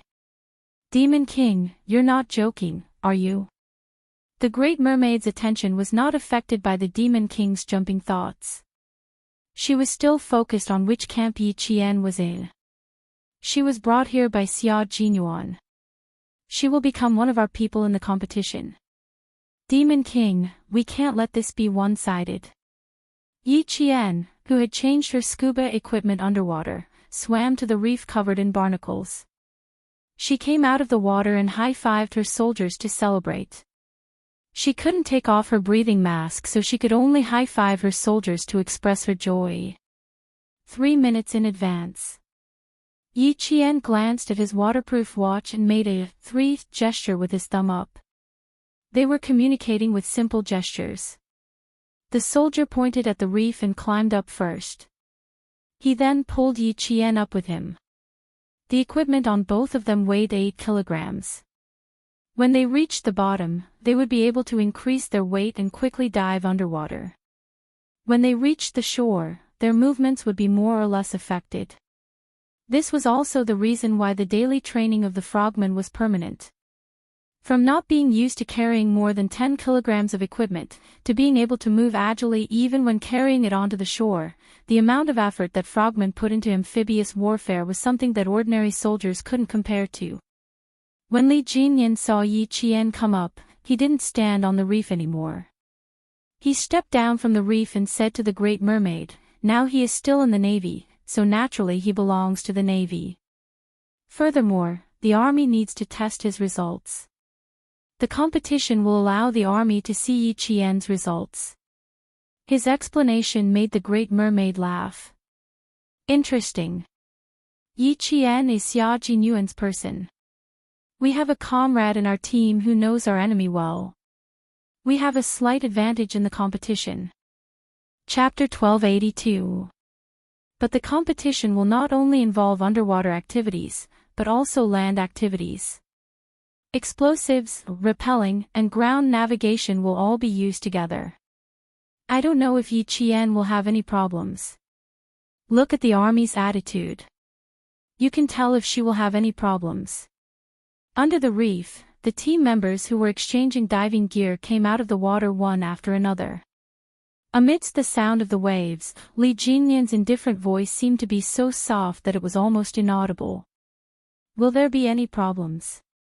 Would there be any problems with someone who was chosen by xuanhuan and valued by the army? If Yi Qian, who was born in the army, was on land, her comrades in the storm commandos would probably be slightly inferior to her. After more than a month of training, Li Jinyan already had an idea of Yi Qian's abilities. She was outstanding, brave, meticulous, and fearless. How could there be any problems with a female soldier whose blood was as cold as a soldier's? From what you've said, there shouldn't be any problems. But she will be leaving the team on August 29th, Demon King. Shouldn't we reduce her training schedule? The Great Mermaid's voice gradually lowered. She has to go through basic combat diving at least once. There's too much to learn about frogmen. She has only learned the basics in the 2 months she's been here. She hasn't even gone through helicopter launching or sniping training. The official members of the Storm Commandos had to go through 18 months of basic underwater training and professional qualification training, followed by a 6-month deployment period. Yi Qian had only been here for less than 2 months, and all she had learned was basic underwater training and some basic training subjects for professional qualification training. Yi Qian did not touch on professional training such as naval combat, combat swimming, communications, close-range combat, ground combat, airborne operations, combat techniques, evasion, and so on. That was why Yi Qian had only learned the basics in the past 2 months. To Li Jinyan and the others, what she had learned was just the basics. But to the normal soldiers, Yi Qian already knew a lot. She had touched on both land and sea. But the Great Mermaid felt that Yi Qian had learned too little. Unfortunately, she still has about 10 days before she leaves. Now that she's resting for 3 days, in the remaining 11 days, she can only touch on a few of our training subjects. They will rest for 3 days. Yi Qian will continue. Li Jinyan had other plans for Yi Qian's 3-day break. Big Mermaid felt that Yi Qian had learned too little, but he wanted to see how tough she was. Would she be able to persevere through continuous high-intensity training until she left? The sound of conversation gradually faded away, and the team members under the reef also came out of the water in pairs and swam towards the reef island. That was the end of today's training. At 7:10 in the evening, the last ray of light on the horizon had been withdrawn. The stars above the sea seemed to have lit up in an instant, reflecting the tranquility and vastness of the sea. All the members of the Storm Commandos, who had taken off their equipment and were wearing black rubber diving suits, had gathered. They looked straight at Demon King Li, who was standing in front of them. Looking at the soldiers who had entered the formal training and performed well in all aspects, he, who had never shown a smile in front of them, suddenly raised the corner of his mouth and revealed a very faint smile. Borrowing the starlight from the sky, the 9 spearmen standing at the very front saw him smile like this. Their originally expressionless eyes all revealed looks of disbelief. Demon King Li, who had never smiled at them before, actually smiled. He actually smiled. Holy shit. He actually knows how to smile. Then, a few of the soldiers sucked in a cold breath, and even their expressions changed. Chapter 1283. Yi Qian looked at Li Jinyan's faint smile without much emotion. She wasn't someone who liked to smile. But to the frogmen who had gone through several months of elimination matches, they were like Tang Sing, who had gone through many trials and tribulations before finally achieving enlightenment. Demon King Li's expression was even rarer than seeing the sun rise from the west. As night fell, the soldiers in black rubber diving suits straightened their backs when they saw Li Jinyan's fleeting smile. Their expressions were unprecedentedly solemn. The frogmen seniors in the team said. Demon King Li's smile represented savagery. It represented that everyone's training had entered, even more savage in savage days. In these few months, everyone had experienced Demon King Li's savagery. Those who remained were the sharpest soldiers who could withstand Demon King Li's savagery. The new frogmen who finally felt like they were frogmen looked at Demon King Li's savagery, faint smile. It was as if a snowflake wind was blowing in their hearts, causing everyone's hearts to turn cold. It had been 3 days since the last batch of eliminated soldiers left. Those who remained had also begun 3 days of combat diving training. Demon King Li suddenly smiled, causing everyone who remained to feel a chill in their hearts. At the same time, they also felt uncertain. Would they continue to be eliminated? Was someone going to be sent back today? Even Yi Qian, who usually didn't think too much, couldn't help but think too much at that moment. His cold gaze swept across the patrol ship that was about 100 meters away from the beach. His gaze lightly swept across the 5-starred red flag fluttering in the wind, and then he quietly retracted it. Could someone really be eliminated? Yi Qian thought silently. Li Jinyan seemed to know what they were thinking.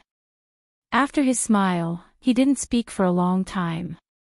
His cold gaze swept across the 9 new soldiers, including Yi Qian, and then looked at the row of veterans behind them who were trying their best to hold back their laughter. His expression was indifferent as he slowly said, you have 3 days off." Before she could finish her sentence, Yi Qian heard a sound that sounded like air leaking out of rubber. Even she gently exhaled a mouthful of salty, turbid air. Fortunately, they were not eliminated. The toes and the rubber fins loosened a little, and all the soldiers relaxed their stiff backs a little. "Everyone is to leave the island tonight and complete your transfer procedures." In the face of the soldiers' reaction, Li Jinyan's expression remained as cold as ever, without the slightest bit of awkwardness. "You will have a certain understanding of our frogman unit during the 3-day holiday, and you will also understand why our selection is so harsh." The soldiers who stayed behind did not transfer their files from their original unit to the Storm Amphibian Frogman Commandos, so they could not be considered as official commandos. During the 3-day holiday, the original unit would send a document to complete the transfer procedures with the Storm Commandos. Their glorious deeds, other than their military merits and medals, would all be cleared. Once again, the newly enlisted soldiers were not surprised by the sudden holiday. From their serious expressions, one could vaguely find a trace of strangeness. They felt that it was impossible to give them a holiday so easily. They had a feeling that something was going to happen. They felt that Demon King Li wouldn't give them a holiday so easily. Too many feelings made the soldiers feel uneasy. The sudden holiday didn't feel real at all. Chapter 1284. Li Jinyan, who had seen their reactions, did not explain further. He was also wearing a rubber diving suit, and his slender limbs exuded the strength of the sea. He raised his wrist and said, "It's 7:15 p.m. now. The patrol ship will leave at 7:40 p.m. Dismissed." "Captain, are we really on vacation?" "Captain, just give us a quick death. What other tricks are you waiting for us?" Not a single person dismissed. The unreal feeling made them afraid to leave. After months of training, they did not even have a day off. Suddenly, they were given 3 days off. They would not dare to accept it even if a pie dropped from the sky. Li Jinyan never reflected on how his brutal training had traumatized the soldiers who were about to become official team members. His eyes were as cold as the cold moon rising from the sea. He spat out 3 words coldly, "You don't believe me." After he finished speaking, he turned his gaze to Yi Qian, who had an indifferent expression. The handsome young major asked the only female soldier in the team, "Yi Qian, you don't believe me either?" "It's not that I don't believe you. We definitely have a vacation. I just don't quite believe that the Demon King would give us a vacation so easily."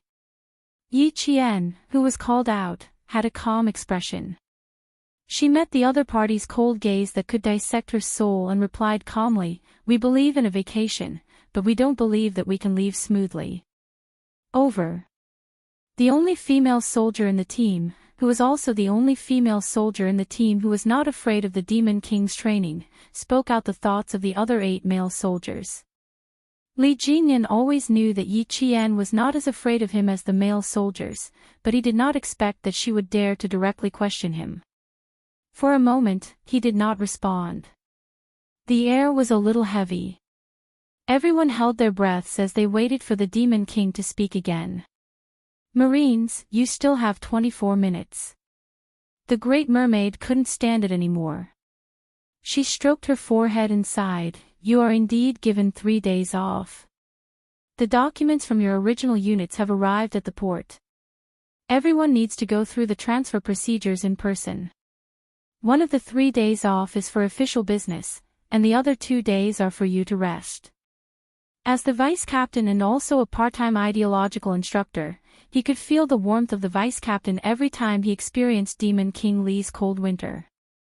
Just like now, his gentle voice broke the heavy atmosphere in the air as he slowly said, "There is nothing extra for this holiday.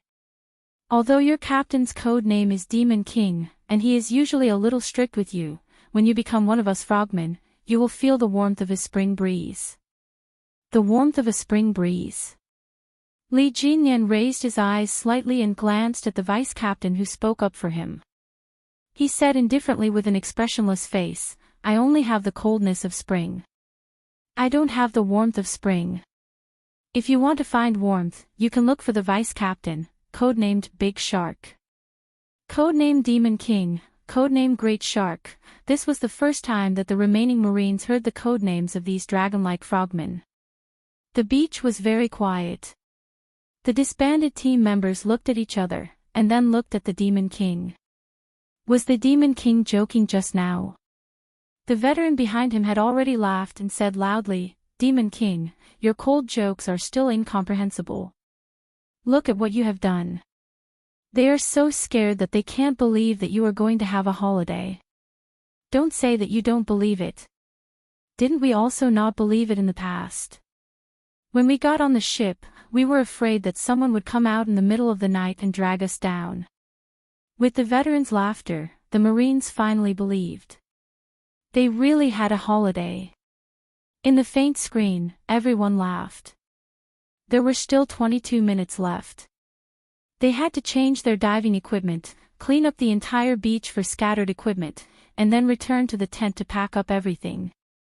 They had to leave the reef island where they had been training for nearly 4 months. Chapter 1285. Pack it up, pack it up. We're about to leave the base. Kid, change your clothes and stay away from Yi Qian. Wear your clothes neatly. Although you've become one with the night, you still need to look good. 10 minutes later, 2 rubber boats sailed towards the patrol ship. The neatly dressed soldiers finally boarded the ship and arrived at the port about 4 hours later. The patrol ship set sail. Several soldiers, who had peeled off several layers of skin from the sun, stood on the deck and stared at the reef island that was getting farther and farther away. They asked the veteran who was standing with them, "Will we come again?" In the past, they just wanted to leave as soon as possible, but now they couldn't bear to leave. "Of course we'll come back. This area belongs to our country and is also our training base. We'll come back often." The veteran with the code name Big Eel answered them with a laugh. "You can't bear to leave now, but don't complain about going back to land later." "I don't think so. You just occasionally say you want to go back to the port for a hot meal. You don't complain during the day, but you dare to dream at night. When we patrol at night, someone will shout, 'Let me go back,' in his dreams." For a moment, the deck was filled with laughter. They forgot about their tiredness during the day and began to enjoy their 3-day holiday. The laughter faintly traveled into the cabin, causing Big Eel to raise his head. His gaze fell on the deck through the windproof and bulletproof glass. "Only now do you believe that you're really on vacation. Devil King, you've become even more vicious." He smiled and looked away. He asked Yi Qian, "Little Yi, do you think the Devil King is more vicious than before?" The laughing soldiers on the deck were on a 3-day holiday. 2 minutes ago, Yi Qian learned that she didn't have a single day off. She would continue training the next morning at the port. "I didn't see how vicious the Devil King was before, so I can't make any comments." Yi Qian smiled. Her mood didn't change because she didn't have a vacation. On the contrary, she hoped that she could use the next 14 days to train in subjects she hadn't experienced before. Legendarywarriors had a cold personality, but he didn't take his comrades' jokes to heart. He sat in the cockpit and stared coldly at Yi Qian, who had impressed his comrades. His thin lips moved slightly as he said, "Gather at the port tomorrow morning at 5 a.m. We'll take you to the base for training. Focus on learning how to fight on the sea in close combat. Me and 3 other members will go together. Do you have any objections?" Yi Qian's smile faded as he said seriously, "I don't have any objections. I'll definitely follow your arrangements." Female soldiers were very good in this aspect. They never questioned the training arrangements. Legendarywarriors, who was a man of few words, nodded and ended the conversation with a "okay." The whole conversation took less than 5 minutes and less than 100 words. It was so concise that even the big mermaid was stunned. One didn't like to talk, and the other didn't like to ask. How were they supposed to communicate? How to communicate? Little Yi, you don't have any objections at all. Should he first learn about naval combat and close-range combat? Why don't you ask us first? The big mermaid coughed. His dark and resolute face was full of smiles as he tried to get closer to Yi Qian. It will take about 4 hours to reach the port. We can talk for 4 hours. If you have any questions, feel free to ask. As long as it's not confidential, the Devil King and I can answer them. Yi Qian really didn't think that he had anything to ask. However, when he saw the big mermaid's bright eyes and the pitiful appearance of a ferocious beast, Yi Qian couldn't bear to refuse. Chapter 1286. You guys talk. Li Jinyan stood up. If you have any questions, you can ask the big mermaid first. If she can't answer, you can ask me. Chatting with female soldiers was something he had never done before, so it was better to leave it to the vice captain and ideological instructor. Yi Jian stood up and saluted as she watched the major with the highest military rank in the team leave. Her slender figure was straightened by the light and she stood like a lighthouse. Even when the hull of the ship swayed with the waves, her feet did not sway at all. After 4 hours of sailing, Yi Qian didn't ask about naval combat or close-range combat. Instead, she asked about the frogman's training cycle. This was a good question. The big mermaid, who felt that she had stayed for too little training, said earnestly, the members of the Storm Commando team have to go through about 4 months of elimination and selection training. Those who can pass the selection process can immediately carry out missions. After 18 months of basic training, professional training, and 6 months of mission deployment, they are considered beginners. And to participate in their first underwater mission, they need to go through about 12 months of advanced training. In other words, it took about 3 years to train an outstanding frogman. Yi Qian was in awe. Completing our first mission well doesn't mean that we will be outstanding in the future. We still need to constantly learn and strengthen new skills. We need to always be in peak condition. If we can fight, we must win. Our country's first amphibious frogman commando team is our Storm Commando team. It's also the only special force that doesn't belong to any military region. It's a true independent special force. The force has only been established for a short period of time. There's too much to learn. Take the recent Southeast Asian countries for example. The 126th Assault Team Concord's elite frogmen team can stay silent, underwater for more than 20 hours. In this aspect, we can't compare to them. Because we were established late, we need even more rigorous training. A strong country has no weak soldiers. Only a strong army can make a strong country. A country can only stand proudly in the world if its military strength are improved. She didn't ask about naval combat or close-range combat. Instead, she gained a deeper understanding of the storm. Then she learned about the frogmen forces of Western countries and the gap between their country and theirs. It was also a reward for Yi Qian. She knew that even though she had gone through hellish training, what she had learned was just the tip of the iceberg. If she wanted to learn more and become an excellent frogman, she would need at least 2 years. If she could, she wanted to come to the frogman unit to study every winter and summer vacation. At 11:00 in the evening, Yi Qian, who had just woken up, saw the lighthouse that guided all the ships. They had arrived at the harbor. Disembarking from the warship and stepping on the thick cement floor, she looked at the brightly lit Yi Qian, who had been accompanied by the sea for more than a month. Her eyes curved into crescents as she revealed a bright smile. The feeling of stepping on solid ground was very solid. Yi Qian did not return to the camp immediately. She wanted to give Uncle Jen a call to ask about the situation. After getting Li Jinyan's permission, a Marine on duty led her to the phone booth. At midnight, Principal Chen received a call from Yi Qian. We can rest assured that Captain Xia will take you away. Everything is fine at home. Girl, don't worry about us. After receiving Yi Qian's call, Principal Qin didn't even feel sleepy anymore. He answered her questions in a loud and clear voice. Uncle Jen's health is fine. People tend to have some problems when they're old. Don't worry, I'm here. Chapter 1287. Hearing the voice of her family, Yi Qian's mood was as peaceful as the starry sky. You have to take care of yourself too. Don't overwork yourself. I have the army to take care of me. You don't have to worry about me. Don't worry, don't worry. You've always known how to take care of yourself. It's just that you're too competitive. You're even more competitive than the male soldiers. You have to change that.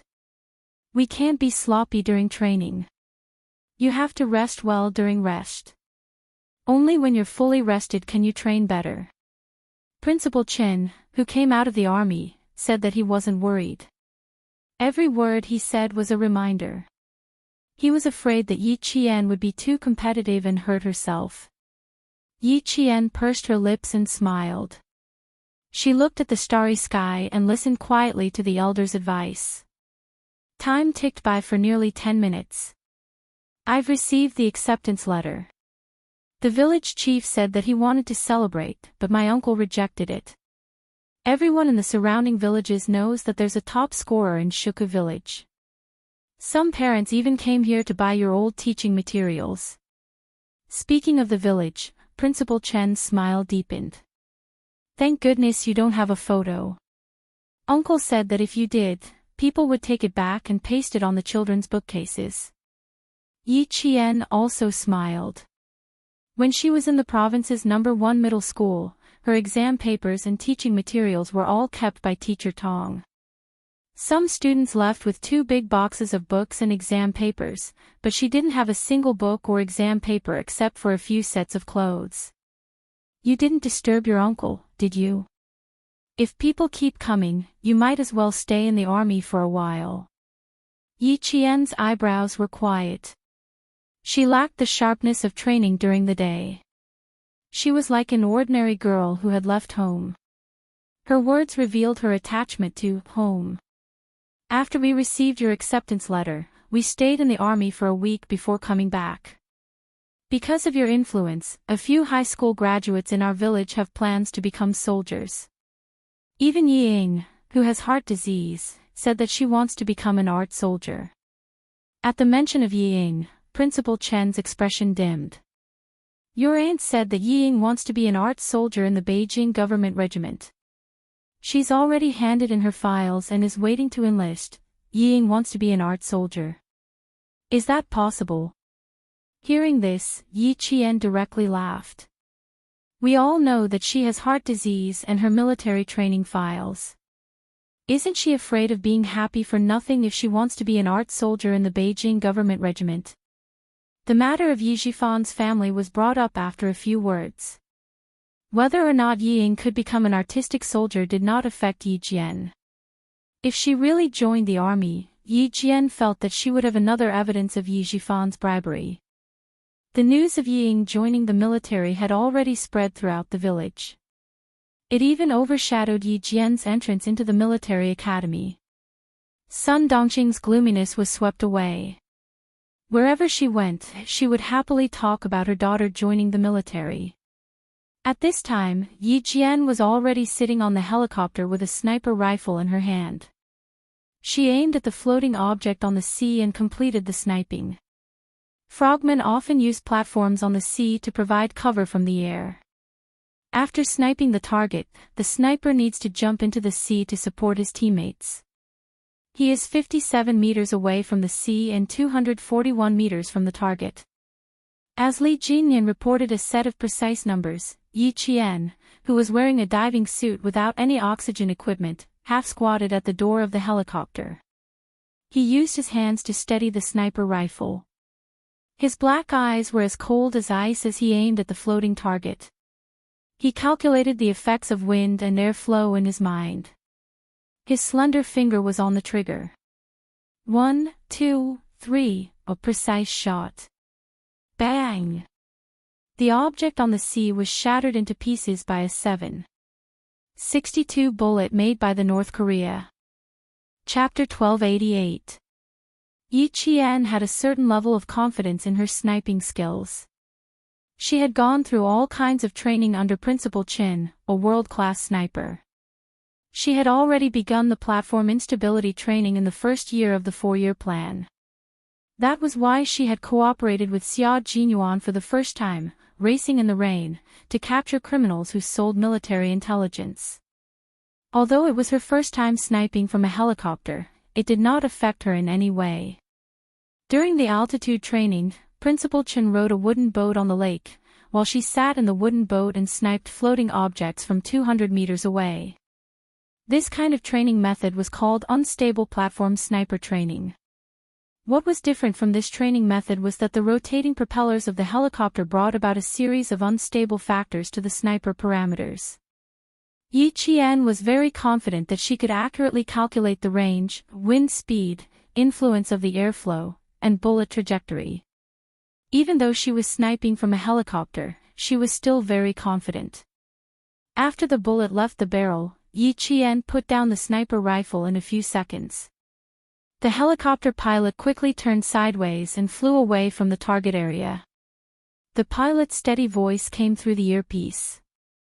40, 30, 20 meters away from the sea, complete dive.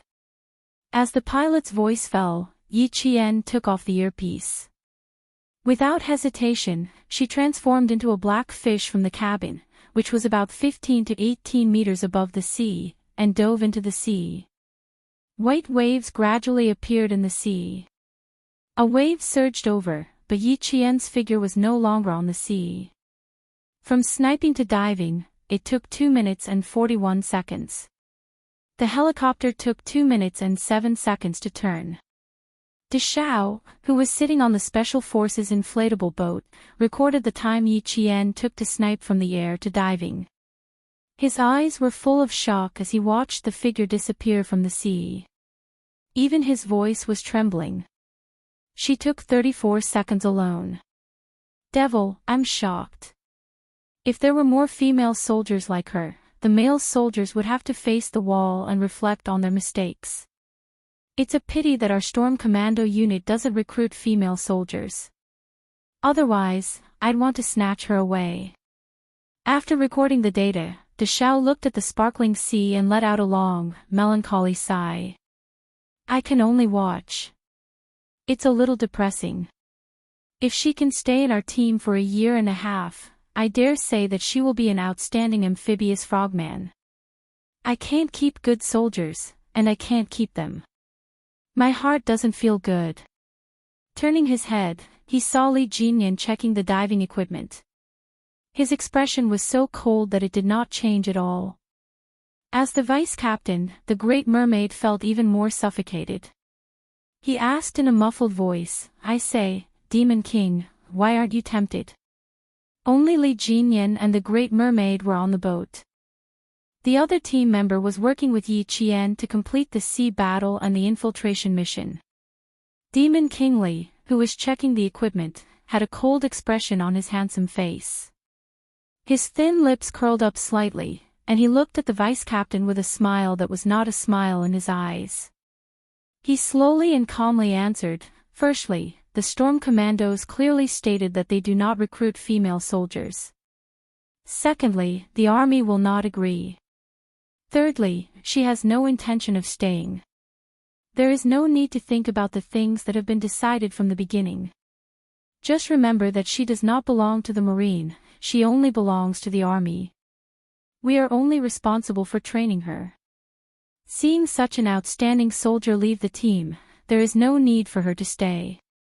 You will still be able to see her fighting in the future. Her individual combat ability is strong. Her reflexes are directly proportional to her physical fitness and professional skills. No matter which unit she goes to, she will be a sharp knife soldier. No matter which unit she goes to, she will still be a soldier of our country. Chapter 1289.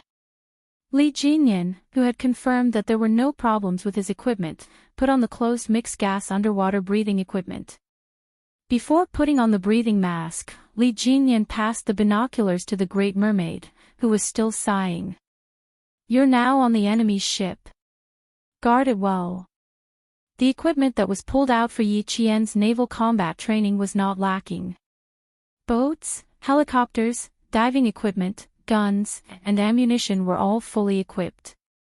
It was a naval combat training with only 4 people. Li Jinyan and the Great Mermaid were the enemy, while Yi Qian and the other water demon were the army. One was attacking, and the other was defending. It was a mock battle so that Yi Qian could master the skills of naval combat faster.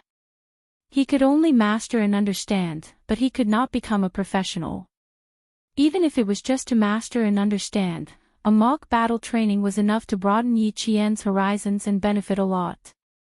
The Great Mermaid raised her thick eyebrows and smiled with interest. "To tell you the truth, I'm looking forward to her arrival very much. Let's see if she can break through your defense line and install the magnetic mines on the inflatable boat. Don't underestimate her." Li Jinyan, who had repeatedly reminded her, pulled on his diving suit and put on the breathing mask. He picked up the new underwater rifle specially equipped for the frogmen and made an "okay" gesture at the Great Mermaid. He then flipped over from the side of the boat and entered the water. Ripples spread out on the surface of the sea. In the blink of an eye, Li Jinyan disappeared into the vast sea. As an enemy, the Great Mermaid quickly gathered her thoughts and quickly operated the Special Operations hard-shelled inflatable boat to hide behind a nearby reef. One of the naval operations, underwater demolition, required the cooperation of at least 2 frogmen. This training was destructive. It required the frogmen to deal with reefs, rocks, shoals near the landing beach that could cause the landing ship to run aground, as well as shore or underwater obstacles set up by the enemy to prevent the landing force from reaching the shore. After 2 hours of sea clearing was completed, the next step was underwater demolition, the placement of the magnetic mines on the enemy's ship, and the identification and marking of the mines. Yi Qian was responsible for placing the magnetic mines on the Special Operations hard-shelled inflatable boat operated by the Great Mermaid, clearing the landing obstacles, and completing the beach immersion training. The other teammate was responsible for reconnaissance, inspection, luring, and other frontline combat tactics. Yi Qian, who had his back against the reef, quickly put on the circulating diving equipment. The water demon in charge of vigilance stared at the surface of the sea with a burning gaze to prevent the enemy's Li Demon King from launching a sneak attack. There were 2 types of diving suits, light diving suits and heavy diving suits. The light diving suits were further divided into 2 types, dry and wet diving suits. The battle at sea this time did not require a heavy diving suit. Therefore, Yi Jian was wearing a light and dry diving suit that did not allow the diver to come into contact with the water. They jumped down from the helicopter and quickly found their team members. They changed their normal rubber diving suits into light diving suits. The whole changing process took less than 5 minutes. Yi Qian had a survival knife, a strong flashlight, a diving instrument, a backup breathing apparatus, and an ultrasonic signal processor. There were no problems with the diving suit's charging equipment, and the buoyancy control vest's shoulder vent valve was sealed properly. Yi Qian, who looked like he was in a sci-fi movie, used a total of 4 minutes and 31 seconds to finish changing. The water demon in charge of vigilance heard the tss sound coming from behind him. Based on the sound alone, he knew that she was only wearing a mask and headgear. The water demon, who only revealed her head and the new waterproof rifle, shortened the distance between her and Yi Qian to less than 30 centimeters. Although her voice was low, she said each word coldly. "The Demon King likes to attack. Let's dive deep first and take care of the Great Mermaid." Chapter 1290. At this time, the water ghost looked like he was really going to fight at sea. His eyes were full of murderous intent and vigilance. "I'll be in charge of luring them. You'll be in charge of installing the magnetic mines. Try to reach the enemy's sea area within 3 hours." Yi Qian looked at the most advanced underwater breathing equipment on his body. His eyes were as bright as stars and cold as ice. His lips curled into a sharp smile as he said slowly, "I'll cut in from the back. Otherwise, it'll be a waste of this diving equipment." Her words made the water ghost chuckle. "That makes sense. This equipment is most suitable for infiltrating the enemy's rear area. You'll have no problem cutting in from the back." The diving equipment on the two of them was specially designed for combat frogmen. It allowed the frogman's exhalation to not be discharged into the water, but to be stored in a breathing bag after being processed. It would then enter the equipment for recirculation. Through chemical filtration, the carbon dioxide in the exhaust gas would be filtered out, and the oxygen consumed would be refilled. This was the purpose of long-term, long-distance diving. In addition, there were two major features. First, no air bubbles were produced during the breathing process. This greatly improved the concealment of frogmen on special operations missions. Second, the backpack design was more suitable for underwater combat and increased the sensitivity of underwater combat. Yi Qian put on his helmet and mask. He gestured to his team members to dive at the same time. Two dark figures disappeared from the surface of the sea along the reef. At the Frogman training base about 100 miles away from this area, the Navy commander and the Army commander, Xuanhuan, sat in front of a row of surveillance screens. The top 4 surveillance screens were monitoring the sea area where Yi Jian and the others were in 360 degrees from the east, west, south, and north without any blind spots. The 4 surveillance screens in the middle showed that Yi Jian not only had to deal with the underwater obstacles, but also had to avoid the anti-diver equipment set up. The bottom 4 screens showed the landing point on the beach and the final assembly point. "Old Yang, the female soldier you sent over is this." The Navy commander watched Yi Qian complete a precise sniper shot from the helicopter and then dive from a high altitude. He sighed and gave Yi Qian a thumbs up. "I've been in the army for 34 years, and this is the first time I've met such an outstanding female soldier." Every time the vice captain called, he mentioned that it's a pity that our frogman unit doesn't recruit female soldiers. Otherwise, he would really want to force her to stay in our navy. "Old Yang, you're lucky you acted early. I dare say that as long as she attends the military academy and her overall results are out, all the major military regions will fight to recruit her." With a slight smile on his face, the Major General replied politely, "In this line of work, you have to be fast and decisive. Once you find a good seedling, you should grab him from a young age." He didn't sound polite at all. "This time, you really won." The Navy commander looked at the 2 figures that had entered the surveillance range and said with appreciation, "In less than 2 months of diving training, her speed is only 3 meters behind our frogmen. Talented, talented." The water ghost in front of him didn't slow down just because he was followed by a recruit. A simulated naval combat training mission was all about realism. Yi Qian didn't ask him to stop and wait for her either. He kept a distance of about 3 meters behind her as he dove into the underwater obstacles that needed to be dealt with. Alert, 20 minutes, complete. As they entered the sea, the water ghost in front gestured at Yi Qian. He pulled out his life-saving knife and started to be in charge of keeping watch in an area about 10 meters away from Yi Qian. He also activated the ultrasonic detector to detect if there were any intruders 10 meters away. Chapter 1291. The seawater of the base's naval combat zone was a little turbid due to the undersea currents. Yi Qian turned on the flashlight and dived into the water with her head down and her feet facing upwards. Time ticked by. Yi Qian cleared the 2 underwater obstacles. She didn't even have time to surface to change her position. She immediately met up with the water ghost codenamed Big Eel and entered the next zone. The seawater was not only dark but also very turbid. Big Eel, who was leading the way, held a diving board to navigate. This time, it slowed down and stealthily moved with Yi Qian. The diving board was a type of handheld equipment. It had a graphical compass and underwater depth display function. It could help the diver navigate accurately underwater and wouldn't get lost due to the dark environment. The two of them kept groping and moving forward at the bottom of the sea. From 5:00 in the morning to 8:00 in the morning, Yi Jian did not come out of the water for 3 hours.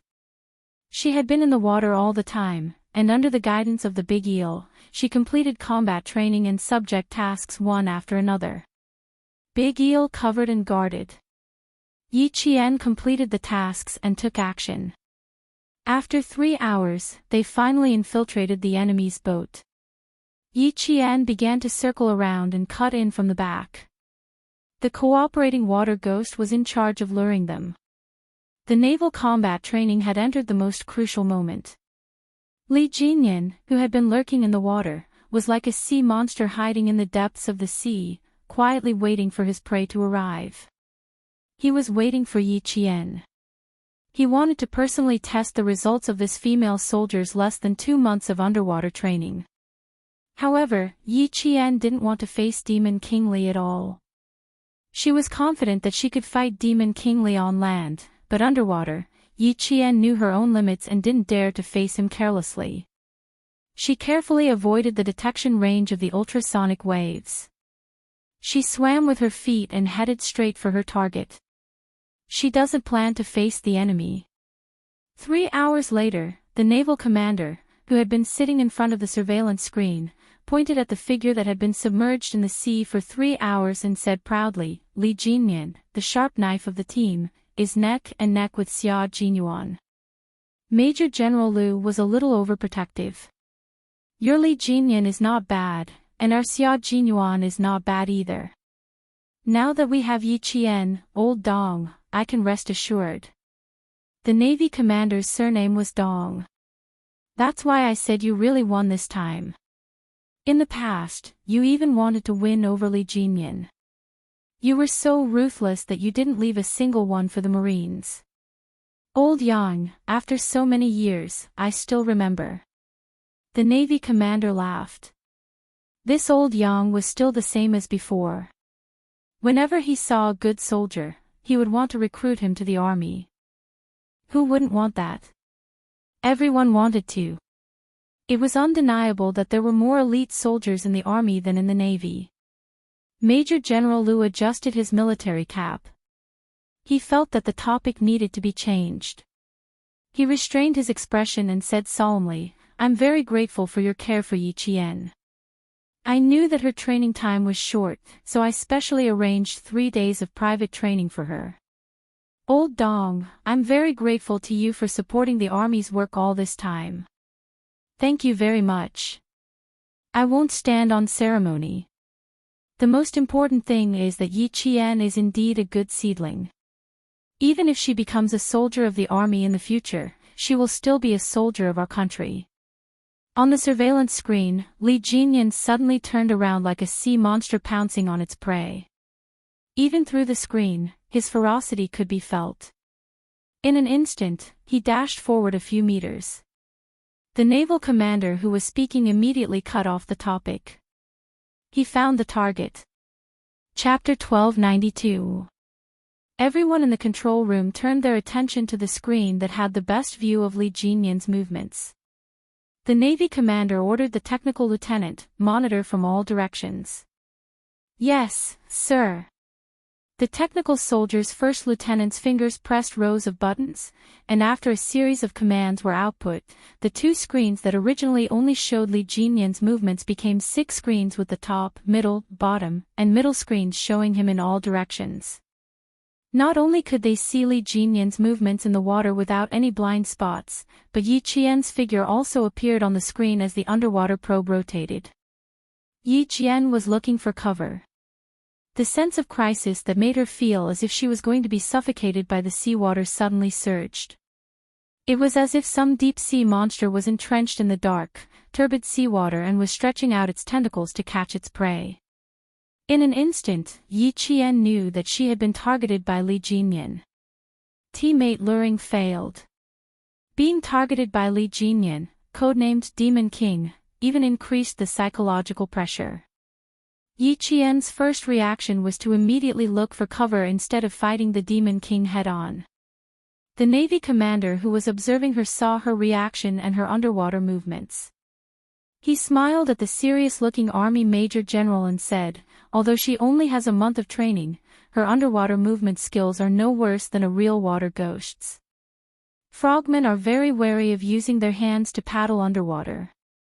The correct way to move and dive is to use the 2 feet to provide power, freeing up the hands to do other things.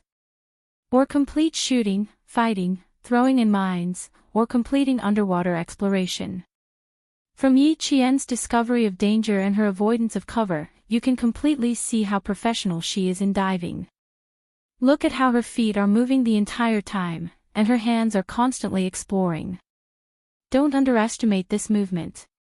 When people reach the bottom of the water, their natural reaction is to keep their hands and feet together.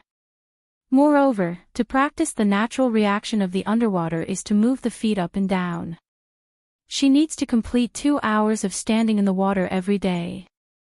Her head and shoulders must be above the water, and her hands must be raised. She must rely on her feet to float up and complete the training requirements. After that, the naval commander asked the whale who was standing beside him, I heard that Li Jinyan added something to Yi Qian's treading water training for the first half of the month.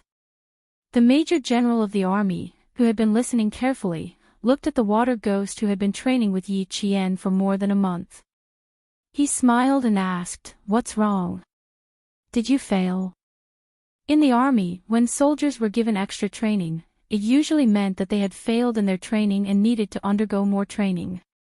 Whale immediately straightened his back and answered the Major General seriously, "In the beginning, there will be failures. According to the training requirements, if there are 3 movements with both hands within 20 minutes of stepping on water, you will be deemed as a failure. Yi Qian's training time is 2 months shorter than the rest of the team. If you fail, you will need to strengthen yourself even more.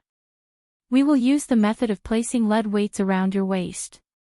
Each piece weighs 2 kilograms, and there are a total of 4 pieces on your left and right waists. A total of 8 kilograms of lead weights will be tied to your waist. You will be able to walk on water and do your webbing until you pass." The Major General of the army only knew a little about what kind of professional skills frogmen should have. When he heard this, he nodded and said, "From what you've said, Yi Qian's diving operation is considered to have passed." A faint smile appeared on his serious face, and even his powerful voice had a hint of a smile. This girl has always been harsh on herself. No matter what she does, she will do her best. She will never be half-hearted or give up halfway. I'm not worried that she won't be able to learn after putting her on your team for training. Chapter 1293. Yi Qian is a very outstanding soldier. After a week of underwater training under lead, she finished in 3rd place in her swimming training while armed with flippers. When the whale spoke, his eyes were filled with pride. It was obvious that he approved of Yi Qian's abilities. "Major General, we all think that Yi Qian will have a place in any unit in the future. She will be looked up to by all the male soldiers." Yi Qian didn't know that she would receive such high praise from the water ghosts. At this time, she was already 17 meters deep, but the feeling of being watched by Demon King Li was still there. The feeling of being stared at in the water was even more terrifying than being stared at on land. The physical and psychological feeling was different from being stared at on land. You could still run and find a place to hide immediately, but in the water, there was nowhere. There was nowhere to run or hide even if you wanted to. It was a physical and psychological challenge. The huge water pressure in the deep water pressed down on her limbs, making her feel even more tense. Yi Qian felt around until she found a reef. She grabbed the reef with both hands. The feeling of something solid in her palms eased her tense emotions. She didn't even see Li Jinyan's shadow in the water, but the feeling of being watched followed her like a shadow. Even when she was hiding behind the reef, she didn't relax. When frogmen fought underwater, they always fought for 2 people. If one of their comrades was in trouble, the other would be able to save them immediately. But now, there was only Yi Qian, and she was still a new recruit. Even though Li Jinyan saw her, he didn't immediately swim over. He was worried that Yi Qian would notice that he was panicking. His subconscious reaction was to quickly dive to the surface. This was the most taboo in deep diving. It was an extremely dangerous move. Frogmen would inhale air with the same pressure as the environment in the water through their cylinders. If a frogman suddenly surfaced, the air pressure in their bodies would be greater than the air pressure outside their bodies. Then, large amounts of air bubbles would accumulate in their blood, causing life-threatening decompression sickness. Yi Qian was about 19 meters deep in the water. If she rushed to the surface because of Li Jinyan's appearance, it was very likely that she would die. After completing the training alone, even the experienced Li Jinyan did not dare to be too reckless. After Yi Qian swam out of a certain range, Li Jinyan swam towards the inflatable boat that the Great Mermaid was on. The fact that Yi Qian was able to escape from him so quickly and immediately find an underwater cover meant that he had already explored this area and memorized the position of the people in the water. His reaction is fast, and his foundation is solid. Although he is bold, he is disciplined. The naval commander, who had been sitting in front of the surveillance screen all this time, once again commented on Yi Qian's underwater performance. Also, she was able to dodge Li Jinyan's attacks so quickly. Old Yang, if you hand her over to our team for another 2 years, I'll give you an excellent underwater frogman. There were a total of 7 people in the surveillance room. Everyone's eyes were fixed on Yi Qian and Li Jinyan's figures. Even though 3 hours had passed, no one felt bored or wanted to leave the surveillance room. Major General Yang of the army had specially come over to watch Yi Qian's training. He was willing to stay for another 3 hours. Seeing Yi Qian's quick reaction to avoid approaching danger, the Major General, who had watched countless drills and participated in countless actual combat exercises, let out a sigh of relief. We have high expectations for her. We hope that she can immediately join the army to carry out missions after entering the military academy. The Major General's serious voice was low and restrained, as if it weighed 1,000 pounds. Our country's special forces still need to be improved. We urgently need a comprehensive talent like Yi Qian to join us. Chapter 1294. For the time being, you're only building an amphibious underwater frogman unit. Old Dong, the task on my shoulders isn't any lighter than yours. With just one sentence, the Navy commander seemed to have guessed something. Surprise flashed across his face, and a hint of seriousness appeared. Amphibious unit. I see. I understand now. No wonder they had to send Yi Qian over. It turned out that her future in the military had already been determined. You see further than I do.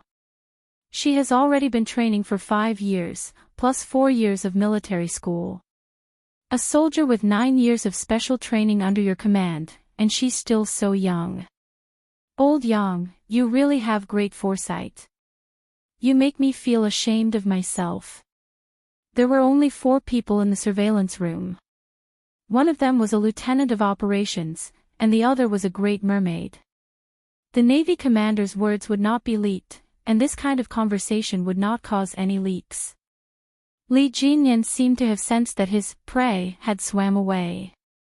He slowly turned his back to the surveillance screen and faced it directly. His expression couldn't be seen clearly because he was wearing a breathing mask, but from the way he swung his slender legs, it was easy to tell that he was in a good mood. The undersea airflow blew past the breathing mask in front of him, and a few unknown fish swam leisurely with the airflow. Yi Qian, who was holding onto the reef with both hands, focused his gaze and swam in the opposite direction of the airflow. However, the inflatable boat was deeper in the water than the rubber boat. There was a group of reef islands nearby. If it were her, she would definitely hide the boat behind the reef islands. Since Li Jinyan had his eyes on her, the task of installing the magnetic mines could only be given to her partner, Big Eel. Under the guidance of the diving board's navigation system, after 20 minutes, Yi Qian and Big Eel met underwater.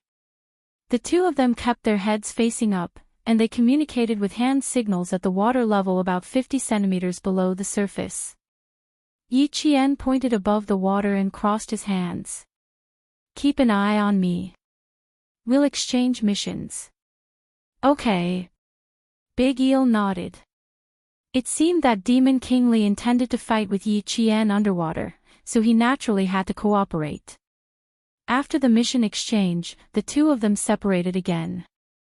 From the deep water level, Yi Qian slowly approached the boat when they were about 3 meters above the water level. It was the first time she was acting alone underwater.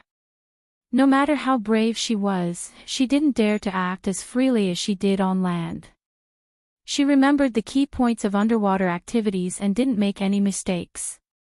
Not far away, Li Jinyan, who was defending, floated to the surface. A thin smile flashed across his cold eyes as he said to the Great Mermaid on the ship, "She's coming over. I'll fight her underwater first." Big Eel, Yi Qian, Big Eel didn't persuade Li Jinyan to give up, but she reminded him again.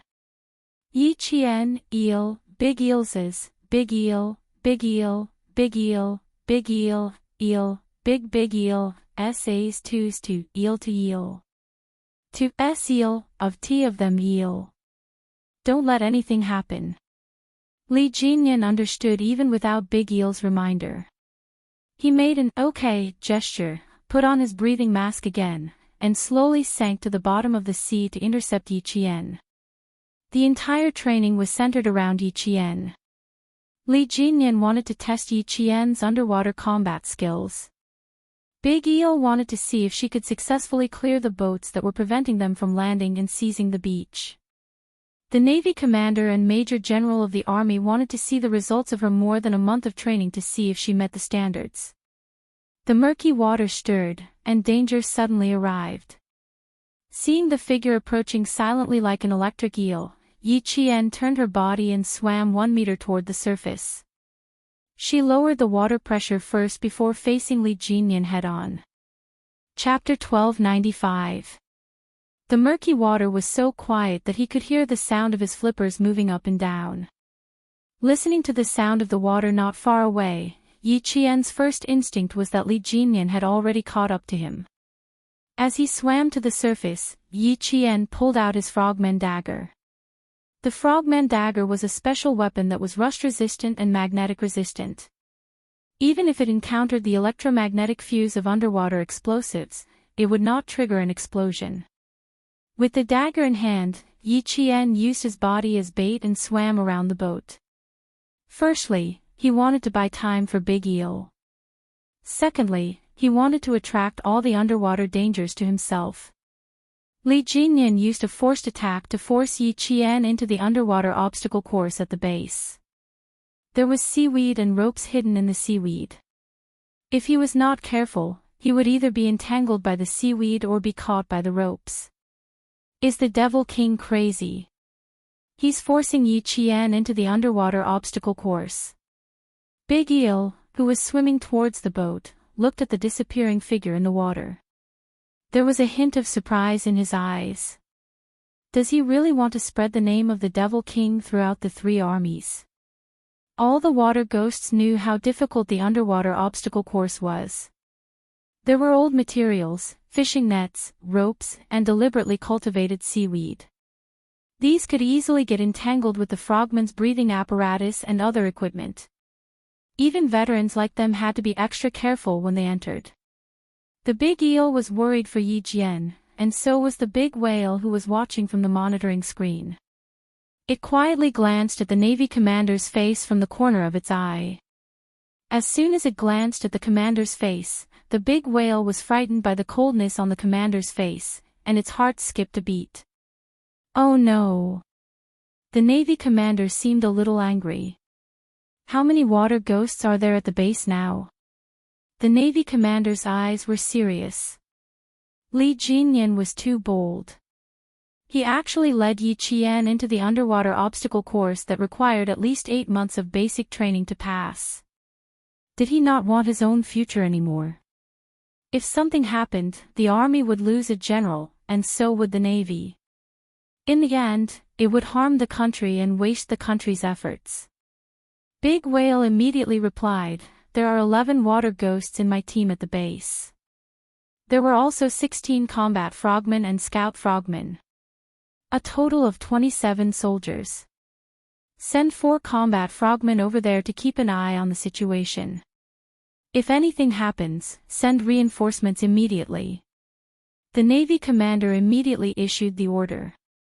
As the commander, he had the responsibility to protect the safety of all the soldiers.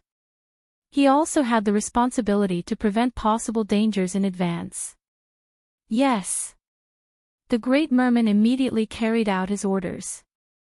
He was also afraid of accidents. Although Major General Yang of the Lu Army did not know much about underwater warfare, when he saw Yi Qian's unhurried swimming posture, he vaguely felt that Yi Qian was deliberately swimming towards the danger zone ahead. Not for the time being. Let's observe first. He stopped the Great Mermaid from leaving. Yi Qian has never done anything rash. Just now, she used the diving board to navigate and swam east. Based on my understanding of her, she's swimming east with a purpose. In other words, they were not forced by Li Jinyan to the east-facing underwater obstacle. Major General Yang had known Yi Qian for 3 years. He usually paid attention to her training. In addition, Yi Qian had carried out several military missions, so Major General Yang was very reassured by her combat stability. Therefore, Major General Yang thought that she was doing it on purpose because she wasn't in a hurry. The Great Merman received the Navy commander's nod and returned. He said, "Although Yi Qian's training time was short, the water ghosts we left on the training reef island all took her through many training exercises. For example, we taught her how to use the life-saving knife to save herself through seaweed and fishing nets, but it was not as complicated as this." Chapter 1296. In other words, with Li Jinyan around, even though there was a certain amount of danger, it wouldn't be fatal. This was a form of trust. You could put your life in the hands of your comrade and trust your comrade. "Old Dong, I'm not nervous." "Why are you nervous?" "Let's see how exciting this underwater fight is." Major General Yang was even more relieved after hearing this. He was even more certain that Yi Qian was doing this on purpose. This little girl had an adventurous spirit, but she was also steady. He believed that she wouldn't put herself in danger. After that, he laughed and said, don't worry. Let's watch." Even though Li Jinyan isn't my soldier, xuanhuan, has mentioned him to me before. He's the best underwater specialist in the entire army. Even though the devil is cruel, he's also admirable. The Navy commander felt very comfortable when his soldier was praised. "I'm not worried about Li Jinyan. I was just worried that you wouldn't be. Since you're not worried, let's wait for the exciting underwater fight." The entire underwater training foundation was equipped with underwater detection probes used on submersible ships. The first lieutenant was familiar with the operation of the 3 rows of computers. Every part of the underwater obstacle section was clearly displayed on the screen. Yi Qian's figure was already close to the underwater obstacle section. When she made a movement to turn her head, Major General Yang was even more certain that she was swimming towards the dangerous area on her own accord and not being forced by Li Jinyan. It was just as Major General Yang had guessed. He knew that when they entered the enemy's defensive zone to fight, they would face a situation where the enemy had plenty of reinforcements while they had no reinforcements. Even though it was dangerous to enter the complicated sea region and it would bring inconvenience to their movements and reduce their speed, it would also provide them with natural obstacles and cover. Li Jinyan was the captain. How could a rookie like her face him directly? She had to hide quickly and then end the battle quickly. The dagger in her hand, which was the life-saving knife, was extremely useful at this time. This special dagger blade was 2 centimeters wide and 8 centimeters long. The back of the blade had sharp serrations. As long as it was used well, it could quickly cut through ropes, seaweed, and fishing nets on the seabed. This was one of the underwater survival skills that Yi Qian had learned at the beginning of the month. He applied what he had learned and used it creatively. He stepped on the water with his flippers.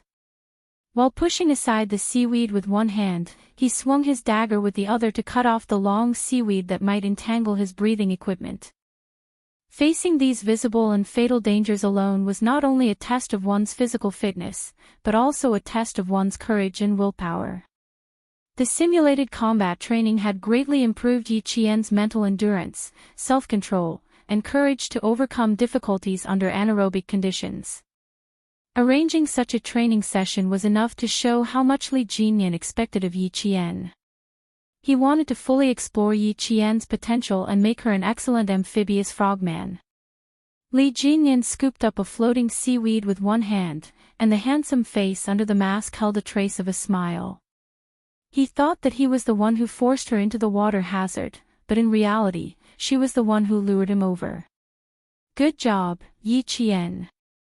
This was the first time he participated in a simulated combat training, and he immediately knew how to use underwater obstacles to seize the opportunity. In such an environment, when frogmen and anti-frogmen met, it was very likely that both sides would be too close for them to draw their guns. At that time, the performance of underwater combat skills would greatly affect the outcome of the battle, so it was necessary to quickly attack and retreat as quickly as possible. Chapter 1297. Yi Qian. She wanted to lure him in, observe him in secret, and then finish the fight and retreat quickly. Visibility was low underwater, and the situation underwater was complicated. Yi Qian, who was holding onto a rope with one hand, looked around calmly, quietly waiting for Li Jinyan to approach. 1, 2, 3. She silently counted to 8 in her heart. A black figure that looked like a swordfish swept past a clump of seaweed. It had begun. The underwater combat had begun. The people in front of the monitor held their breaths when they saw Yi Qian suddenly attack. The ripples in the water expanded, and Yi Qian used the dagger in her hand very flexibly, directly attacking Li Jinyan's air supply system. The air supply system was the focus of the frogmen's attack and defense in underwater combat. Once the air supply was cut, the frogmen would lose their oxygen supply, and the consequences would be obvious. Li Jinyan's eyes darkened. What a murderous female soldier. She used her killer move as soon as she started. Discover the enemy first, seize the opportunity to defeat the enemy, hit the enemy in one hit, end the battle quickly. These were all underwater combat tactics, and Yi Qian remembered them well and used them flexibly. Yi Qian, who had taken the initiative, knew very well that she didn't have the ability to fight Li Jinyan for too long. How could she beat Li Jinyan? First, she would help Big Eel install the magnetic mine, then use the complicated terrain to escape. Escape was Yi Qian's main tactic. Li Jinyan raised his hand and used his elbow to block Yi Qian's dagger attack. Yi Qian didn't resist his move at all, and immediately withdrew her right hand that was holding the dagger. Then an unbelievable scene happened. The dagger in her right hand was suddenly in her left hand, so fast that the Navy commander and the big whale couldn't react in time. Major General Yang knew Yi Qian's ability. She was twice as fast as others when she fired a gun. Switching between her right and left hand was a piece of cake for her. She hasn't shown this move before. The big whale sighed softly. Fast, too fast. Fortunately, the one facing her was Li Jinyan. He had to attack the air supply system twice in a row to avoid her. Major General Yang smiled reservedly and said, Yi Qian has a very special ability. She can pull the trigger first and then shoot. What? Hearing this for the first time, the Navy commander felt that it was a little unbelievable. Everyone knew that accurate shooting required precise aiming, and then quickly pulling the trigger. How could she do the opposite? It did not conform to common sense, nor did it conform to science. When Major General Yang heard it for the first time, he thought it was unbelievable, but it was the truth. When I heard that, I was just like you. I was so shocked that I thought it was impossible. But it's true. I've seen her shoot with my own eyes. She picked up the gun in 2 seconds. Her reaction speed is beyond ordinary. Major General Yang said proudly with a deep smile on his face. She's familiar with every type of gun. She told me that as long as I hold a gun in my hand, the blueprint of the entire gun will appear in my mind. The moment I raise the gun and shoot, the blueprint will come alive. I can even feel the movement of the bullet. The big whale sucked in a breath of cold air. This was too unbelievable.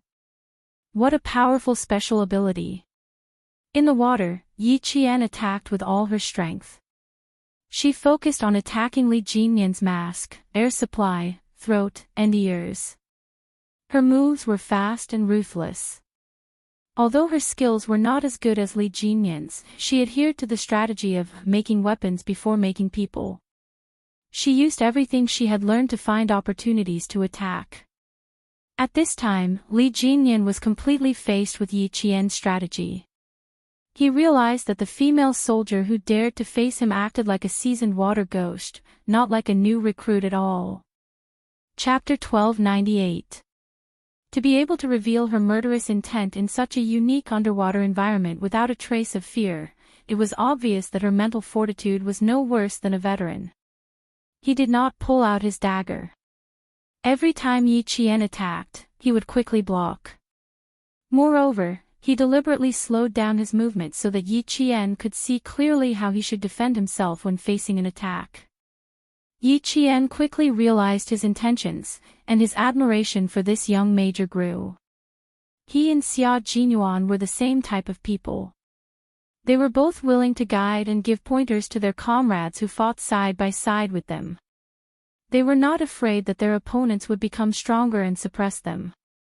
It was precisely because they were the same type of people that xuanhuan had such a high opinion of Li Jinyan. The dagger in his left hand cut horizontally with a barb, and a string of bubbles flew towards the shoulder vent valve on Li Jinyan's buoyancy control vest. Even though Li Jinyan was only defending, Yi Qian felt that it was a little difficult for her. With the mask covering her face, Yi Qian did not see Li Jinyan's satisfied smile at her every move. Even if it was just a slight twitch of his thin lips, it was like a sudden spring breeze that melted the ice on his face. When Li Jinyan didn't smile, he had the imposing aura of a towering iceberg that made people revere him. However, once his handsome face smiled, the spring breeze blew gently, and peach blossoms bloomed everywhere. Even his cold eyes seemed to be covered with 10 li of flower brocade, so handsome that it made people blush. "Are you thinking of running away?" Li Jinyan asked softly as he held Yi Qian's left hand. Unfortunately, the water and the mask blocked out their voices. Yi Qian could not hear him at all. In underwater combat, you either fight or die. There is no such thing as running away. Knowing that she could not hear what he said, Li Jinyan used his actions to tell Yi Qian that there was no other choice but to fight. Defense became offense, and the roles of the two sides changed. Underwater demons Li Jinyan directly suppressed Yi Qian and pressed him against the fishing net. At the same time, he extended his right hand and attacked Yi Qian's breathing tube. Seeing this, Yi Qian loosened her grip on the dagger in her left hand. Her right hand quickly reached out and snatched the dagger back into her own hand. Her movements were so fast that, even Li Jinyan was extremely surprised. What a bold female soldier. He was already fighting her face to face, yet she still dared to let go of the dagger. Wasn't she afraid that the dagger would fall into his hands? Yi Qian had already made up his mind before he let go. After exchanging blows with Li Jinyan a few times, he had a better idea of what to do. He would only let go when he still had enough stamina. Trapped in the fishing net, Yi Qian forcefully swung her legs to raise her body slightly above the water's surface. As she blocked Li Jinyan with one hand, her sharp blade cut open the fishing net behind her as she floated to the surface. With a sidestep, she successfully broke through the fishing net and escaped Li Jinyan's fierce attack. In the water, the broken fishing net swayed gently. Yi Qian, who had escaped, did not leave. Instead, she took the initiative to attack. There was a certain degree of difficulty in moving backward, forward, and sideways. Since they were already facing each other, Yi Qian did not hesitate to choose a frontal attack. Even if her movements were limited, she had to fight to the end. Yi Qian lasted for 5 minutes. The great whale stared closely at Yi Qian's defensive moves. Even if she was forced into the fishing net, the great whale was still excited. Demon King Li's moves were all sure kill moves, but Yi Qian was able to block them. The truth would be revealed underwater. The Navy commander nodded lightly. The admiration in his eyes deepened. To be able to last more than 5 minutes against Li Jinyan, old Yang, you can continue to send her for training next time. Chapter 1299. I'll take your words to heart. Major General Yang laughed. His gaze was fixed on Yi Qian's every counterattack. His expression was slightly serious. The whale kept a close eye on the time while also keeping an eye on Yi Qian's defensive moves. Seeing that she didn't use any tricks and was only defending from a practical angle, the whale heaved a sigh of relief. Every move was very practical. Whenever she found an opportunity to attack, she would immediately attack the key points without any hesitation. This female soldier was capable of great things. The obstruction of the water severely affected Yi Qian's speed. Facing Li Jinyan's attacks, Yi Qian used simple and practical moves to attack. She could only attack while defending. Li Jinyan experienced Yi Qian's speed. His eyes darkened as he no longer slowed down his attack speed. Instead, he attacked at the speed he had been training. Facing the attack of the underwater Demon King, Yi Qian's reaction was at its highest level. She even used her underwater webbed swimsuit to protect her mask, breathing tube, and other important parts. The two figures were entangled underwater. Strings of bubbles kept floating to the surface. Yi Qian hugged Li Jinyan's upper body tightly from the front. She trapped his hands and used her mouth to bite down on his mask's breathing tube. Fight. Fight. She could only fight. She had already used the surprise attack move. She had also used the preemptive strike move. She had also used anti-reconnaissance, using the underwater terrain and underwater obstacles to hide her whereabouts. She had used all the moves she could think of, but they were all countered by him. Since she couldn't win and had no hope of escaping, she could only fight. The two of them were glued together. Li Jinyan, who had been shaken by the strength of Yi Qian's arms, didn't know whether to laugh or cry. She hugged his upper body. Her legs were still wrapped around his right leg. She was like a koala bear clinging to him. Yi Qian knew that she couldn't escape, nor could she win against Li Jinyan. She might as well take him down with her. At the end of the day, it was because his professional skills were not up to standard. He had not grasped the essentials of underwater combat, which was why he was suppressed by Demon King Li with every move he made. Li Jinyan, who had one leg entangled, made an ending gesture, indicating that the fight was over. Yi Qian's breathing tube was pulled out by Li Jin, and dense bubbles immediately appeared in the water. Without oxygen, Yi Qian's face immediately turned red. The next second, a pair of strong arms wrapped around her shoulders, and the backup breathing tube was put back into the mask. The oxygen that could sustain life was once again returned to the mask. Go up. Li Jinyan made a hand gesture. Without being entangled, he swam up and down with his fins and took the lead to swim to the surface of the water.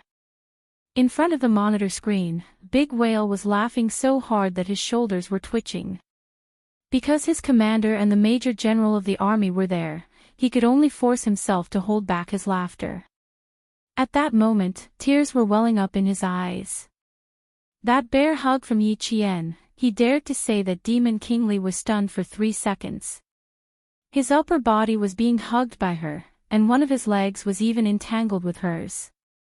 This must be the first time the single major had such intimate contact with a woman in his life. I wonder if his face is red. Ha ha ha, it's probably a little red. The Major General of the army was also laughing. This little Yi, in the end, she definitely wanted to take Li Jinyan down with her. She couldn't win, and she couldn't escape, so she hugged Li Jinyan with the determination to fight to the death. This move. What kind of move was this? Did she break the rules? The Major General of the army didn't care about winning or losing. What he cared about was the rules that should be followed during training. Chapter 1300. The smile on the Navy commander's face deepened. He was also amused by Yi Qian's last, bear hug.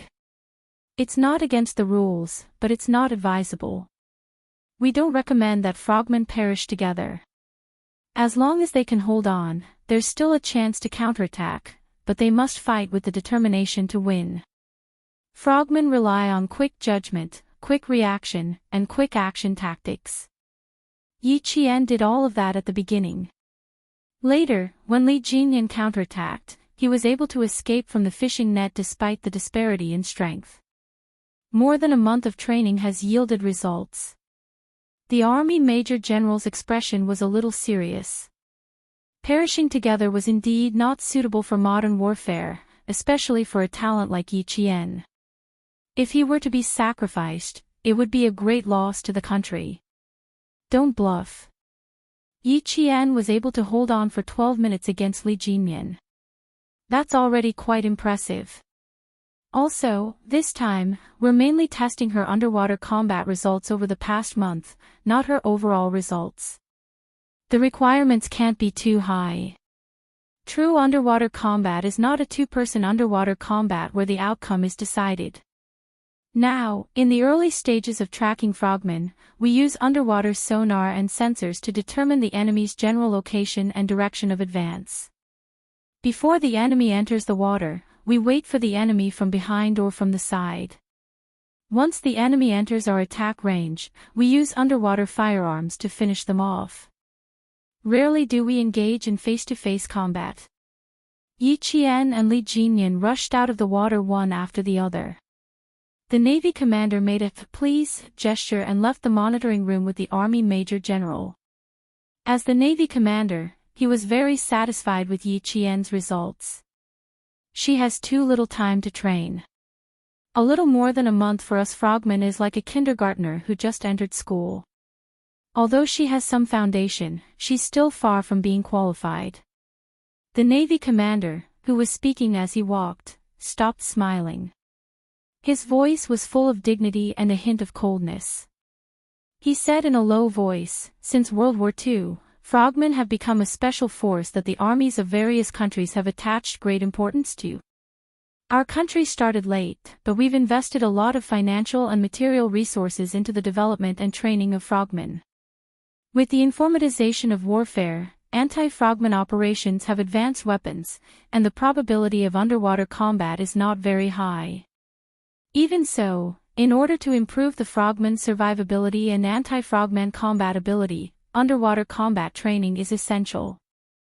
Yi Qian is already not bad. She has grasped the essentials of underwater combat techniques, but she still needs to be skilled in battle tactics. You can leave her with me during the winter break this year. She'll definitely improve even more when she comes back."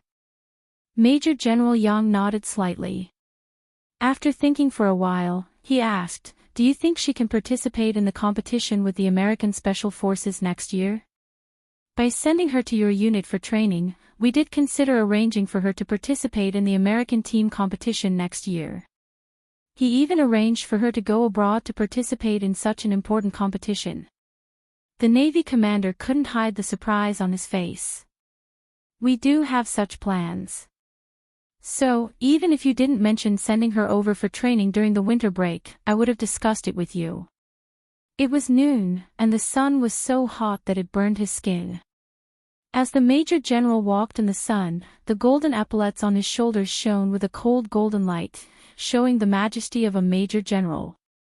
This year's winter break, and next year's summer break will be 2 months. The competition in September will take about half a year to train her. The Navy commander didn't have any objections. He had no right to interfere with the Army's arrangements. I can cooperate with the Army's arrangements. I can let Yi Qian return to the unit for training at any time. However, her training will be interrupted. Once she starts, the hard work she will have to put in is likely to be several times that of the other frogmen. Chapter 1301. At this point, the Navy commander recalled Yi Qian's training report and chuckled. No matter how tough or difficult it is, Yi Qian will definitely be able to persevere. I can do it here. You can make the arrangements. If there's anything you need us to do. The seawater lapped against the shore, sweeping up starfish and hermit crabs. The two high-ranking officers talked as they walked further and further away from the monitoring room. The whale, who did not follow them, saw the two officers walking towards the beach and returned to the monitoring room. Connect to the communication on boat 0101. He did not see the situation on the Great Mermaid side just now, so he signaled the first lieutenant to connect him. He wanted to call the big eel directly and ask if he had completed the mission. The big eel had already installed the magnetic mine on the boat, which meant that the mission of the simulated combat training had been completed. However, Yi Qian had sacrificed himself. The Great Mermaid pulled the big eel onto the boat and answered with a smile, "It's done." What's the situation with Yi Qian and the Demon King? I parked the boat behind the reef. They can't see where they are. Yi Qian and the Demon King fought for 12 minutes. In the end, Yi Qian hugged the Demon King's upper body with both hands and wrapped his legs around the Demon King's left leg. In the end, Yi Qian lost and the Demon King won. The Great Mermaid said in a low voice. The laughter that he had suppressed with great difficulty surged up again. The handheld communication microphone was silent for a few seconds. Then, the Great Mermaid's doubtful voice came through. She asked uncertainly, "I remember that the Demon King did not have any physical contact with the female soldier." "No, who would dare?" "Ha ha ha, only Yi Qian dared." I was stunned at that time. My eyes were fixed on the scene for a few seconds. The Demon King himself definitely did not expect Yi Qian to make such a move. Ha ha ha, not only did he hug the Demon King, he even wrapped his legs around one of the Demon King's legs. I tried to hold back my laughter until tears came out. The Great Mermaid coughed and said to her comrade, the big eel, who had taken off his breathing mask, the Great Mermaid said that Yi Qian hugged the Demon King's upper body under the sea and wrapped his legs around the Demon King's left leg. Do you think we should consider letting Yi Qian take some responsibility? Yes, of course. The Demon King's innocence is gone. Gasping for breath, Big Eel slapped his thigh, and at the same time, his voice was full of vigor as he said, "You must tell Yi Qian about this. The Demon King's innocence is gone. This is the first time I met a female soldier who dared to hug the Demon King. She even hugged him. Amazing." The Great Mermaid nodded solemnly. You're right. The Demon King's innocence is gone. I see that Yi Qian is also a very responsible female soldier. Talk to her and she should be able to take responsibility. What do you think? That's right. A man and a woman, they're quite compatible. Big Eel, what are you trying to say? If a man and a woman aren't compatible, do you think a man and a man are compatible? Jianghu, whose innocence had been exposed by his comrade, floated to the surface of the water. He took off his breathing mask and looked at Yi Qian expressionlessly with his cold eyes. Yi Qian, who had taken off his breathing mask, saw his expression and his gaze, which was as bright as an unsheathed sword. Her heart immediately sank. She could guess what he was going to say. You.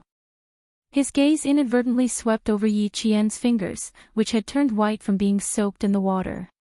He originally wanted to criticize her severely, but he swallowed back the words he wanted to say. Just then, the inflatable boat hidden behind the reef came out with a white flag. Li Jinyan, who had furrowed his brows without leaving a trace, pursed his lips and said in a low voice, "Get on the boat first." The atmosphere was a little heavy.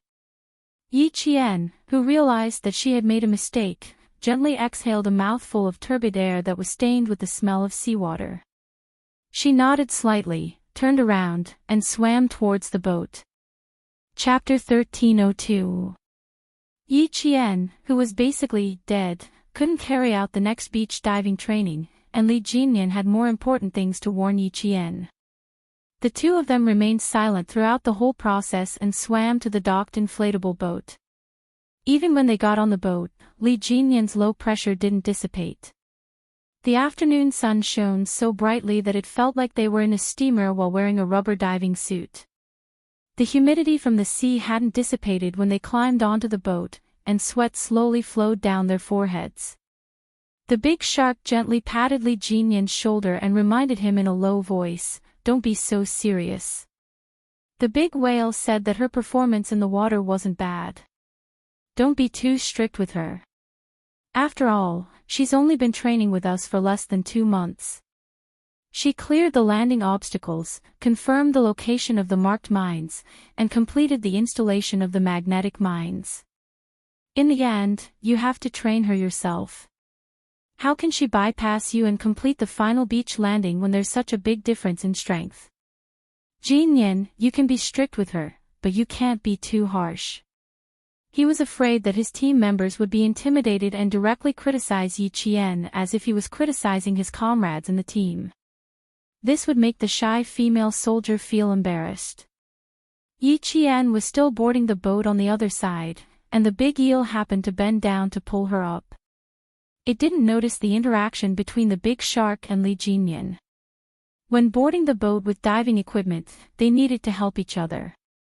Otherwise, it would be difficult to get up in a short time. "Thank you." Yi Qian at the stern smiled and thanked the big eel. Her clear voice floated to the big shark's ears like the sound of a zither. He then said earnestly to Li Jinyan, who was wiping his breathing mask, "Later, no matter what, you have to be tactful about it, okay? No matter how outstanding Yi Qian is, she's still a female soldier, not a bunch of rough men like us." After saying that, the big shark sighed softly and said with a puzzled face, "That's not right. What did she do wrong? Why did you pull a long face when you got on the boat? I didn't even ask what she did wrong. It's been 3 minutes since I boarded the ship. You didn't even give me a second to speak." Li Jinyan, who had wiped his breathing mask clean, raised his eyebrows slightly. Under the sunlight, his three-dimensional facial features were like that of a god. The indifference in his eyes was unbreakable and filled with a fearful gaze. "Now, can I speak?" The Great Mermaid took a deep breath. "Then why do you look so strange?" "I'm a little embarrassed, is that okay?" Li Jinyan replied indifferently.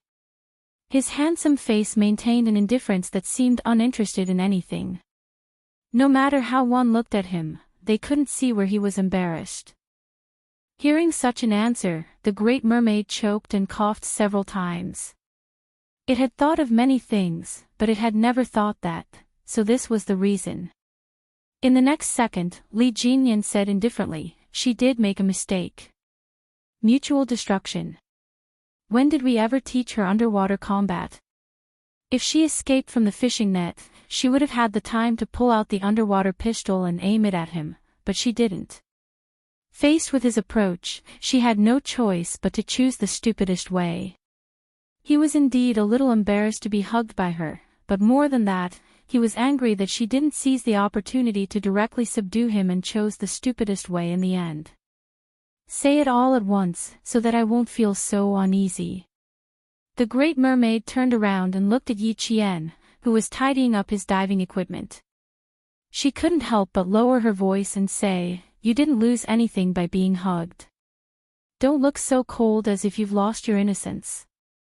If you really feel that you've lost your innocence, why don't you discuss it with Yi Qian? Let her take responsibility. Chapter 1303. In the end, it became a joke. 19 years old is a little young, but you're only 6 years older than her. It's not easy to find a female soldier in our team. You should really consider it. Faced with his comrades' teasing and undetectable seriousness, Li Jinyan cast a cold gaze. Without needing to say anything, the big mermaid shut up. The Devil King didn't like this kind of topic. Fine, he wouldn't say it if he didn't like it. But what if he didn't like this topic? Or did he not like Yi Qian? Did he not like Yi Qian? That was impossible. So far, Yi Qian was the most outstanding, and also the most beautiful female soldier they had ever seen. Look, more than a month of training didn't turn her skin into charcoal. It just turned red and peeled off, but it was still a little red, the red of sunburn. She then looks at Li Jinyan, who is standing next to her. He is tall and slender. Although he is a bit cold, his face is so handsome that every time there is a naval meeting, the female soldiers in charge of communications have to secretly make eyes at him. At least he can be a little bit more attractive. She slightly ignores his coldness that doesn't allow people to get close to him. Standing next to Yi Jian, no matter how she looks at it, she feels that they are a perfect match. Li Jinyan didn't take the big mermaid's words to heart. His gaze was so cold that it made Yi Qian feel pressured. When frogmen carry out their missions, they have to pass through various obstacles and pipes. They also have to avoid detection by various detection devices. You already have a certain foundation. Although your overall reaction is not bad, it still needs to be improved. There was no criticism at the beginning, there was even a hint of praise. Yi Qian's expression became even more tense. He felt that the Devil King's horror was still to come. When fighting underwater, unfamiliar waters and complicated water channels will bring you inconvenience, and at the same time, it will add to the psychological pressure. Yi Qian, what is the biggest difference between frogmen and land forces? Do you need me to repeat it? As his voice became colder, Yi Qian knew, the main point was coming. Yi Qian straightened his back and puffed out his chest. He replied seriously, "Sir, there's no need to repeat it. Since you know, why did you make such a low-level mistake underwater? Perishing together. Did I teach you during daily training?" Li Jinyan was a very calm man. With his cold personality, even if he encountered a big problem, he rarely got emotional. It was the same when he faced with Yi Qian. He was a little angry at that time, but now he had calmed down. From his cold voice, he could tell that although he criticized Yi Qian, he wasn't emotional. Yi Qian, Yi Qian, he said. Yi Qian, Qian, Qian, Qian, Qian, Qian, Qian, Qian, Qian, Qian, Qian, Qian, Qian, Qian's Qia, Qian, Qia, Qian, Qian, Qian, Qian, Qian. Underwater firearms have the advantage of high speed and high lethality. When fired at close range, it will be difficult for the enemy to effectively dodge even if they have supernatural powers. Yi Jian, as long as we have the opportunity to draw our guns and fire, the firearms will be our priority, and the lifesaver will be our second priority. He didn't criticize Yi Qian. Instead, he pointed out his mistakes one by one so that Yi Qian would understand where he had made a mistake.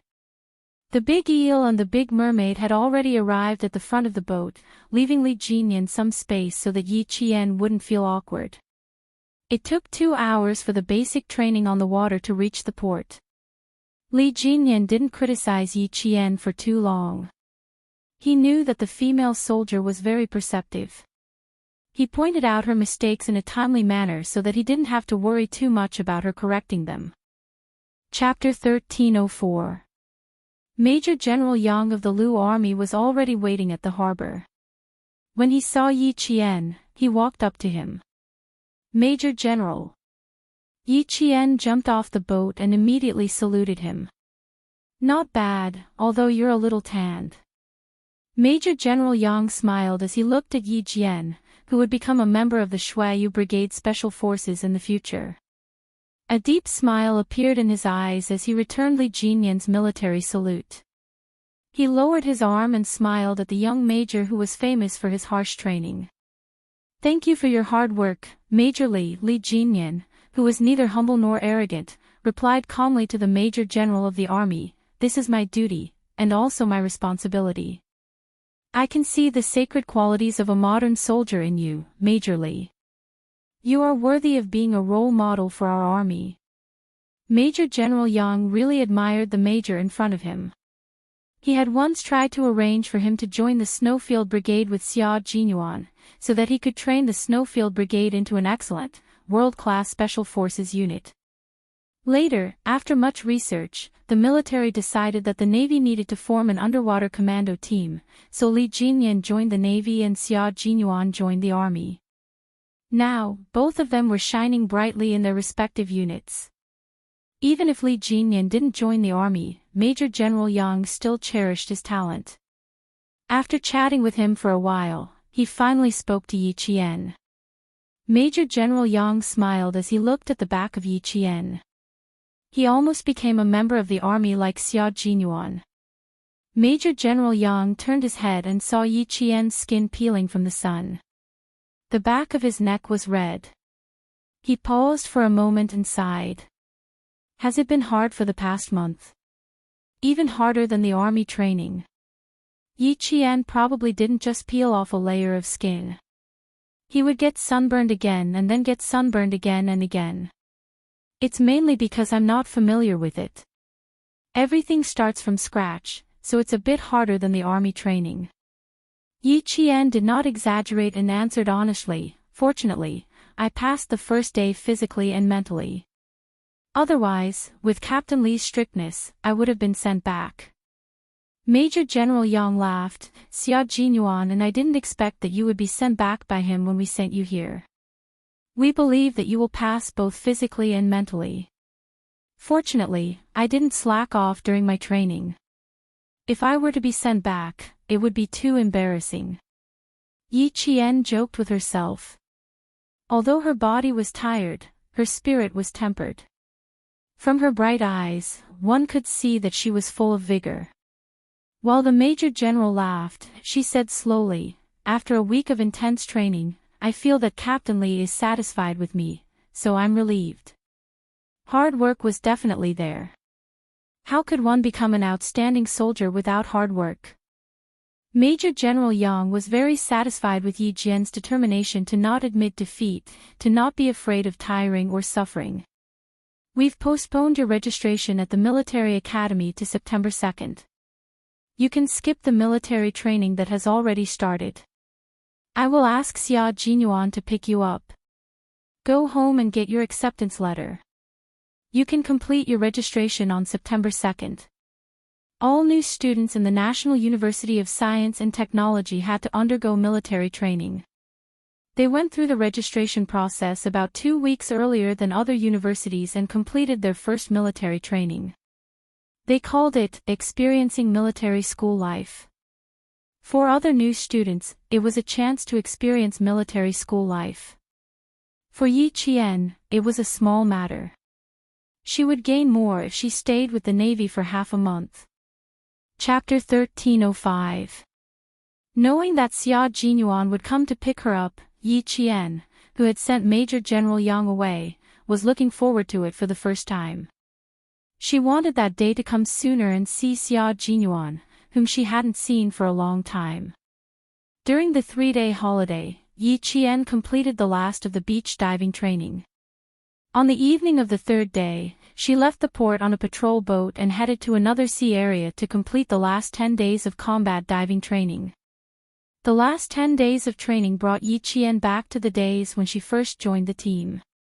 She didn't have more than 5 hours of rest every day before she had to start the special operations training. The end of August at the port was finally not as hot as it was from July to mid-August. Although the sun was still bright, the heat seemed to have decreased a lot. Xuanhuan, who was wearing an army training uniform, was accompanied by De Shaw. They chatted as they walked towards the sea helicopter base.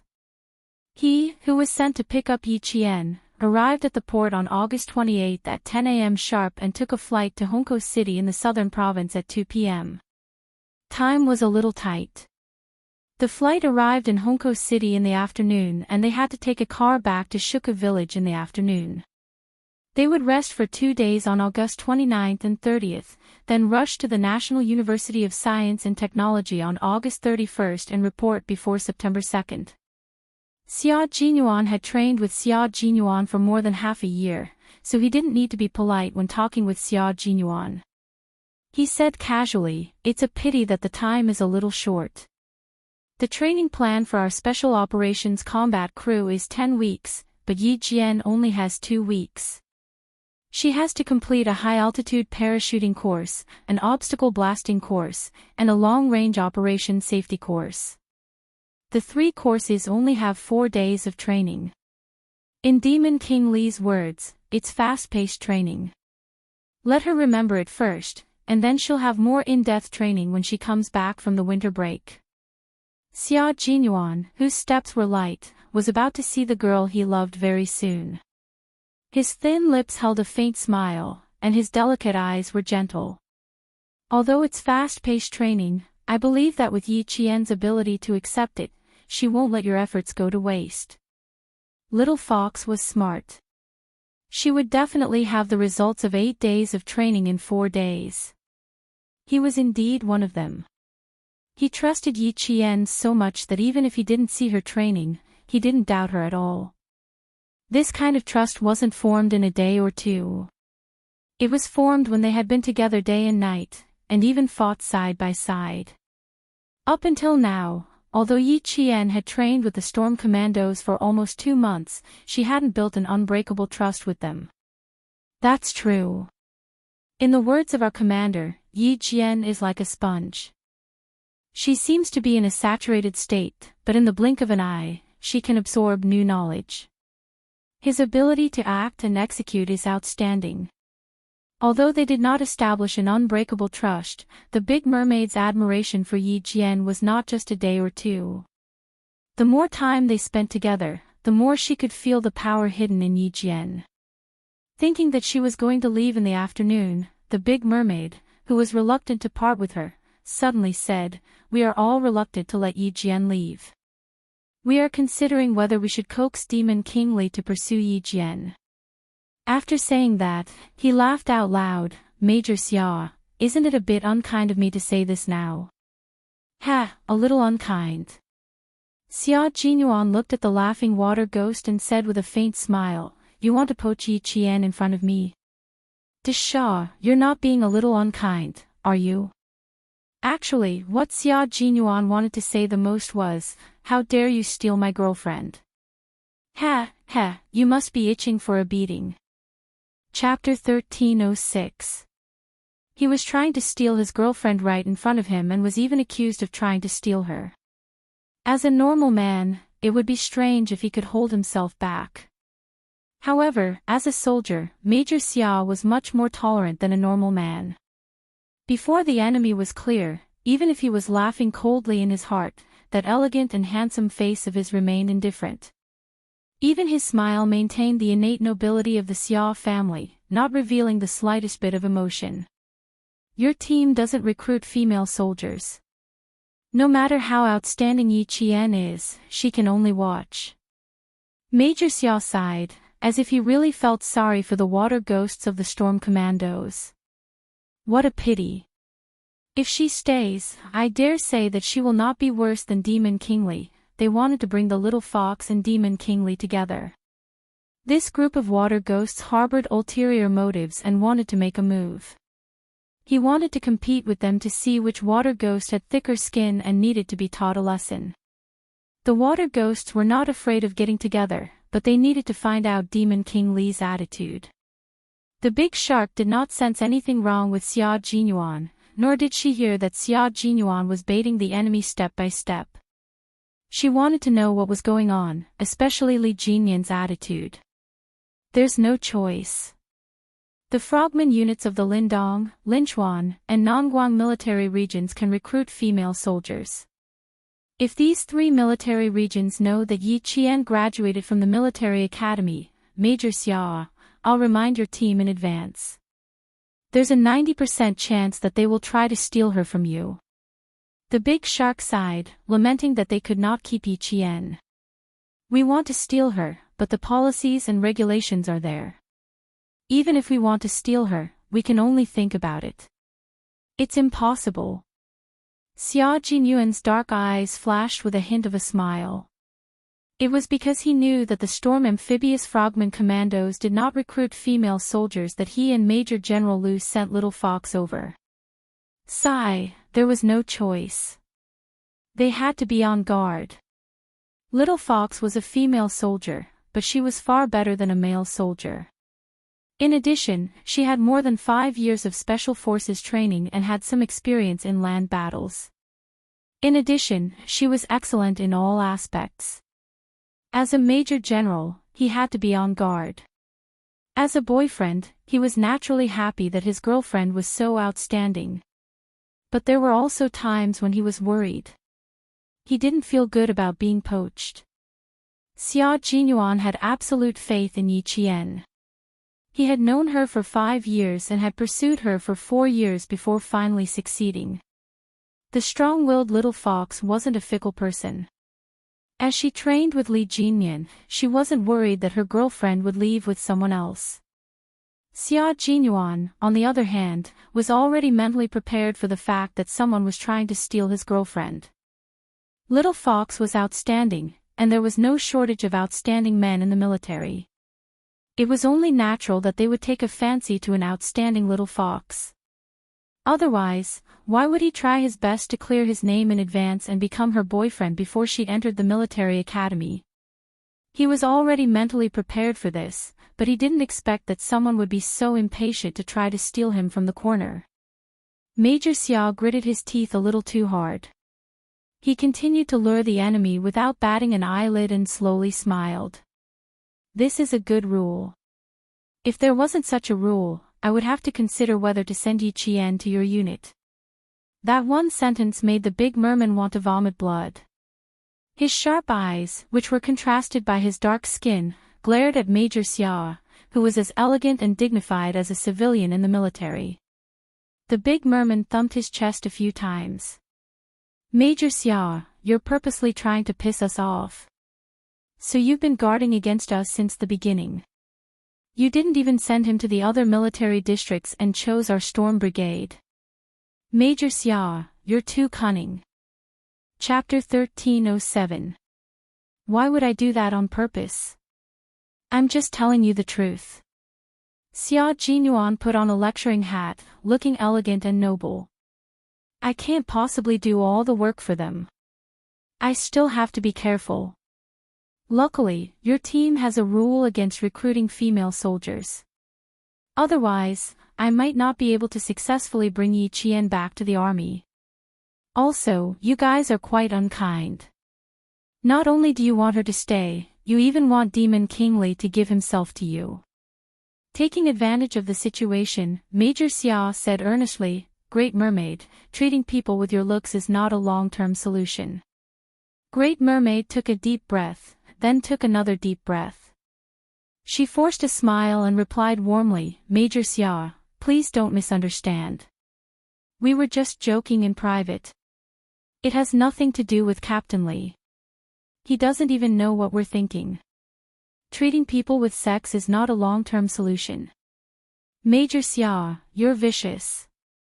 If Demon King Li found out that you wanted him to sacrifice himself, wouldn't he train himself to death? The smile on Major Xia's face deepened as he nodded. Then, as if he had suddenly realized something, he laughed. You guys. Li Jinyan hasn't said anything, yet you guys dare to speak nonsense. You're quite bold. Unmarried man and unmarried woman.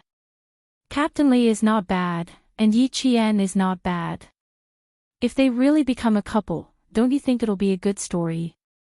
Great Mermaid had no idea that she had just escaped from Demon King Li and was now being targeted by xuanhuan.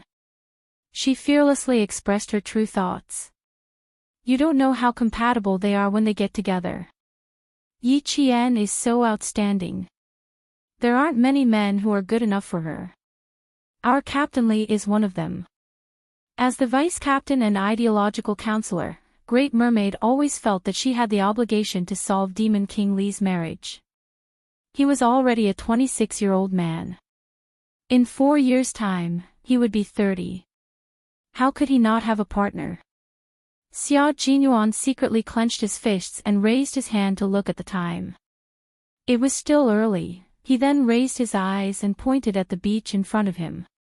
He said politely, "It's still early. Why don't we go to the beach and learn from each other? Let's see if you've improved compared to back then. Back then, the few of you fought with me and Li Jinyan. You lost so much that you roared angrily at the sea in the middle of the night. You threatened that one day, you would avenge your humiliation. Since it's still early, let's fight. Sparring until you can't even speak." As a Special Forces soldier and the Q King of the Snowfield Brigade, Xuanhuan was extremely good at hiding his emotions.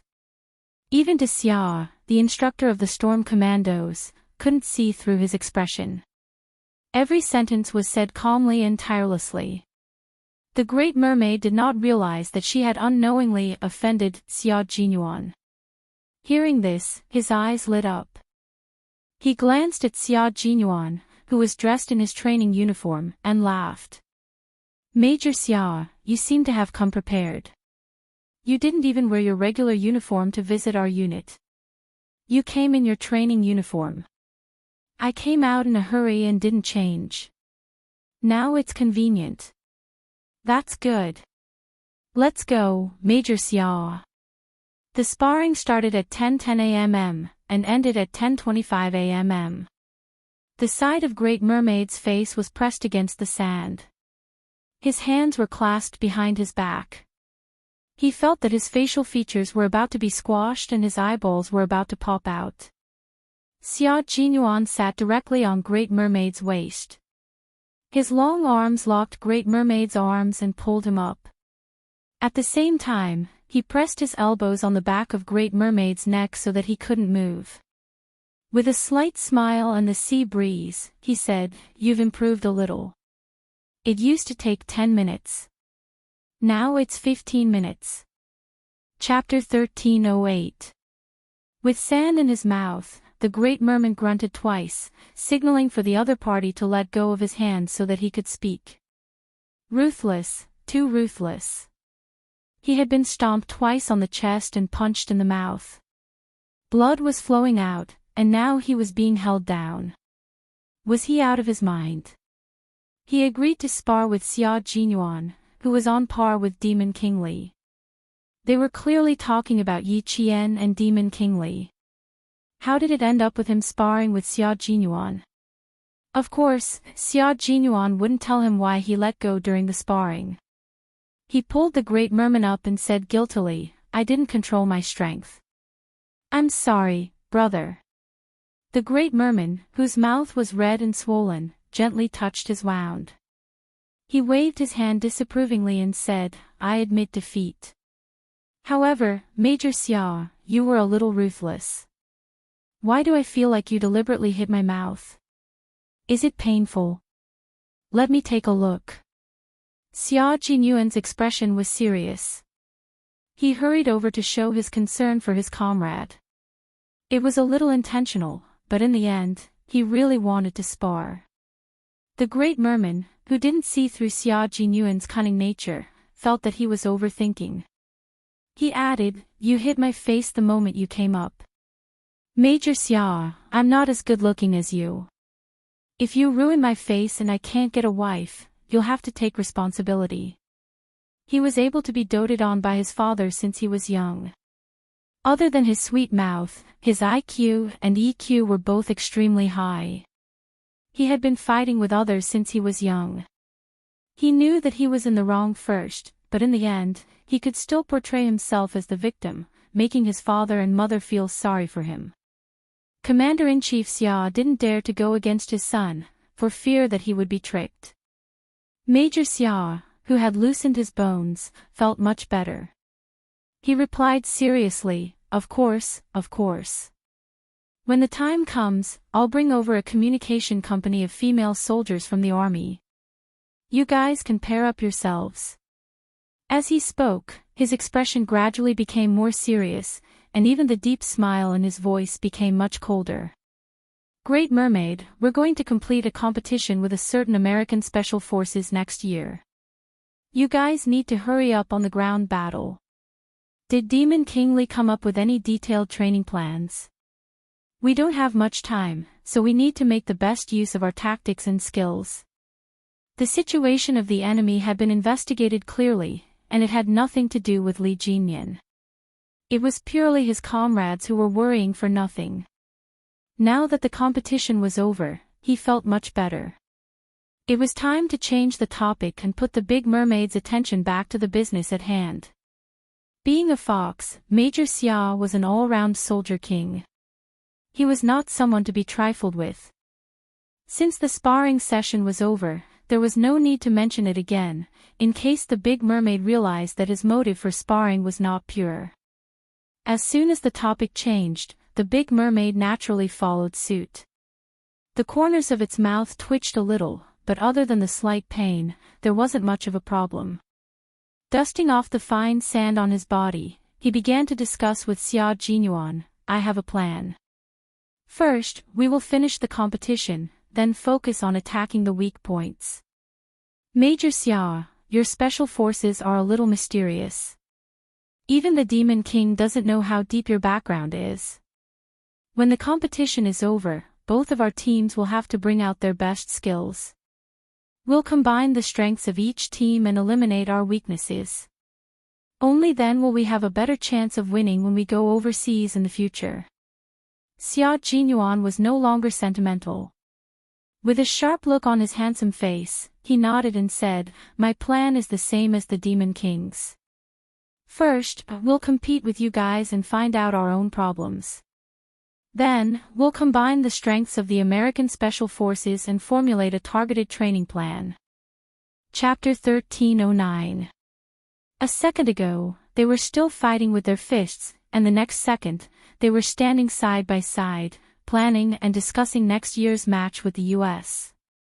From the beach back to the cement road leading to the port, the conversation between the two was serious and profound, and from time to time, a few professional combat terms would pop up.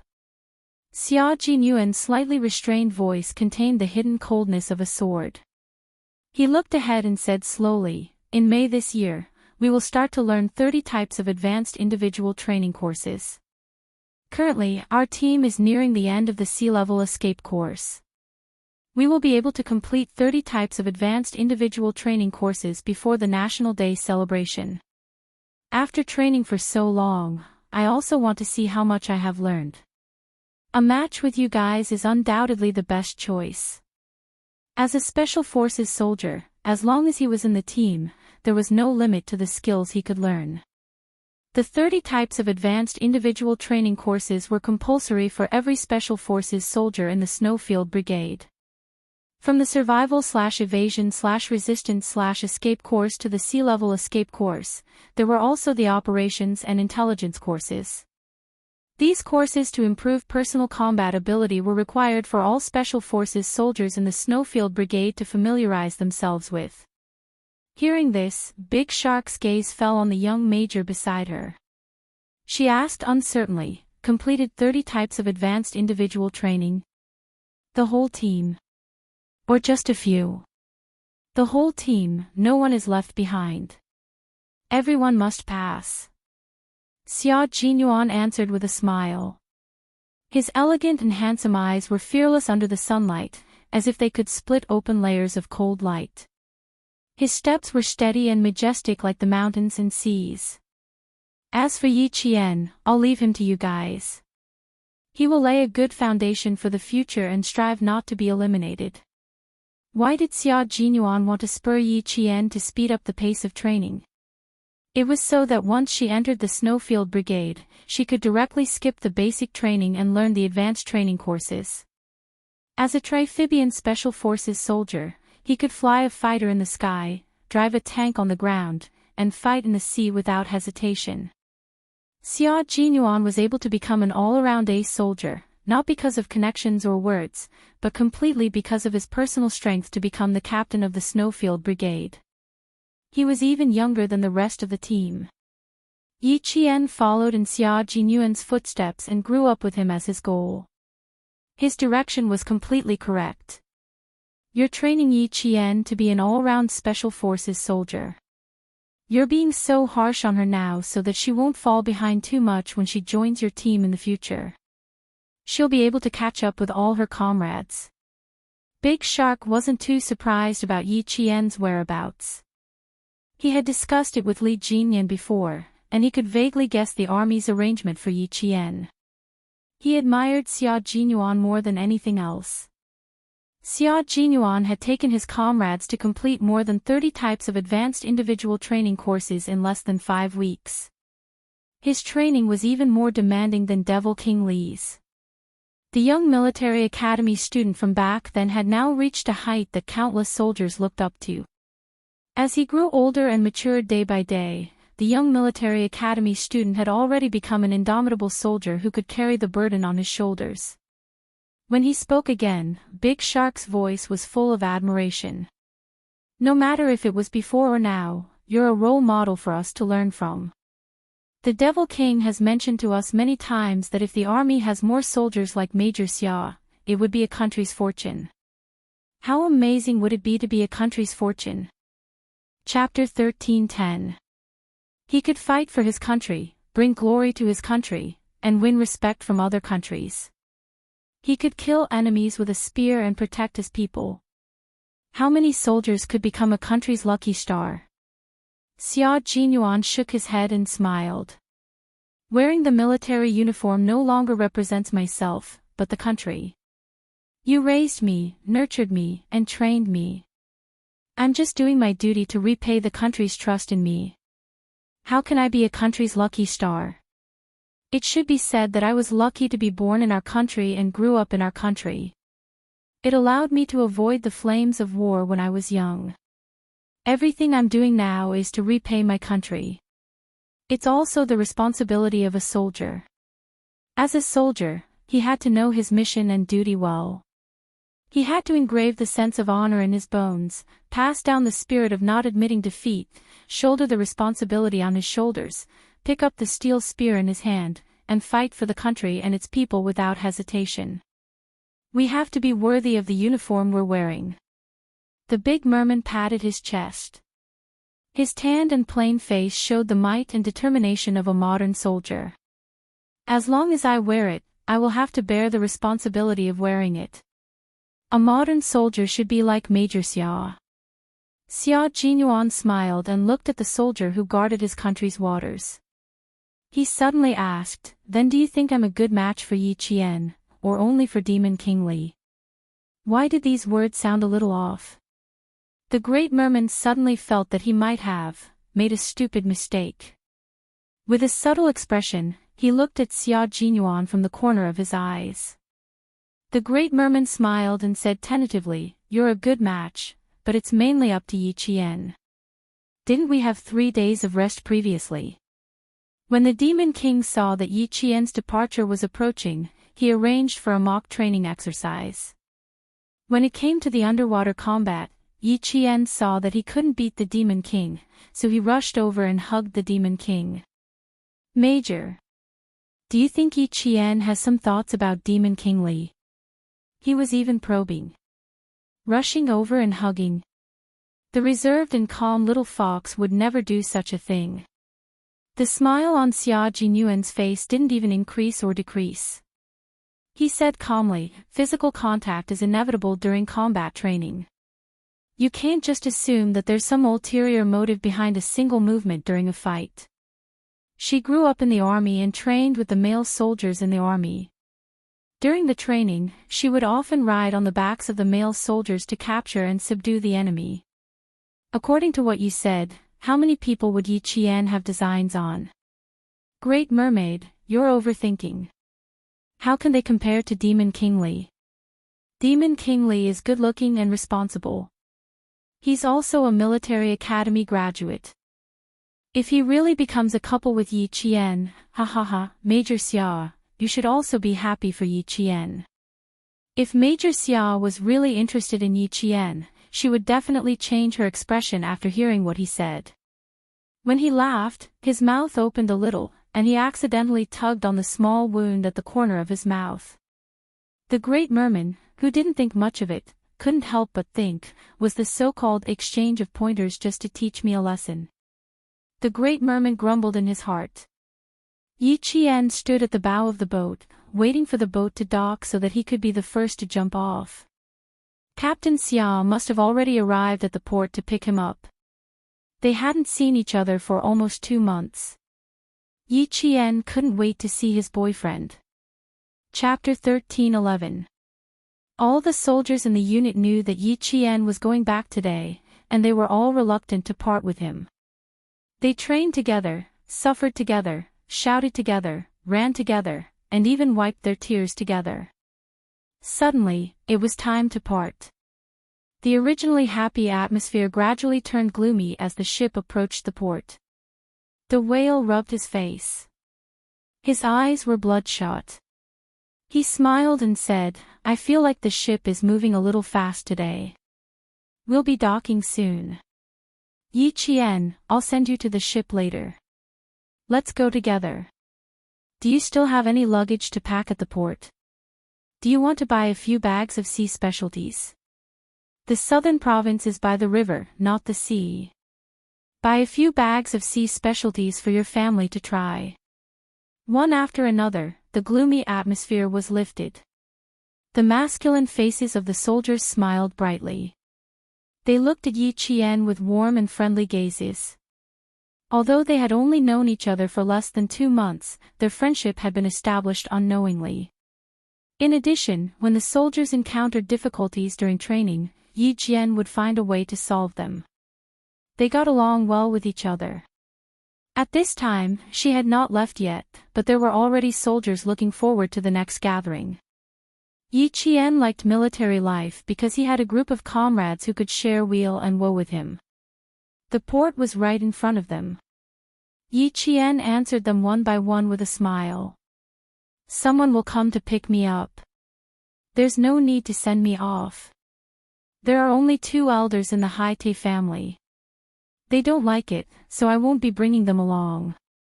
I don't think it will be too long before we meet again. Who knows, I might suddenly come back one day." The eel laughed and said, "Of course we'll send you off. It's impossible for all of us to go, so we'll just choose a representative. Let Captain Li show up. He'll send our comrade Yi Qian off. Let Demon King Li send him off." Yi Qian pursed his lips and smiled. His cold face did not look like he was sending him off. Instead, it looked like he was escorting a criminal. The Demon King is too serious. Walking with him alone feels like a police officer escorting a criminal. "Everyone, let me go. I really don't want the person who comes to pick me up to think that I made a mistake in the unit and caused the Demon King to show up."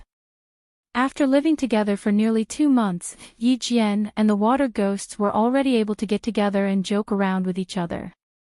As the captain, Li Jinyan was always the topic of the soldiers. They respected him and liked to secretly discuss him. All the soldiers thought of that scene and could not help but laugh. The ship docked at the port, and Li Jinyan, who the comrades were discussing about as the representative candidate, appeared in front of everyone. His cold eyes were directly locked on Yi Jian's face. Before he could speak, the big eel, who had picked up the diving equipment and was about to get off the ship, smiled and said, "Devil King, we choose you as the representative to send Yi Jian off." Everyone picked up their diving equipment and stood neatly. Yi Jian, who was wearing an army training uniform, stood at the front. She met Li Jinyan's cold gaze and replied with a smile, "There's no need to go through so much trouble. I only have this small bag, straight, give it to me." Li Jinyan calmly interrupted her. He walked over and bent down to pick up Yi Qian's luggage, which contained only a change of clothes, as well as 2 sets of short-sleeved shirts and shorts. When he looked up, there was a subtle smile in his handsome eyes. "Don't worry. I won't send you on the ship like a criminal." He had heard Yi Qian's teasing just now. This female soldier sometimes said things that made people not know whether to laugh or cry. Chapter 13:12. The soldiers laughed even louder. They respected and loved their captain, but at the same time, they would also make fun of their captain, who was cold but open-minded.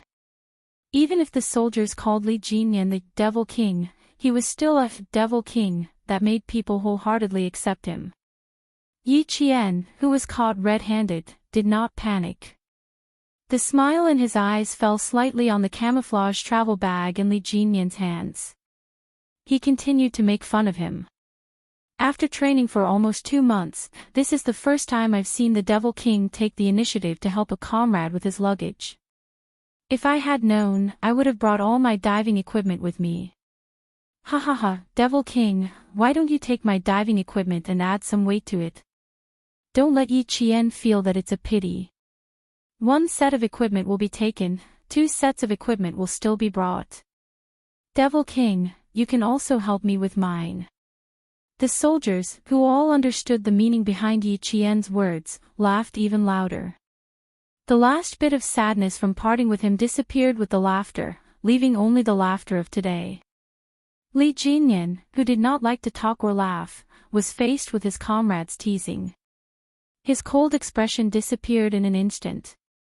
Even Yi Qian did not notice the faint smile that flashed across his face. "Let's go." Amidst the laughter, although his voice was faint and cold, it still clearly reached Yi Qian's ears. "It's getting late." Yi Qian nodded. He did not care about the small luggage in his hands and followed Li Jinyan to the deck first. "Let's go, let's go. Get off the boat, get off the boat. Brothers, pack up your equipment and get off the boat." The whale and the eel each led a team to the deck and got off the boat one by one. Xuanhuan's footsteps became bigger and faster. He had already seen the figure that he hadn't seen for nearly 2 months. She came down from the patrol ship and stood together with the water ghosts in black diving suits. She was especially eye-catching in the army's camouflage uniform. After Xuanhuan locked his gaze on her, he had never looked away. Yi Qian, who was in line, turned his head thoughtfully to look at the straight line of the harbor. When he saw the tall figure walking towards him, his dark eyes seemed to flash with a bright light. His beautiful face was like a blooming flower, so bright and beautiful that even Li Jinyan, who was in line in front of him, couldn't help but stare. His gaze was as bright as the sun. She could feel the heat in his eyes from more than 10 meters away. Yi Qian, whose heart was warm, stood up straight and no longer looked at them out of the corner of his eye. The corners of his mouth could not help but curl up slightly. She guessed that the person who came to pick her up must be him. No matter where she was, Captain Xia would always appear in front of her in time. He was like a lighthouse standing in the sea, allowing her to find the right direction at any time. Xuanhuan also felt Yi Qian's joyful gaze. The smile on his handsome face became deeper and warmer. The coldness between his eyebrows dissipated, leaving only gentleness. She was happy that he came, and he was also full of joy. The Devil King definitely treats Yi Qian differently. Look, he even helped Yi Qian wrap her bag. After probing a few times, De Shaw's eyes dimmed slightly when he did not find any problems. Major Xia and Yi Qian were only comrades. Based on what he said just now, it was still a question mark. However, since Major Xia did not make it clear, he naturally thought that the two of them were only comrades. Moreover, Yi Qian had just graduated from high school. Based on the intensity of her training and the heavy workload of her studies, she probably did not have much time to fall in love. Most importantly, Yi Qian did not even look at a man like Devil King Li. It was obvious that she did not have any thoughts about love. She was a capable and outstanding female soldier. Devil King Li's marriage would be settled soon. Chapter 13:13. As a married ideological counselor, the Great Mermaid loved to prioritize resources to her unit. The ideological counselors in other units also had the same problem. They all loved to be matchmakers, as if they had all been trained to do so.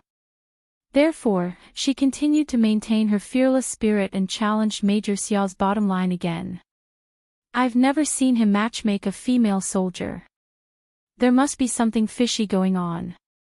Xuanhuan, who was so happy that his handsome face was smiling, glanced coldly at the Great Mermaid as he walked. Don't think about things you shouldn't think about. What you think is absolutely impossible. Also, as far as I know, Yi Qian already has someone she likes. Her partner is right in front of you. Impossible, she just started university. How could she have someone she likes? The Great Mermaid shook her head and insisted on her thoughts. With her outstanding grades, she definitely wouldn't fall in love at such a young age. She has to train during the winter and summer holidays. How could she have time to fall in love? Major Xia, I'm sorry, I just want to be a matchmaker for once. Touching the wound on the corner of her mouth, the Great Mermaid smiled deeply. Xia Jinyuan's attention was focused on Yi Qian. He walked closer and closer until he could see her skin color. His little fox seemed to be a little tanned, but she was full of energy. She didn't flinch even after training under the sun and wind. She persevered day after day and finally became a rare pearl. This was his little fox, the one and only girl that he loved dearly. You want to match her with another man? You must be dreaming. If it's impossible in this life, it's also impossible in the next life. Xia Jinyuan walked closer step by step and carefully looked at the girl he liked. He replied slowly, if she wants to date, there's still time. Besides, she doesn't have time. The person who's chasing her has to find time to accompany her no matter what. Major Xia, who had always been good at self-restraint, felt a little stifled when he heard that his girlfriend had to be matched with another man from time to time. He had made it clear enough. If the Great Mermaid still didn't understand. I really don't know how he got married and even had a precious daughter. Or was he just pretending to be confused? That's highly likely. Xia Jinyuan could not help but raise his guard. The Great Mermaid's smile was somewhat enigmatic. You're right. There's still time to squeeze. Demon King Li is self-taught. He's squeezing time to deliver Yi Qian. Something is fishy, something is fishy, something is definitely fishy. One had to admit that the Big Mermaid was good at pulling aggro. Not only did she pull aggro for herself, but she also made Li Jinyan suffer. It was just a small matter of helping his comrade unpack his luggage, but in his mouth, it became a matter of trying to chase after his girlfriend. It was clearly a simple matter, but it turned out to be fishy. No matter how well-mannered Xia Jinyuan was, he was still a little expressionless at this moment. His dark, bottomless eyes seemed to contain some meaning as he glanced at the Big Mermaid with a faint smile. Big Mermaid, you seem to want to be a matchmaker. He could only blame himself for his lack of emotions. The longer he served in the military, the more difficult it was for others to see what he was thinking. Even the Great Mermaid, who was good at political and ideological work, could not guess. The Great Mermaid, who was worried about her comrade's marriage, did not seem to notice Xia Jinyuan's coldness. She laughed and replied, No, I just feel that Yi Qian and Demon King Li are a good match. Yi Qian was not bad. Demon King Li was not bad. Major Xia was also not bad. He, of course, would help Demon King Li. Chapter 13:14. Xuanhuan couldn't help but chuckle. What an ideological and political instructor. He thought he had given up on probing, but in fact, he was still trying to probe his relationship with Little Fox. As he got closer and closer to Yi Jian, Major Xia stopped wasting his time talking to the Great Mermaid. With a faint smile on his face, he took a deep look at the Great Mermaid. Seeing that the Great Mermaid was also smiling at him, the young major raised his eyebrows. His noble and handsome face looked so calm and elegant. Just you wait, comrade Great Mermaid. Let's meet on the battlefield in the middle of October. Seeing this, the Great Mermaid's smile deepened. Although he couldn't tell what relationship he had with Yi Qian, one thing was for sure. This Major Xia didn't want to marry Yi Qian to Demon King Li at all. Unfortunately, the other party was too good at hiding. He couldn't find anything after several probing attempts. Young people nowadays were too good. Even a 30-year-old like him couldn't see what they were thinking. He couldn't even see through Yi Qian, a young girl who wasn't even 20 years old. The two teams of barefoot frogmen turned left and returned to the camp in an orderly manner with their diving equipment. Big Eel and Big Whale, who knew Xuanhuan, gave him a friendly smile and a look that said, "See you later." They needed to bring the frogmen who had just joined the storm commandos back to the camp.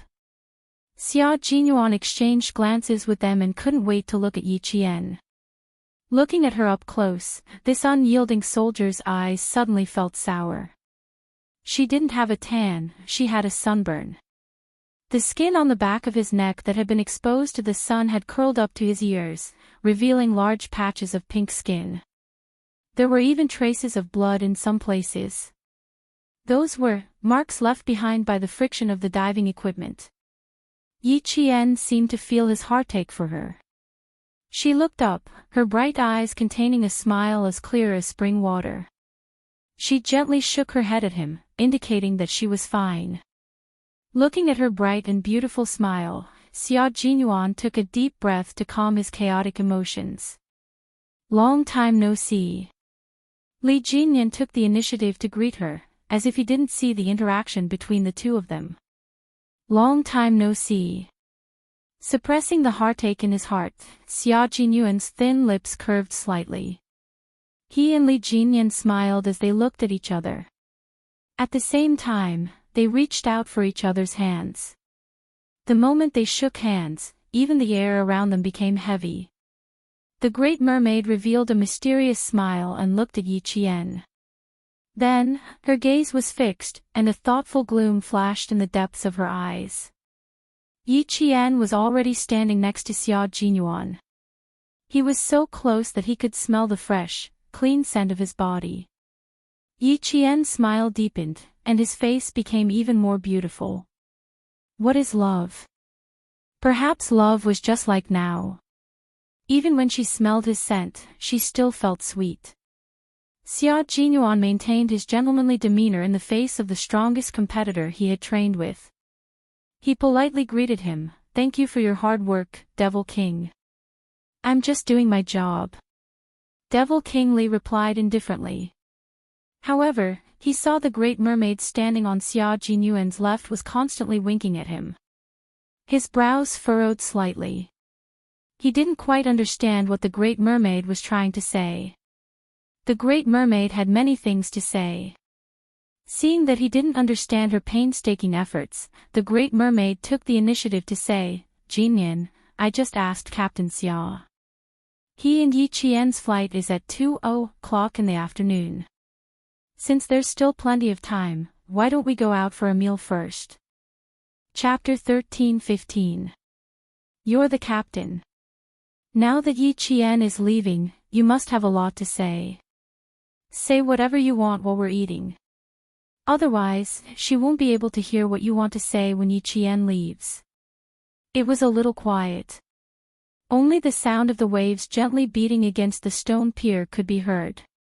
The sound of water splashing could be heard. Li Jinyan didn't understand why the Great Merman would say such things. The flight is at 2:00. It's 11 o'clock now. It's getting late. His gaze swept across Yi Qian's face calmly. His thin lips straightened a little. Also, I've already said what I wanted to say. Yi Qian, do you remember? How dare you say there's nothing fishy going on? I've already said what I wanted to say. You've already said everything. That's good, that's good. Don't leave any regrets. The great merman smiled brightly. He was known as the gentle and easygoing vice-captain in the team.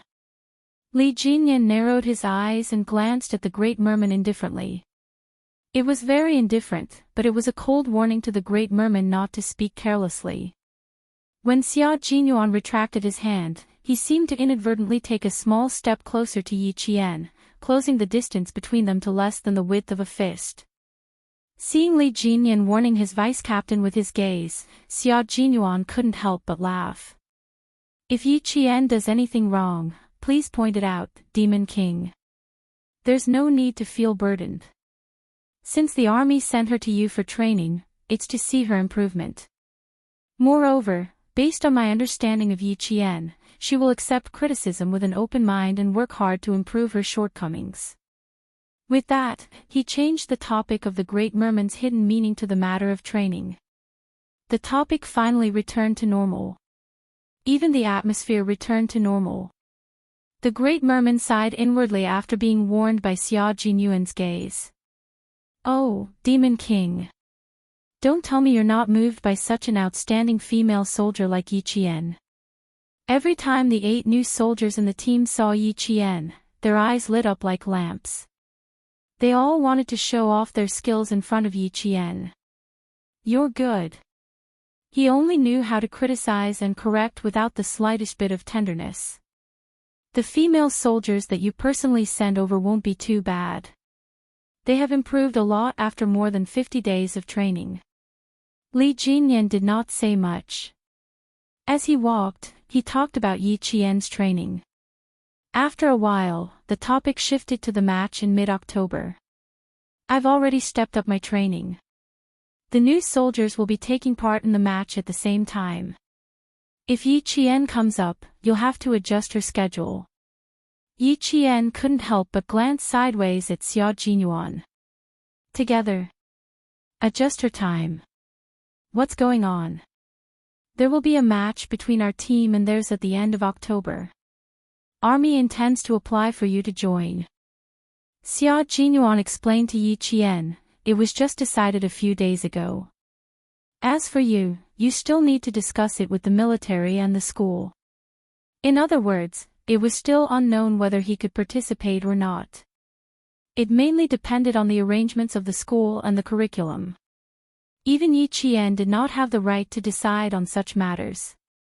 He only had the right to know. Hearing this, he nodded slightly to show that he understood. The 4 of them walked side by side, which made it very easy for xuanhuan to secretly do something. He seemed to inadvertently hold Yi Qian's hand and gently stroke it. With a calm expression, he spoke to Li Jinyan as they walked. We will try our best to get her to join. We don't want her to miss out on such an opportunity. Okay. If you need us to step in, call us at any time. Li Jinyan also felt that this was a very good opportunity for Yi Qian. Moreover, he wanted to see her performance on land. A female soldier with a vicious aura around her, who had already completed missions at such a young age, how exciting would her performance on the battlefield be? Chapter 13-16. Yi Qian struggled a little, but he couldn't get rid of xuanhuan's hand, so he just let him be. The 2 of them walked close to each other, and they were only holding each other's pinky. At a glance, she couldn't tell anything. Forget it. They hadn't seen each other for more than 50 days. She couldn't help but want to hold his hand. She secretly hooked her pinky and listened as he chatted seriously with Li Jinyan. His side profile was so handsome that it was almost perfect, like a beautiful jade. When he spoke seriously, the corners of his mouth would slightly tighten, and there would be an inexplicable coldness between his brows. When he smiled, the coldness would dissipate, and he would be like a branch covered in a spring breeze. It was so soft that she couldn't help but want to raise her head and stroke his eyebrows. She could feel the warmth of the spring breeze. After looking at Yi Qian for a long time, Xuanhuan, who was talking, seemed to have sensed something. He looked over and immediately saw the affection in Yi Qian's eyes.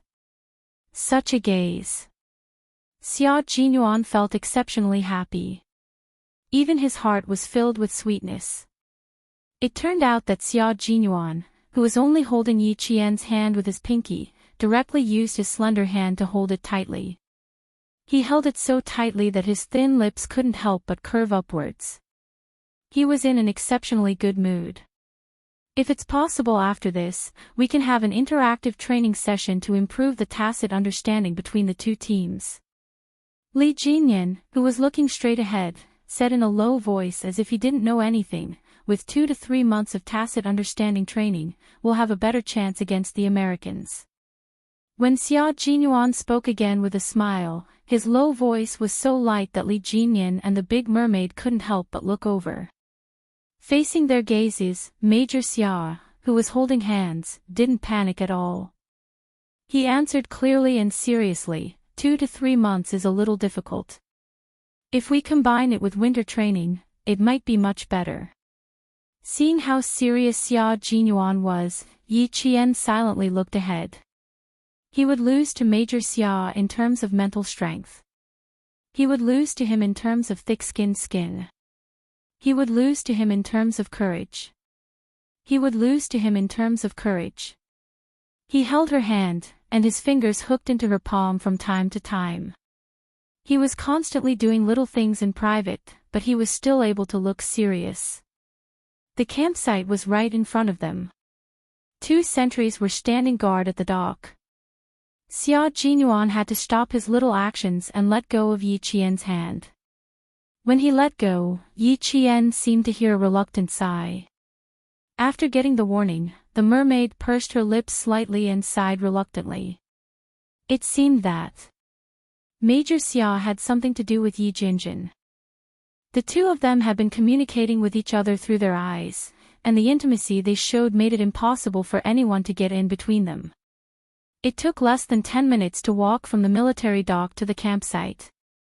Since Xuanhuan understood Yi Qian's situation during training, he also chatted with Legendarywarriors until the mid-October match. When he bid farewell to the Navy commander, he chatted for about 10 minutes before leaving. The military jeep that was heading to the helicopter base started. Legendarywarriors watched the two of them leave until the jeep drove out of his sight. Then, he looked coldly at the big mermaid. Big mermaid, you talked too much today. Sigh, I just feel that Yi Qian is quite a good match for you. The big mermaid took off her military cap and touched the top of her head with one hand. Her voice was a little gloomy. It's not easy for us to find a partner. You don't know how to coax girls. You have to solve this problem. Although Yi Qian is young, he's calm and has a good character. He can do everything. He's not afraid of hard work, blood, and tears.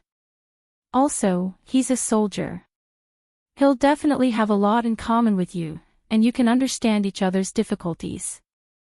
Jinyan, my heart. Sigh, it doesn't feel good. Chapter 13-17. Big Shark Sigh reflected the sadness of many instructors who were concerned about the soldiers' marriage.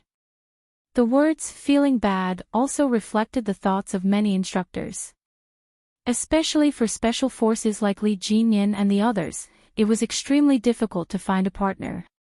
Sometimes, even if they found one, they might not be able to pass the background check and their family members might not be able to pass. There was no other way. They were special operations forces. The other half of their families had to be clean, and their family members had to be innocent. This was to ensure the personal safety of the special operations forces, as well as the confidentiality of national secrets. Yi Qian, as a special forces soldier, was undoubtedly the best choice for male soldiers like Legendarywarriors and the others. It was normal for Big Shark to be concerned about him. Soldiers shouldered the responsibility of protecting the country. They held guns in their hands during the day and thought about the distant her late at night. They also thought that there was another her who was thinking about him at this moment. The jeep was so far away that they couldn't even smell the exhaust fumes. Big Shark retracted his gaze and looked at his comrade, who was so deep in thought that even he, the vice captain, couldn't understand him. He asked in a low voice, "You really don't have any thoughts? What thoughts do you want me to have?" Li Jinyan responded. His tone was cold and monotonous. Big Shark was worried that other than being a little emotional about training, he was indifferent about everything else. He wanted to know more, but there was nothing he could do. "If I could make you have any thoughts, I would have done it long ago. Why don't you take the opportunity? Can't you find Yi Qian? Come, tell me where she is. Why don't you have any thoughts at all?" The instructor was so anxious that his face turned red. Fortunately, his skin was dark so it couldn't be seen. "I don't believe that you don't have any thoughts when such a beauty is standing in front of you." He had to get to the bottom of this or he wouldn't be able to eat or sleep well. Thoughts? What thoughts? Thoughts about the female soldiers under his command. Li Jinyan pursed his thin lips. He didn't change his words under Big Shark's gaze. "You're thinking too much." Asking an introverted person to talk about his feelings towards girls, the big mermaid was undoubtedly asking for trouble. The words, "you're thinking too much," directly killed the great merman's next words of persuasion, leaving him unable to recover for a moment. After staring at his comrade, who maintained a cold expression no matter what, the great merman's face was filled with helplessness. "Jinyan, how can you go on like this? Can't you lower your standards a little? Even Yi Qian doesn't have any feelings for you. I really wonder if you don't have any feelings for any girl." Finally, there was a female soldier who was perfect in every aspect, but she said that he was thinking too much. Li Jinyan turned around and walked toward the military port. His cold and deep eyes looked at the reinforced concrete walls of the military port. As he listened to the sound of the waves crashing on the shore, a face that was even more stubborn than the male soldiers flashed across his mind. A faint smile that was almost invisible flashed across the corners of his mouth. The female soldier was very good. Even if he had some feelings for her, it would be in vain. Xuanhuan personally sent her here and took her back in the midst of his busy schedule. This already explained everything. If he still thought about something, it would only add to his troubles. The female soldier was very good. Unfortunately, she already had someone by her side. "I really don't understand you guys." Major Xia said that there's nothing between him and Yi Qian. "You also said that you don't have any feelings for Yi Qian. This won't do. When I go back, I have to ask the single soldiers in the unit who have feelings for Yi Qian. I don't believe that such an outstanding female soldier like her doesn't have any pursuits from the male soldiers." Chapter 13:18. Li Jinyan heard the big shark talking to himself behind him. He only paused for a moment, but he did not look back. He walked into the military port with his long and powerful legs. If he let the big shark worry about Yi Qian alone, would there be no male soldiers pursuing him? Who would dare to go after him when he had Xuanhuan by his side? Xuanhuan had no feelings for Yi Qian. That was still a question mark. Li Jinyan did not remind his vice-captain. He knew him too well. He would not give up until he reached the Yellow River, and would not turn back until he hit the wall. He would let him do as he pleased for a while, and when he realized that something was wrong, he would naturally stop. Li Jinyan really did not have any feelings for Yi Qian. He was purely appreciating him, and there were no romantic feelings.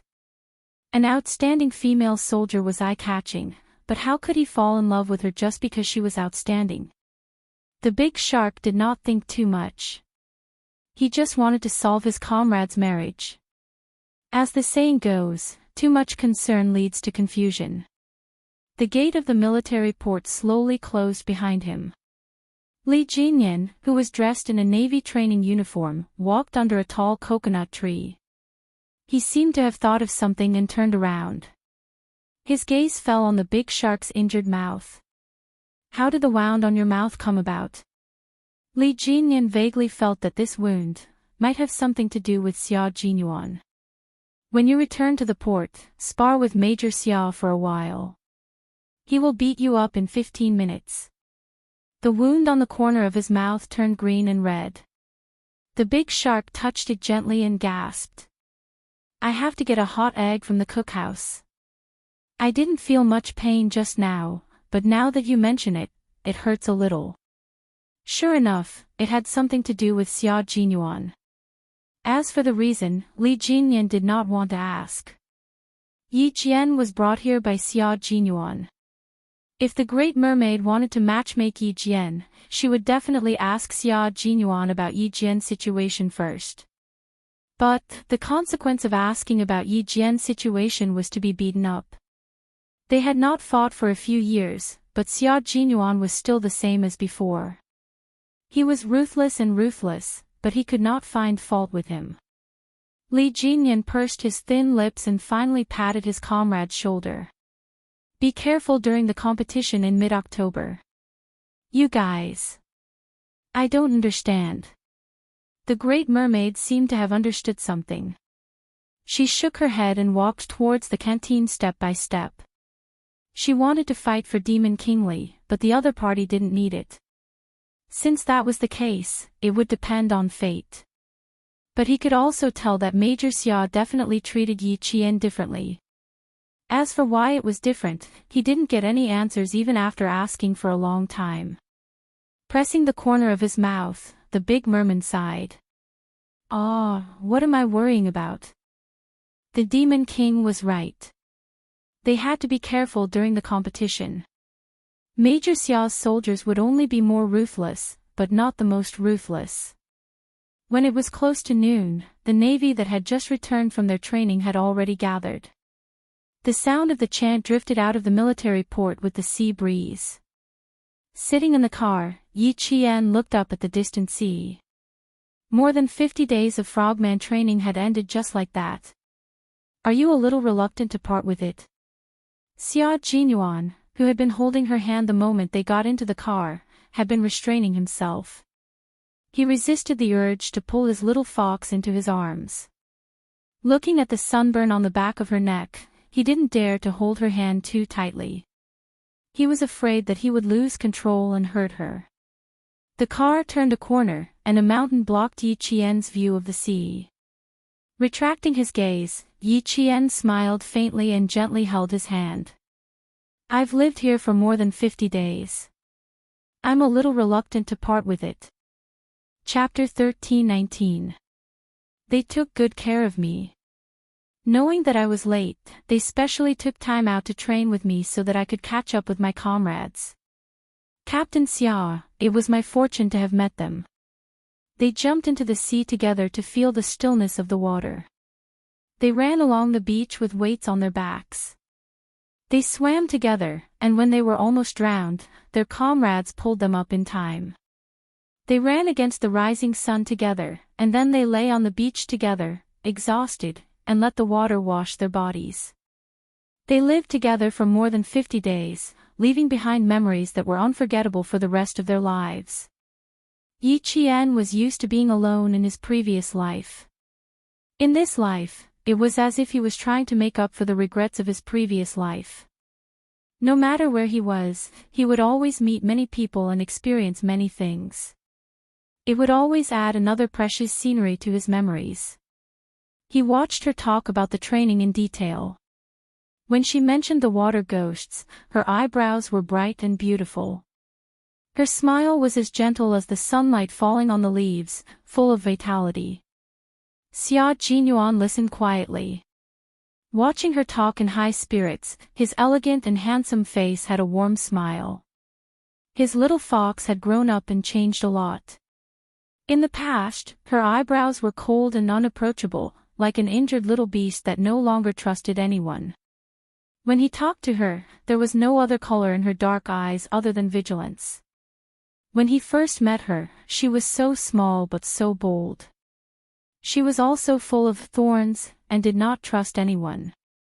She used a gaze that did not belong to her age to look around. She was very calm and cold. He was worried that she would be too cold and would not fit in with the group. He had also talked about this with Uncle Chin. Until now, he completely believed that as long as his little fox was willing, she would be able to gain kindness, friendship, and the love and respect of her comrades wherever she went. His little fox had grown up. He no longer had to worry about whether she was used to being in the army or whether she could get along with the soldiers. The grown-up little fox finally had a bright smile in her eyes. She was no longer cold and no longer rejected people. She had things that made her happy, comrades that made her think about, and goals that made her persevere. I'm very grateful for their help. If it weren't for them, I would have been constantly criticized by Demon King Li.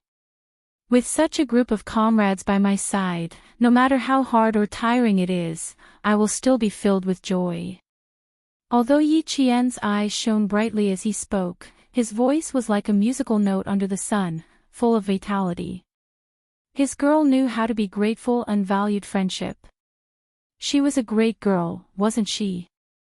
The smile at the corner of his mouth became deeper and warmer, and even his eyes were as gentle as water. We won't be apart for too long. If your school agrees, you can come and participate in the competition in mid-October. At that time, you will fight as a Navy frogman. We will test the results of your training and send your results to the military. Little fox, the sky belongs to you, and the life that belongs to you has just begun. He did not ask if Yi Qian's sunburn was painful. It was painful. How could it not be painful? He had sunburn before, and it hurt so much that he could not sleep at night. This was something that every soldier would experience. She was not the only one. His little fox was not that weak. A little fox that would not be defeated so easily had her own pride. Her pride told him that he did not need to worry about this little injury. Chapter 13:20. Xuanhuan forced himself to shift his gaze away from the back of her neck. He maintained a smile and said, "If the school doesn't agree, you can come back during the winter break." Her palms had become much rougher, and there was even a thin layer of calluses on her palms. Xuanhuan used his fingers to gently stroke the calluses that represented her hard work. His gaze was gentle as he gazed at her delicate face, which had become more and more tenacious after being exposed to the elements. His low voice was like the sound of a zither. "There will be a day when we meet again. It's just a matter of how long it will take." His comforting words made Yi Jian's heart sweeter than honey. She rolled her eyes and pursed her lips into a smile. "Why do you always treat me like a child? Meeting and parting are the most normal things. I'm not so weak that my mood will be affected by a separation. Also, after seeing the interaction between the Army and Navy, I think that we will have to work together and train together in the future. There will be a day when we meet again. We just have to wait for that day to come." In her previous life, she only stayed in each place for a few months. Meeting and parting were very normal for her, and she had already calmly faced separation. However, in this life, she had only met comrades who had selflessly helped her. Every separation had a reluctance that she did not have in her previous life, so she was more or less a little disappointed. Xuanhuan squeezed her palm. Sitting in the back seat, he glanced slightly at the Navy soldier who was focused on driving. He smiled faintly and changed the topic. "There will be a chance to meet again. We will arrive at Hongkou Airport at 6:00 in the afternoon. Do you plan to go home overnight? Or do you want to rest tonight and go home early tomorrow?" It took nearly 8 hours to drive from Hongkou City to Shuka Village. The main reason was that it took 6 hours to drive from Shuka Village to the city, and it took another 2 hours to drive from Hongkou City to the city, so it would take 8 hours. Yi Qian answered without thinking. We can go back to the city from Hongkou City first, rest for the night, and go home around 4 o'clock in the morning. In summer, the sun rose early, and there was a faint light around 4 o'clock in the morning. Okay, we'll go with your arrangements. Xuanhuan agreed wholeheartedly. Seeing that there was still more than an hour before they would arrive at the airport, his gentle gaze swept across the dark circles under her eyes. He said softly, "Take a rest. I'll call you when we arrive." Although the road from the military port to the helicopter airport was winding and bumpy, it was all asphalt. Driving steadily with a little bit of shaking would indeed make one feel sleepy. Yi Qian woke up at 4 in the morning and finished his last morning training. He rested his head on the headrest in the back of the car. Within 5 minutes of Xia Jinyuan's warm breath, he fell asleep with a smile on his face. She fell asleep in 4 minutes and 8 seconds. Xia Jinyuan narrowed her eyes and looked at the sunburn under her ear again. If it weren't for the serious sunburn on the back of her neck, it wouldn't be a problem for her to drive back to Shuku village tonight. Also, why was this little fox sleeping so obediently? She rested her head on the headrest and didn't move. Why didn't he see her body sway to his side and rest her head on his shoulder? With the Navy soldier in the car, Major Xiao wouldn't take advantage of the female soldier so blatantly. He could only wait for Yi Qian to sway and rest on his shoulder. In the end, Yi Qian's sleeping posture was too obedient, and the Navy soldier drove steadily. After waiting for more than 10 minutes, Xia Jinyuan decided not to come over. He went over. Chapter 13:21. The car made a 180-degree turn. Taking advantage of the fact that the Navy soldier was focused on driving and didn't look at the back seat, Major Xiao pulled Yi Qian's hand to his side and finally allowed Yi Qian's head to rest on his shoulder. However, the two of them were separated by the luggage that was used to cover their hand in the beginning. Major Xiao glanced at the luggage that he had helped them with just a moment ago, and in the next second, he directly opened it so that Yi Qian could completely lean on his shoulder. "Major, there are still a few more turns ahead. Please hurry." The Navy soldier thought that he was in too much of a hurry and took the next turn even slower. Xia Jinyuan raised his wrist to look at the time and said calmly, "There's no need to slow down. We're in a hurry." If he slowed down, how could he find an opportunity to pull Little Fox closer to him? Right now, the distance between the two of them was only the distance between their luggage bags. The elegant major always found a good way to make his wishes come true.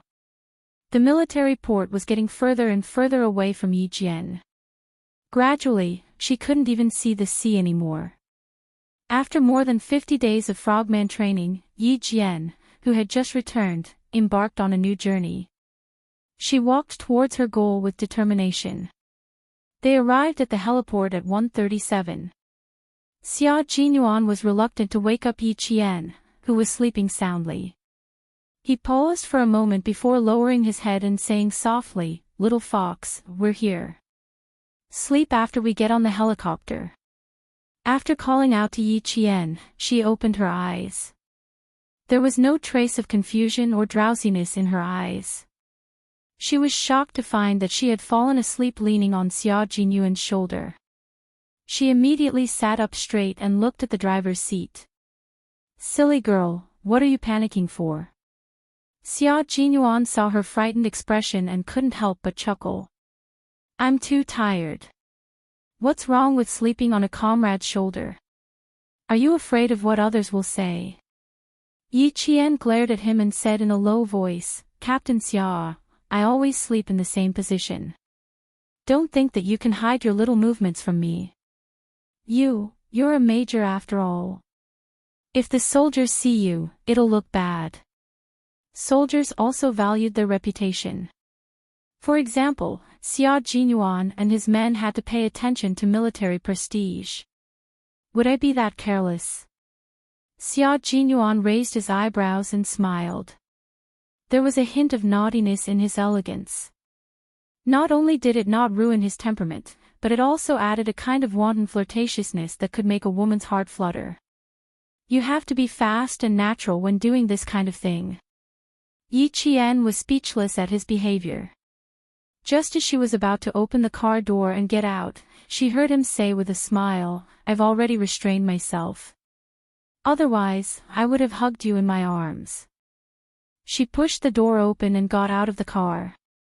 Then, she closed the door. She needed some fresh air. She was shy so quickly.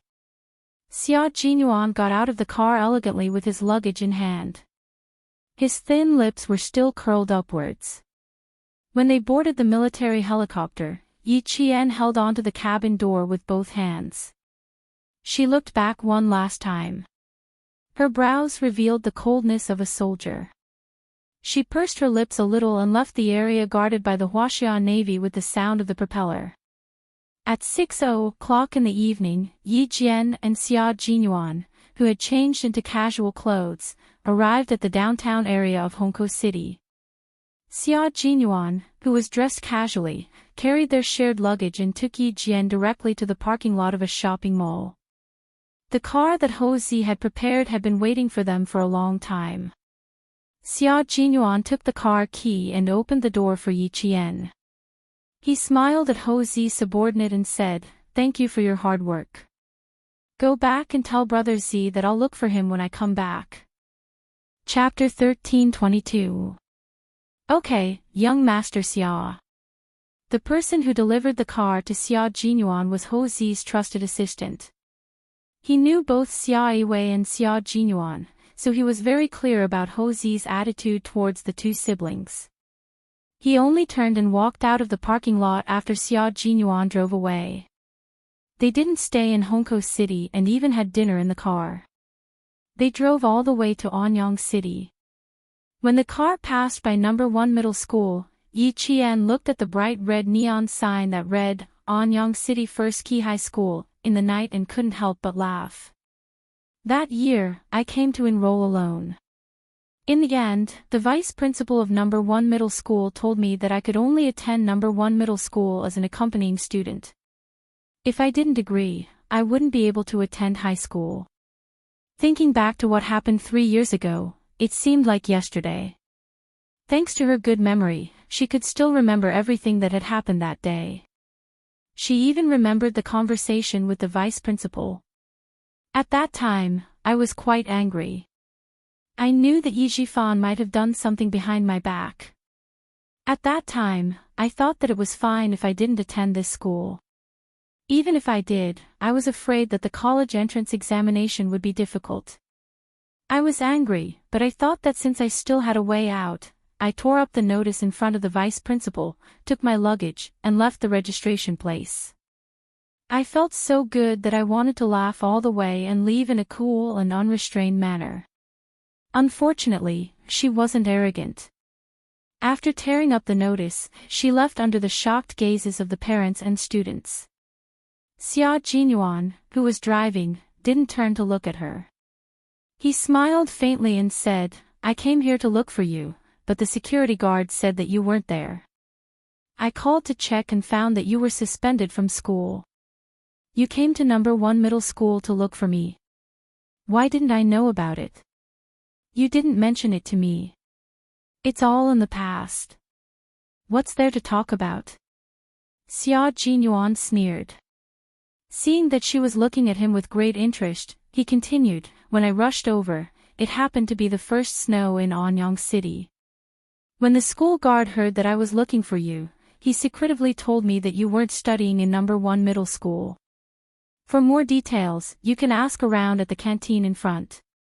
When he found out that you tore up the notice, the vice principal was so angry that he chased you for several miles. At that time, I was wondering why the girl was suddenly so arrogant. You said that you didn't want to study. You're too presumptuous." Yi Qian laughed. "And Jen's grandfather arranged for me to train. I didn't think too much about it. But since Yi Zhifan was the one, and I didn't want to waste a year, I didn't want to waste a year. I didn't. That year was the year I gained the most. I went to the highlands, the snow mountains, the plains, and almost got stuck in a swamp. Finally, I came to the desert. At the mention of the desert, Yi Qian's eyes lit up like the stars in the sky. Do you know what desert I went to? The Taklamakan Desert. I saw the most beautiful scenery in the desert poplar trees. At a red light, Xuanhuan stopped the car and looked at the girl he admired with gentle eyes. When he heard her mention the Taklamakan Desert, his thin lips curved into a deeper and gentler smile. I know. I also know that you were training near the Hetian River. If I told you that I was there when you were training, would you believe me? Yi Qian widened her eyes. You were there too. Where? He wouldn't lie to himself. If he said he was there, then he must have been there. In the sky. I was in the sky. He said softly, in the same place, at the same time. I was flying a fighter jet in the sky, and you were either training or sleeping. Chapter 13:23. All the way to the hotel room, Yi Qian was still in shock. What else had he done behind her back? What else had he done for her? After entering the hotel, Xuanhuan took out the clothes from the luggage one by one. They were all summer clothes. Each of them had an army training uniform, 2 sets of fitness shorts, and the summer clothes that they usually wore. Yi Qian didn't have many summer clothes. She was wearing a pair of thin jeans and a t-shirt. There were 2 t-shirts with the same design and 2 pairs of slim jeans in the luggage. Xuanhuan took out the clothes with his back facing her. He first took out a pair of black casual pants and a white short-sleeved shirt and put them aside. There are still a few days left. I didn't bring enough clothes. Come with me to buy some summer clothes later. Yi Qian nodded no matter what he said. She quietly walked over to the young major, who was bending over to adjust his clothes. When he straightened his back, Yi Qian reached out and gently and quietly hugged his muscular waist from behind. She leaned closer to him and pressed the side of her face against his back. Xuanhuan, what else have you done for me? What else do you do for me that I don't know about? Is it because I don't know, or because I didn't ask? Are you planning to keep it from me forever? His body temperature was transmitted to her face through the thin material of his clothes, and it seemed to turn into a warm current that flowed into her heart bit by bit. It was warm, safe, and also dangerous. Even though she knew it was dangerous, she still fell without hesitation. Yi Qian gently rubbed her cheek against the soft material of his shirt. She closed her eyes and said, "Why didn't you tell me about all the things you did for me?" Such a proud man was willing to do so many things for her, but he never thought of telling her. Even a cold-hearted person would be touched. Even if he was in danger, she was still willing to throw herself into it. Xuanhuan, can you stop doing things for me in secret? If you do, please tell me, okay? The more I know, the more touched I will be and the more I will fall in love with you. You want me to fall in love with you more and more, don't you? Silly girl. Xuanhuan held her hand around his waist and slowly turned her around to bury her head in his embrace. He lowered his head and smiled gently as he planted a kiss on the top of her head. Aren't you afraid that I'll do something to make you love me more and more? How could this be? How could he? How could Xuanhuan, who was as calm as a breeze, do something that he disdained to do? Yi Qian raised her head slightly to look at him. Her dark eyes were so clear that Xuanhuan could clearly see his own face reflected in her eyes, as if it had been branded into her heart. He couldn't help but tighten his long arms around her. His heart softened to the point that he wished he could embed her directly into his body and become one with her. Yi Qian, who was being held tightly by him, had already curled her lips into a smile. She replied firmly, "No, the Xuanhuan I know is an indomitable soldier. He is an upright man. He would never do something that a hypocrite would do." This was a form of trust, a trust without any impurities. She trusted him so much that she believed everything he said. Xuanhuan's heart softened even more. He planted a few light kisses between her brows and said, "Good girl, with your words, I feel that my life has been worth it." The lights in the hotel were warm and orange. The floral wallpaper on the wall reflected the two figures, one tall and one short, embracing each other. They looked so harmonious and affectionate.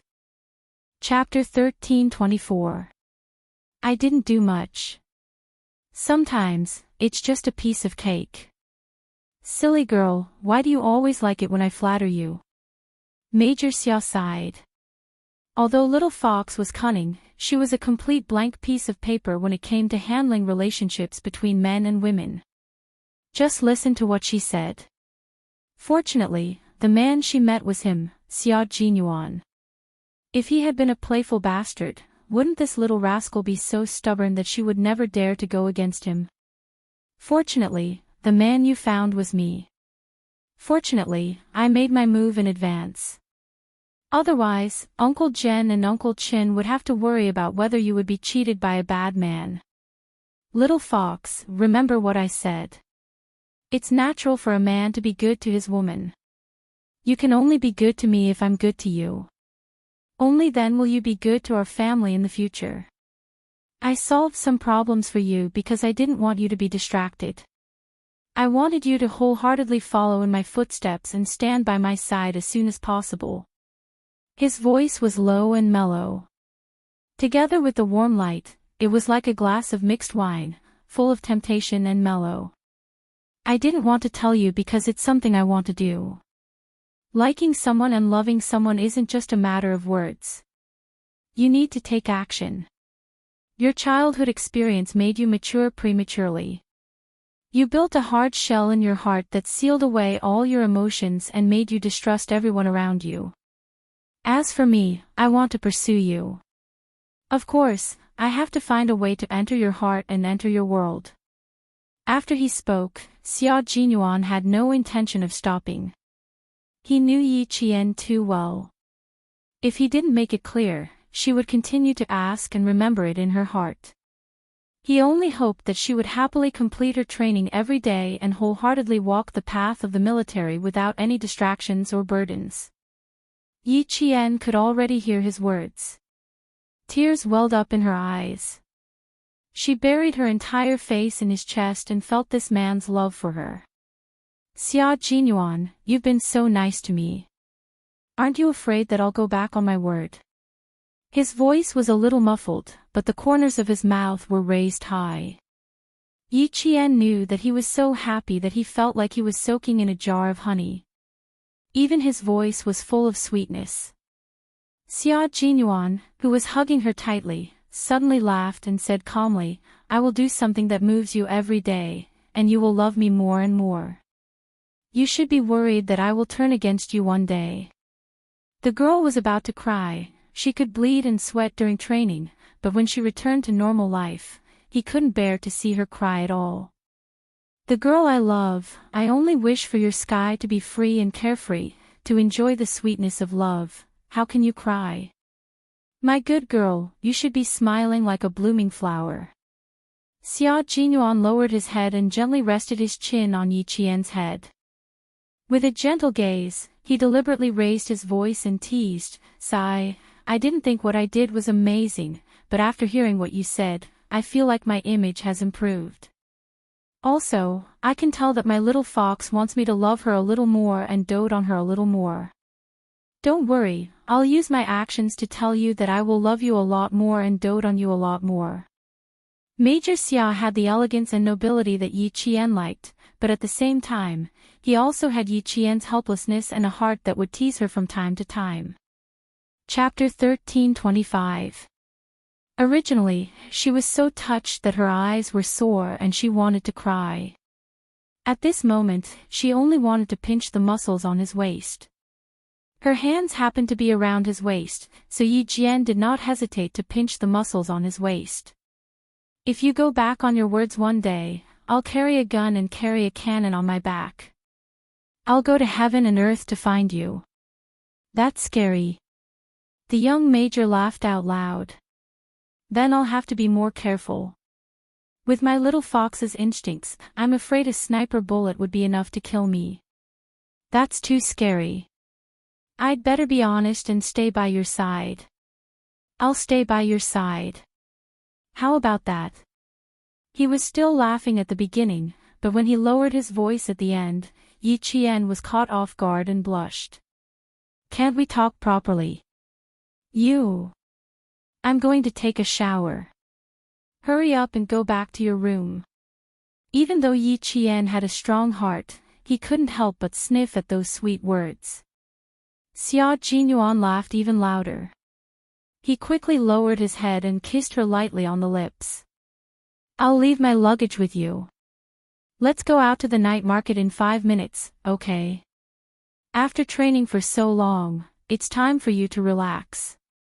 We have to strike a balance between work and rest to win the next battle. The atmosphere was good, and the lights were warm. However, Xuanhuan didn't make any further moves. Even his arms were gently wrapped around Yi Qian's waist. He was avoiding the sunburn on Yi Qian's back. He let go of his hands and placed a pair of shorts in her hands. Wear this. It's comfortable. When we get to the pharmacy later, we'll buy a cooling ointment. Your sunburn still needs to be treated. The injury on my shoulder isn't serious. You don't have to be so nervous. Yi Qian obviously knew that Xuanhuan was avoiding his back. She pursed her lips and smiled. I only have sunburn from my shoulder to the back of my neck. As long as I don't rub it, I won't feel much other than a little pain. Every soldier will experience countless sunburns. Although my heart aches for you, I don't think you can rest just like that. As a soldier, you have to bear everything the military uniform gives you. Hard work and glory coexist. Xuanhuan, who had even restrained his smile, quietly looked at the girl who had always been strong.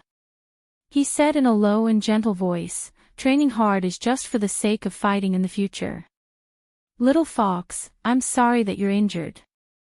However, as a soldier, my principles and your pride tell me that you're not a fragile porcelain doll. You don't need to be too concerned about the most common sunburn. He was the one who knew him best. Yi Qian smiled brightly.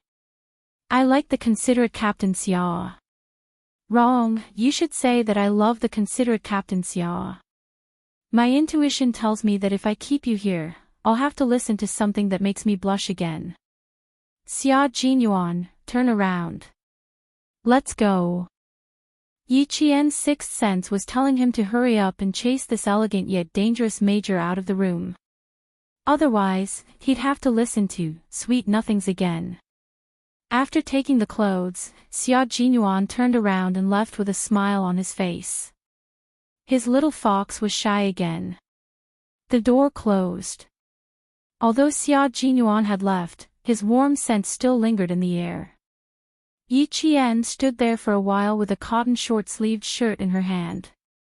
Then, with a slight smile, she went into the shower. 5 minutes later, the two of them came out wearing the same fitness shirt and shorts. In Xuanhuan's words, they were wearing matching outfits. Yi Qian, who didn't understand the situation, replied bluntly, then I'll wear matching outfits with my comrades in the army every day. Chapter 13:26. In that second, Major Xiao's expression froze. After a while, he rubbed his forehead and sighed. We have to stop talking about this topic. We can't talk about it anymore. If he had known, he would have worn his own clothes.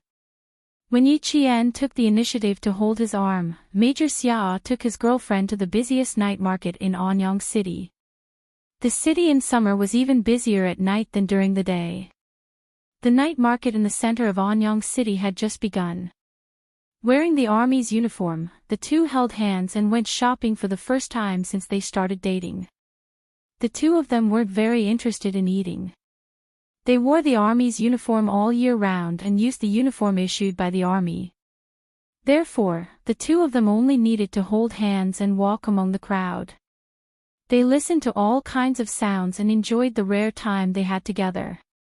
I used to dream of holding your hand, going out for a walk with you, going out for a look.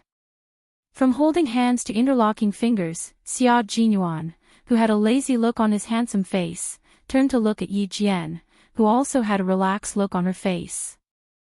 The time we can go shopping together will be very, very little. Little fox, you have to be mentally prepared. Passing through the crowd, even if it was noisy and lively, to be able to be led and protected by him like this gave her a sense of peace. Yi Qian held his hand gently. With a smile in her eyes, she said softly, I remember everything you wrote in the letter. You said that in winter, we can be neighbors with snowy mountains, in summer, we can be companions with the sea, in autumn, we can dance with the yellow sand, and in spring, we can spend time together in the jungle. We can challenge our limits day and night, and we can pass through the smoke of war. Is this kind of interaction more unforgettable than those romantic interactions?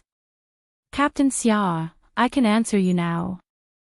I have no regrets in this life.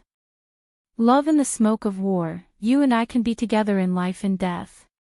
We don't need romantic stories. What we need is to be comrades who can rely on each other for the rest of our lives. Choosing this kind of love, I have no regrets in this life. Her eyes were extremely bright as she answered him. Her expression was serious, and her words were serious. His little fox definitely did not know how beautiful she was at this moment. She was so beautiful that she was like the brightest aurora, with a stunning beauty that could attract everyone's attention. Xia Jinyuan's heart was in love with him. She told him that she had no regrets in this life as they stood in the middle of the crowd. His Adam's apple bobbed up and down, and he could no longer hold himself back. He pulled her into his arms and said, I have no regrets in this life. He answered as such. What was the love between two special forces soldiers? They were seizing the time to enjoy the rare time together because they didn't know if they would be separated in the next second. It was giving without any complaints or regrets, only for the sake of making the other party happy. He or she was using his or her life as the price to exchange for his or her safety. The love between special forces soldiers was not something that could not be seen in the light, and they would not endure the bone-deep yearning in a dark and damp corner. The love between Xia Jinyuan and Yi Qian was as bright as the sun, as tall and straight as the pine tree, and as pure as the white snow, untainted by the dust of the world. No one paid attention to the two lovers who couldn't help but embrace each other. Some people walked past, and some people walked over. Yi Qian couldn't hear those voices, and all he could hear was the sound of his strong and powerful heartbeat. The buzzing sound of his cell phone broke their embrace. Xia Jinyuan released his right hand from her slender waist, took out his cell phone, and glanced at the caller ID. He suddenly glanced at Yi Qian, and then picked up the call. It was 9:00. Why would Uncle Chen call him?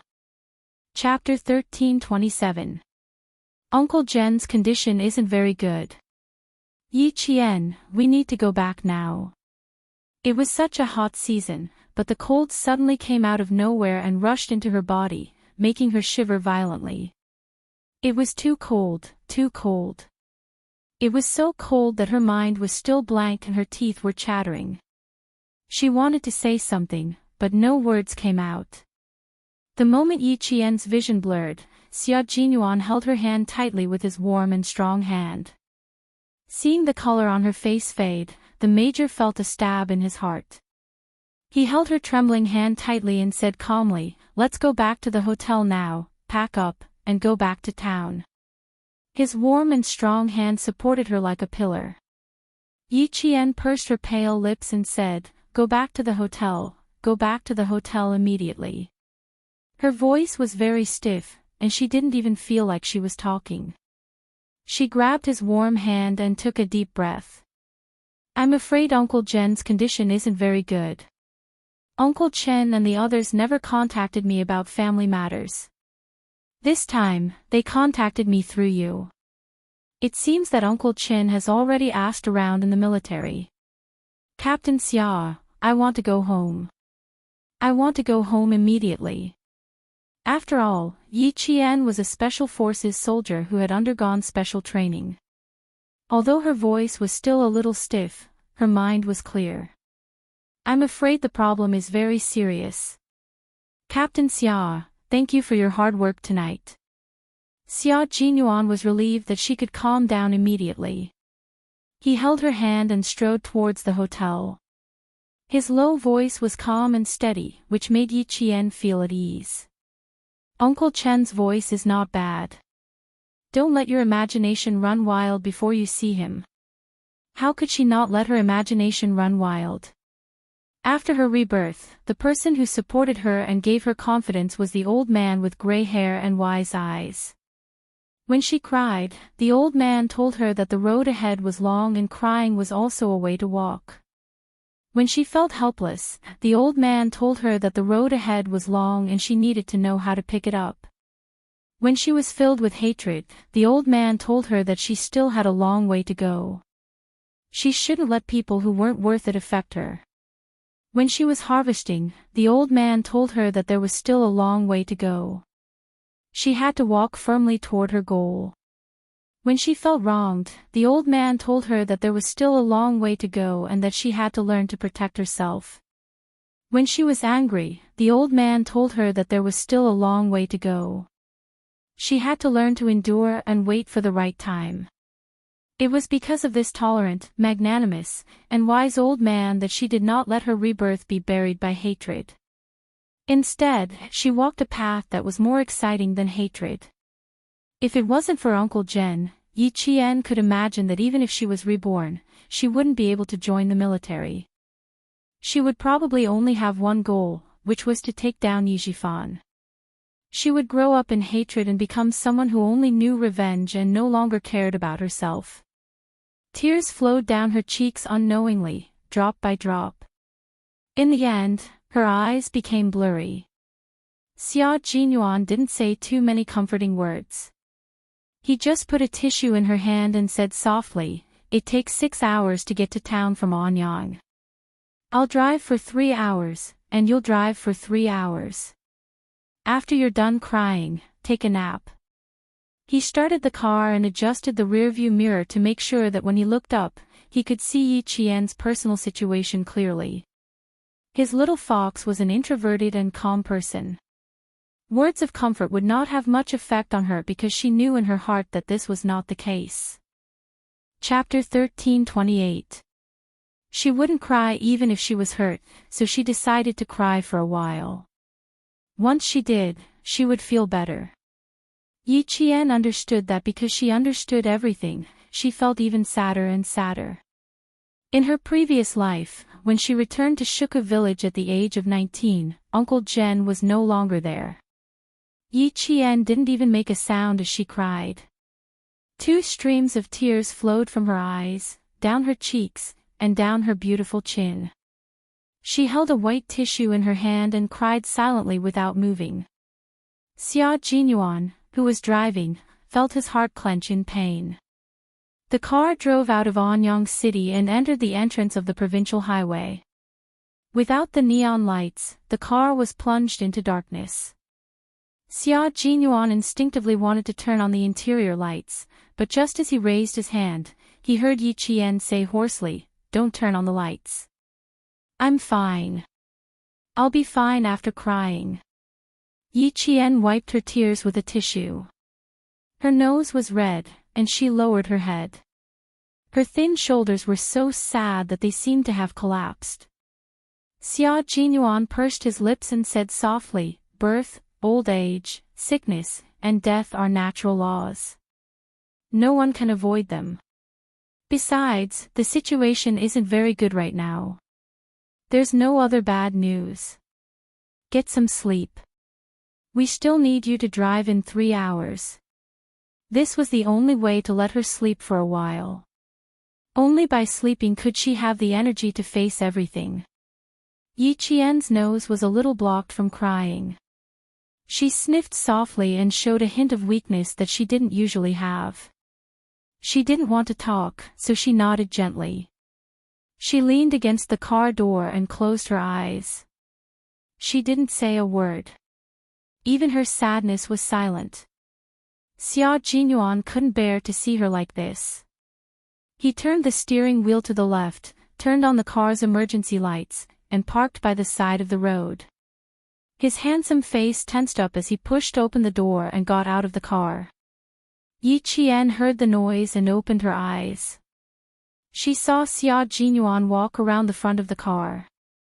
The glaring headlights shone on his figure, and she could clearly see that his handsome side profile was tense.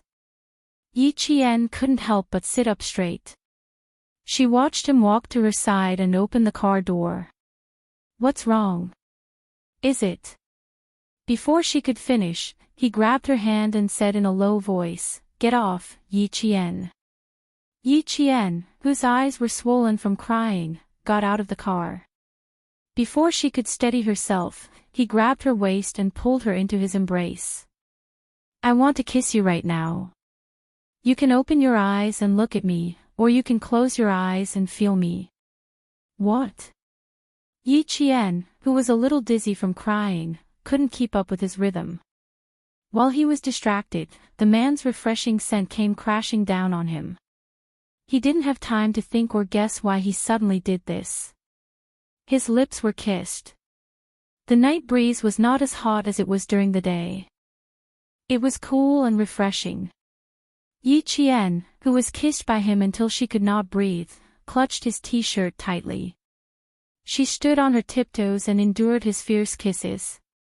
His nimble tongue swept across her mouth, and he sucked hard on her lips.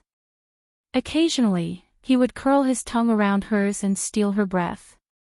Yi Qian, who had never been kissed like this before, leaned into his embrace. Her hands gripped his t-shirt tightly so that she wouldn't collapse from the kiss. She didn't know how long they kissed, but when he let go, Yi Qian's eyes were misty. She looked up at him with her misty eyes and asked in confusion, "What's wrong with you?" He kissed her so fiercely that her lips started to hurt.